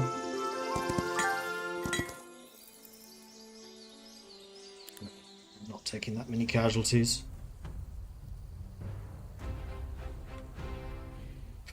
Particularly because none of you are ranged.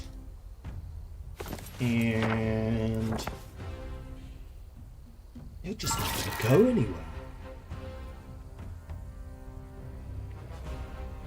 Zone of Control really isn't a hard Heroes of Might and Magic thing. The earlier games haven't used it. Yeah, I know. Doesn't mean that this one can't, though. I do think that it would make the battles tactically more interesting. Because at the moment it really is just turtle up around Archer, shoot stuff until they die.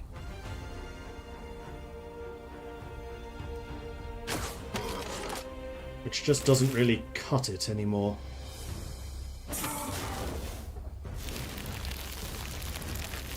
Ooh, you're a fast one.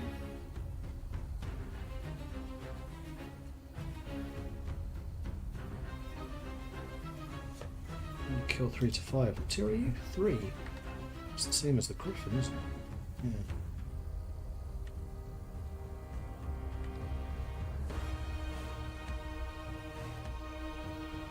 Griffins are better. Well, no, the Griffins are better because of my stat boosts.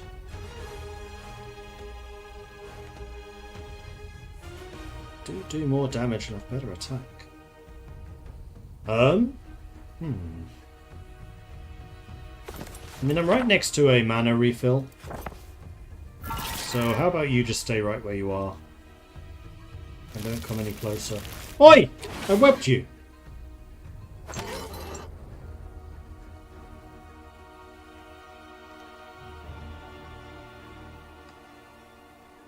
You still have movement 3 because you're so freaking fast anyway. Don't kill them like you. You can't reach. Crossbow can. Ah. Do it. Good. So that she's available to shoot.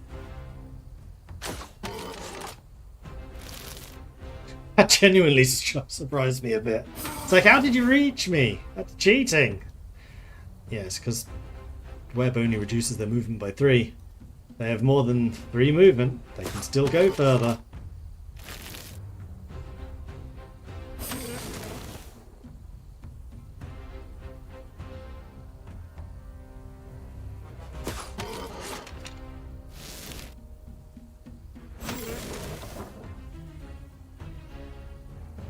Five more turns.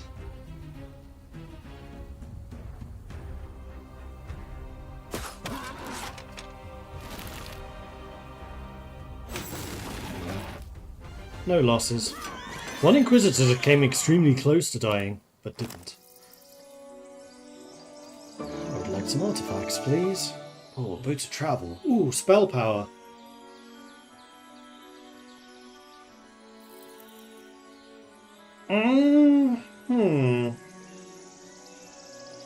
Boots of travel just means you can do more every turn, which is just so powerful. And you already have 16 spell power, which is pretty darn high. That's a crossbow unit.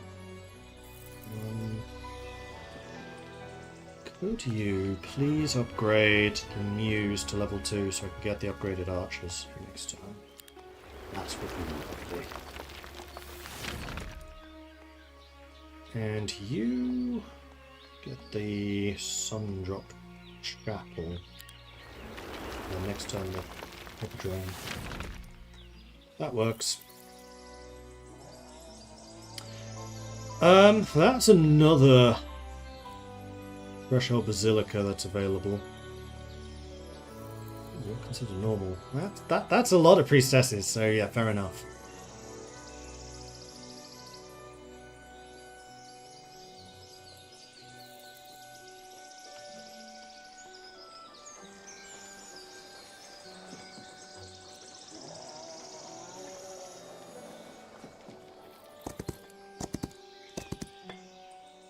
Probably gonna lose some low-level people. Yeah, 29 crossbows. I think I can do better.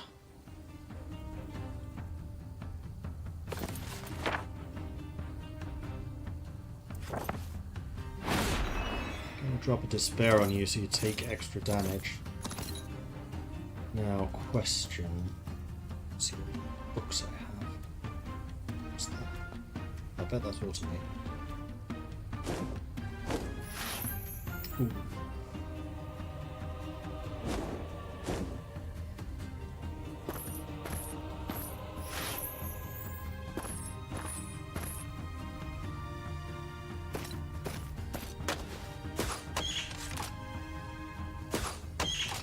Oh!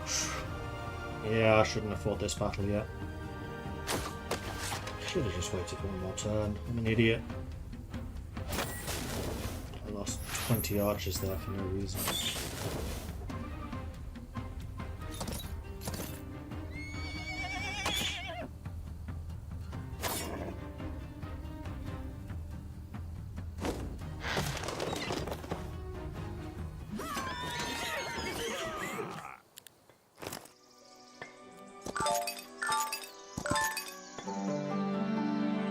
Because what I could have done there instead is got the marksman, done the early start on the marksman so that they shoot first, and then use my archers to shoot their archers.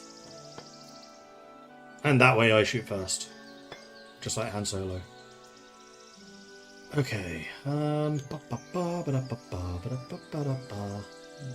doing with you. I mean, Kestrel, I may as well start picking up these chests, because that other character just ain't going to do it, because they'll just travel to somewhere else. Yes, let's start upgrading Kestrel. Advanced defense. That definitely sounds like a good choice to me. Friendly creatures' abilities deal extra damage. None of you have abilities that do damage. Ooh. That on dungeon, though, would be insane.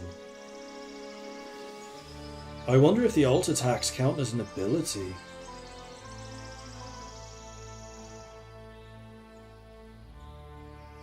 Friendly creatures' ranged and long reach attacks deal 15% extra damage on the crossbow expert.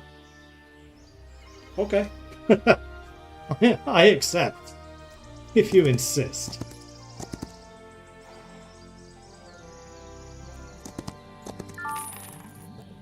These.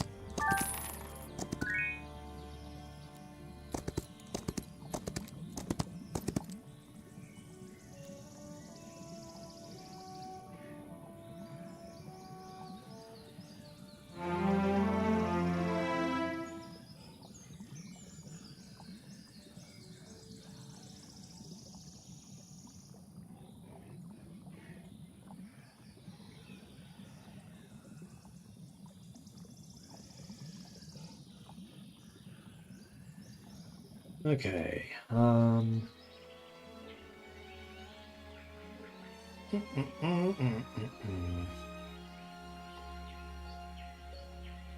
Is there anything I want you particularly to get?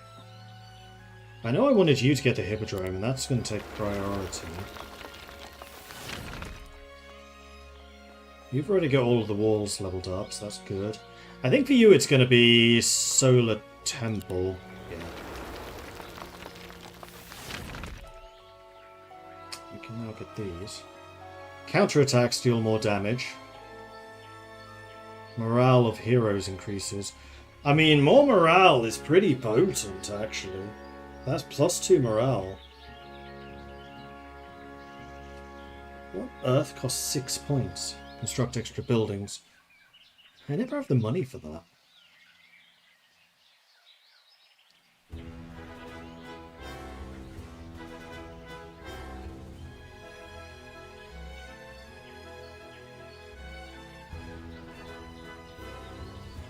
More defense on swordsmen would be pretty nice.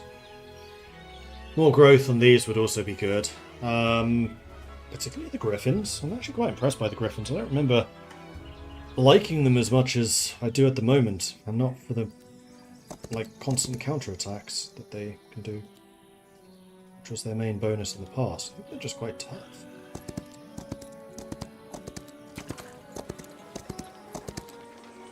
And they hit quite hard. Okay, you are grabbing these.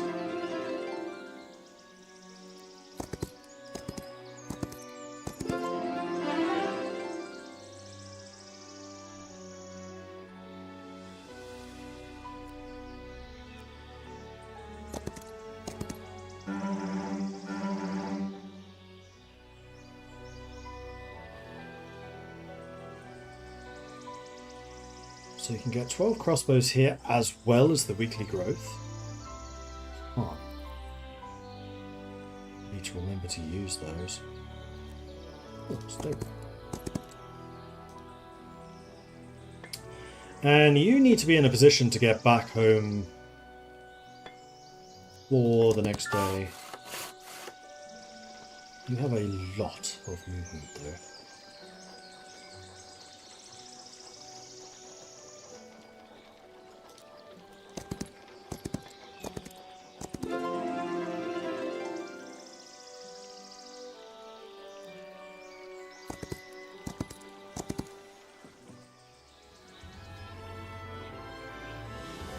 The other thing we could build here is an upgraded mage tower, mage guild. Maybe we'll do that tomorrow.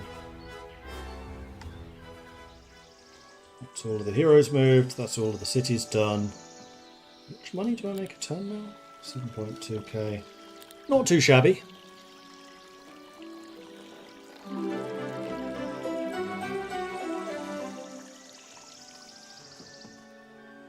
Strengthen all neutral squads in the global map. Oh dear. That's a bad one. We can upgrade the crossbows.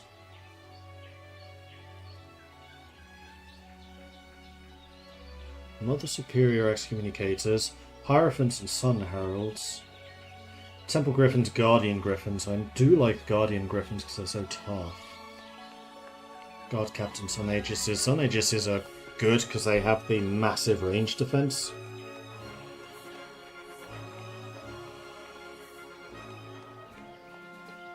Which would make my ranged characters basically impervious to ranged attack.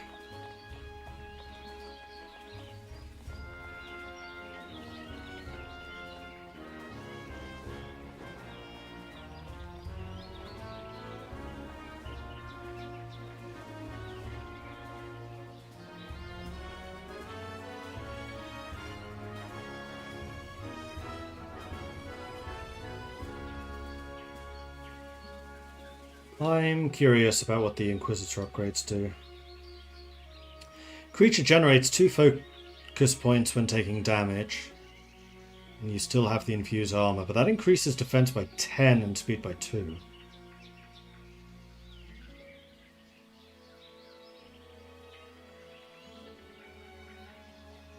Ignores 30% of the enemy's attack when struck. You have a defense of 34. Oh boy. The Excommunicator, you have Swift Penance. Deals magic damage to the target and all adjacent creatures, dispelling all positive effects. I mean, that's quite strong too. But the Mother Superior, generating more focus, blocking damage, and then also the Infuse, with 34 defense and 175 health. That's tanky. The other options are a Hierophant. Dispels all negative effects from friendly creatures and restores their hit points. Doesn't resurrect them though. Target friendly creature deals maximum damage.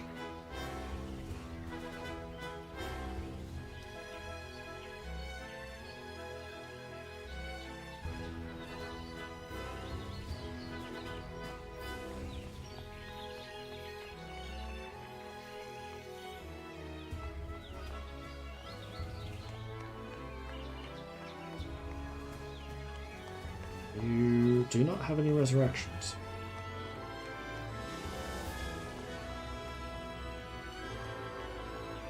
So the Hierophant does heal.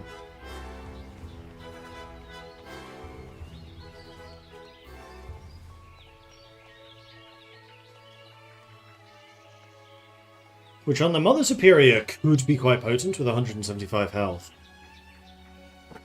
Problem is, the other units just don't have that much health. 85, 25, 35.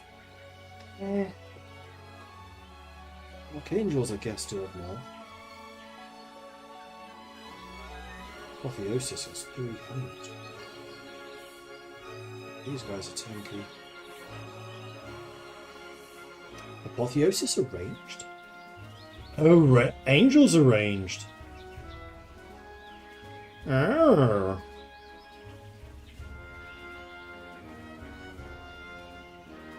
Whenever a positive effect is applied to a friendly creature, it is also applied to this creature. Sharpshooter.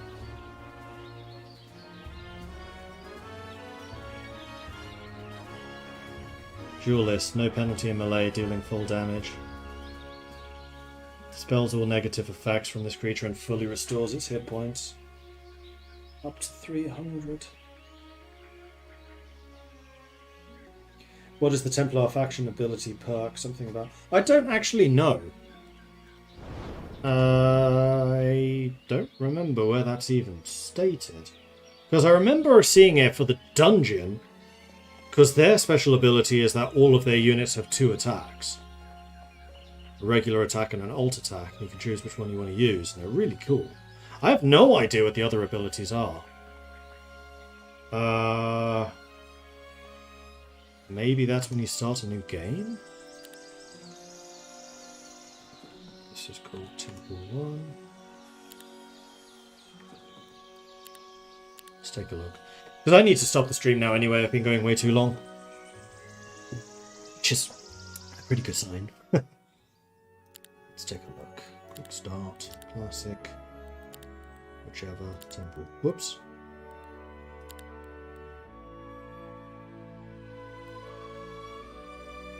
See, here it says each of their units has 2 types of attack.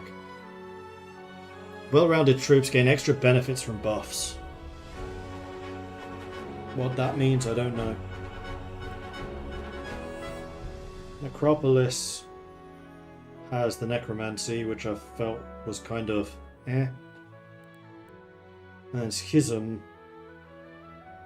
can deny abilities of magic.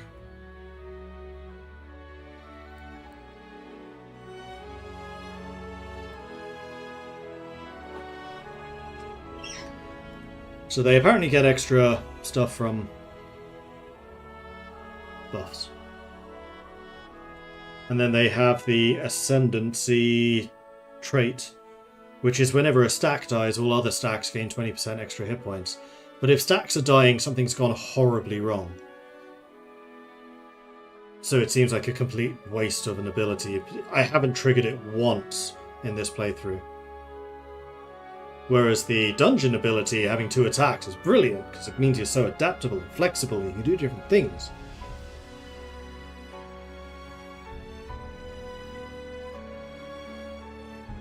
So there's definitely a couple of little balance things that need to come here and there. You can split stacks and have 1 swordsman die. Yeah. Until you get your full army of 7 different unit types, in which case you can't do that anymore.